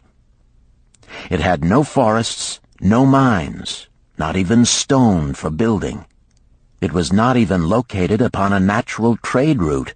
The rainfall was insufficient to raise crops. Babylon is an outstanding example of man's ability to achieve great objectives using whatever means are at his disposal. All of the resources supporting this large city were man-developed. All of its riches were man-made. Babylon possessed just two natural resources: a fertile soil and water in the river. With one of the greatest engineering accomplishments of this or any other day, Babylonian engineers diverted the waters from the river by means of dams and immense irrigation canals. Far out across that arid valley went these canals to pour the life-giving waters over the fertile soil. This ranks among the first engineering feats known to history. Such abundant crops as were the reward of this irrigation system the world had never seen before. Fortunately, during its long existence, Babylon was ruled by successive lines of kings to whom conquest and plunder were but incidental. While it engaged in many wars, most of these were local or defensive against ambitious conquerors from other countries who coveted the fabulous treasures of Babylon. The outstanding rulers of Babylon live in history because of their wisdom, enterprise, and justice. Babylon produced no strutting monarchs who sought to conquer the known world that all nations might pay homage to their egotism. As a city, Babylon exists no more. When those energizing human forces that built and maintained the city for thousands of years were withdrawn, it soon became a deserted ruin. The site of the city is in Asia, about 600 miles east of the Suez Canal, just north of the Persian Gulf. The latitude is about 30 degrees above the equator, practically the same as that of Yuma, Arizona. It possessed a climate similar to that of this American city, hot and dry. Today, this valley of the Euphrates, once a populous irrigated farming district, is again a windswept arid waste. Scant grass and desert shrubs strive for existence against the wind-blown sands. Gone are the fertile fields, the mammoth cities, and the long caravans of rich merchandise. Nomadic bands of Arabs, securing a scant living by tending small herds, are the only inhabitants. Such it has been since about the beginning of the Christian era. Dotting this valley are earthen hills. For centuries they were considered by travelers to be nothing else. The attention of archaeologists were finally attracted to them because of broken pieces of pottery and brick washed down by the occasional rainstorms. Expeditions, financed by European and American museums, were sent here to excavate and see what could be found. Picks and shovels soon proved these hills to be ancient cities. City graves, they might well be called. Babylon was one of these. Over it for something like 20 centuries, the winds had scattered the desert dust. Built originally of brick, all exposed walls had disintegrated and gone back to earth once more. Such is Babylon, the wealthy city, today. A heap of dirt, so long abandoned that no living person even knew its name until it was discovered by carefully removing the refuse of centuries from the streets and the fallen wreckage of its noble temples and palaces. Many scientists considered the civilization of Babylon and other cities in this valley to be the oldest of which there is a definite record. Positive dates have been proved reaching back 8,000 years. An interesting fact in this connection is the means used to determine these dates. Uncovered in the ruins of Babylon were descriptions of an eclipse of the sun. Modern astronomers readily computed the time when such an eclipse, visible in Babylon, occurred, and thus established a known relationship between their calendar and our own. In this way, we have proved that 8,000 years ago, the Sumerites, who inhabited Babylonia, were living in walled cities. one can only conjecture for how many centuries previous such cities had existed. Their inhabitants were not mere barbarians living within protecting walls. They were an educated and enlightened people. So far as written history goes, they were the first engineers, the first astronomers, the first mathematicians, the first financiers, and the first people to have a written language. Mention has already been made of the irrigation systems which transformed the arid valley into an agricultural paradise. The remains of these canals can still be traced, although they are mostly filled with accumulated sand. Some of them were of such size that, when empty of water, a dozen horses could be ridden abreast along their bottoms. In size they compare favorably with the largest canals in Colorado and Utah. In addition to irrigating the valley lands, Babylonian engineers completed another project of similar magnitude. By means of an elaborate drainage system, they reclaimed an immense area of swampland at the mouths of the Euphrates and Tigris rivers and put this also under cultivation. Herodotus, the Greek traveler and historian, visited Babylon while it was in its prime and has given us the only known description by an outsider. His writings give a graphic description of the city and some of the unusual customs of its people. He mentions the remarkable fertility of the soil and the bountiful harvest of wheat and barley which they produced. The glory of Babylon has faded, but its wisdom has been preserved for us. For this we are indebted to their form of records. In that distant day, the use of paper had not been invented. Instead, they laboriously engraved their writing upon tablets of moist clay. When completed, these were baked and became hard tile. In size, they were about 6 by 8 inches and an inch in thickness. These clay tablets, as they are commonly called, were used much as we use modern forms of writing. Upon them were engraved legends, poetry, history, transcriptions of royal decrees, the laws of the land, titles to property, promissory notes, and even letters which were dispatched by messengers to distant cities. From these clay tablets we are permitted an insight into the intimate personal affairs of the people. For example, one tablet, evidently from the records of a country storekeeper, relates that upon the given date, a certain named customer brought in a cow and exchanged it for 7 sacks of wheat, 3 being delivered at the time, and the other 4 to await the customer's pleasure. Safely buried in the wrecked cities, archaeologists have recovered entire libraries of these tablets, hundreds of thousands of them. One of the outstanding wonders of Babylon was the immense walls surrounding the city. The ancients ranked them with the Great Pyramid of Egypt as belonging to the 7 wonders of the world. Queen Semiramis is credited with having erected the first walls during the early history of the city. Modern excavators have been unable to find any trace of the original walls, nor is their exact height known. From mention made by early writers, it is estimated they were about 50 to 60 feet high, faced on the outer side with burnt brick, and further protected by a deep moat of water.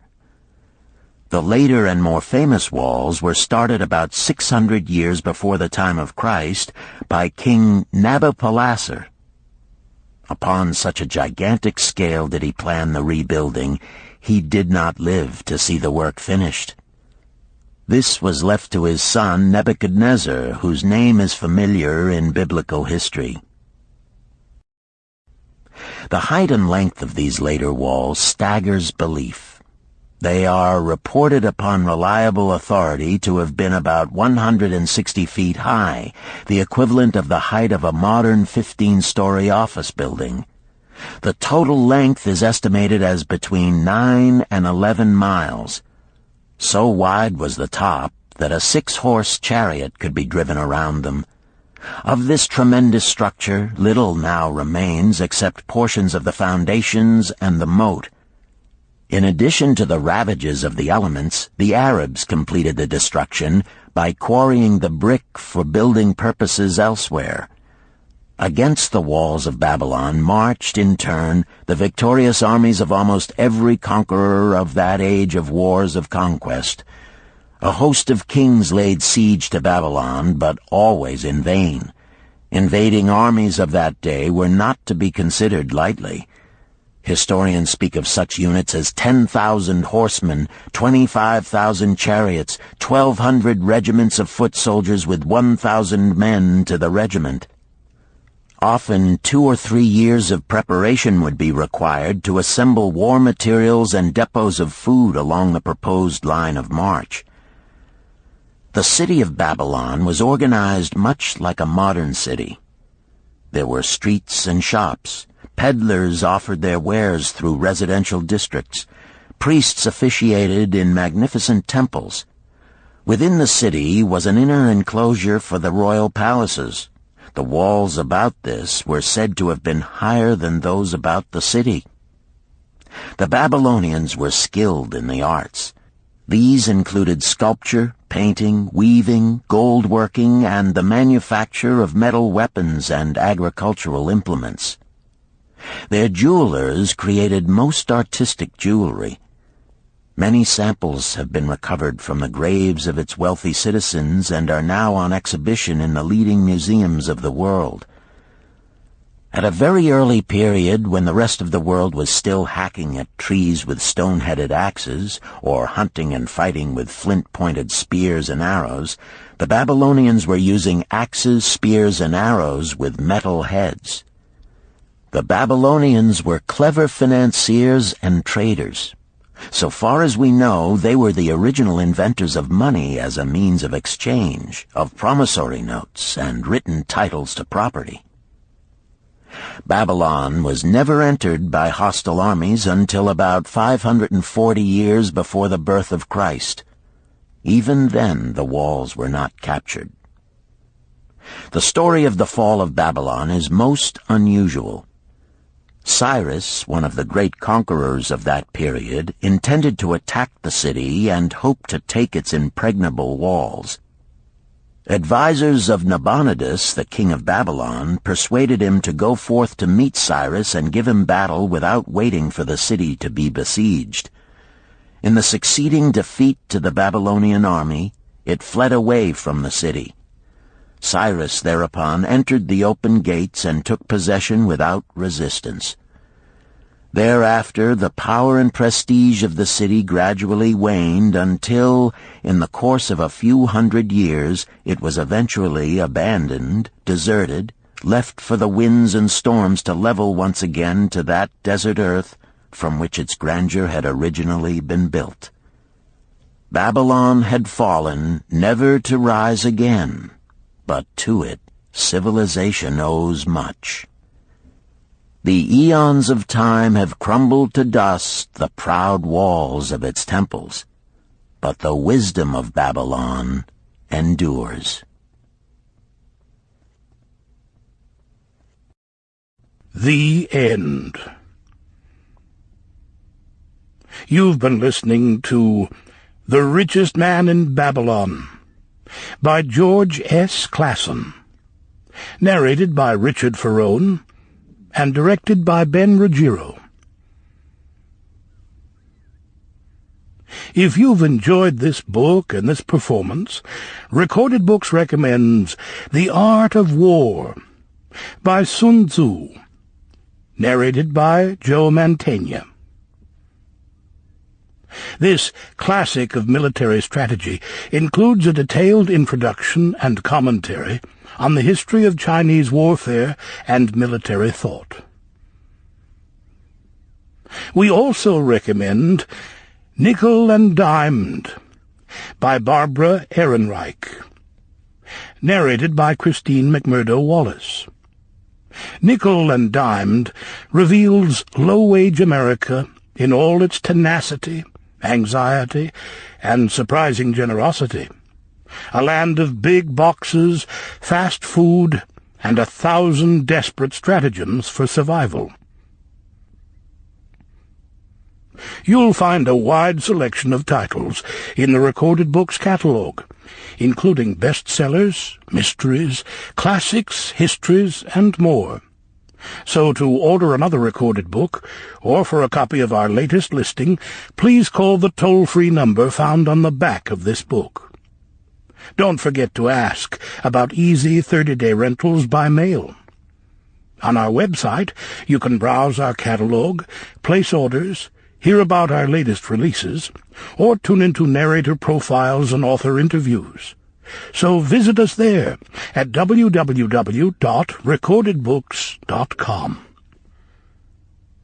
And thank you for being a Recorded Books reader.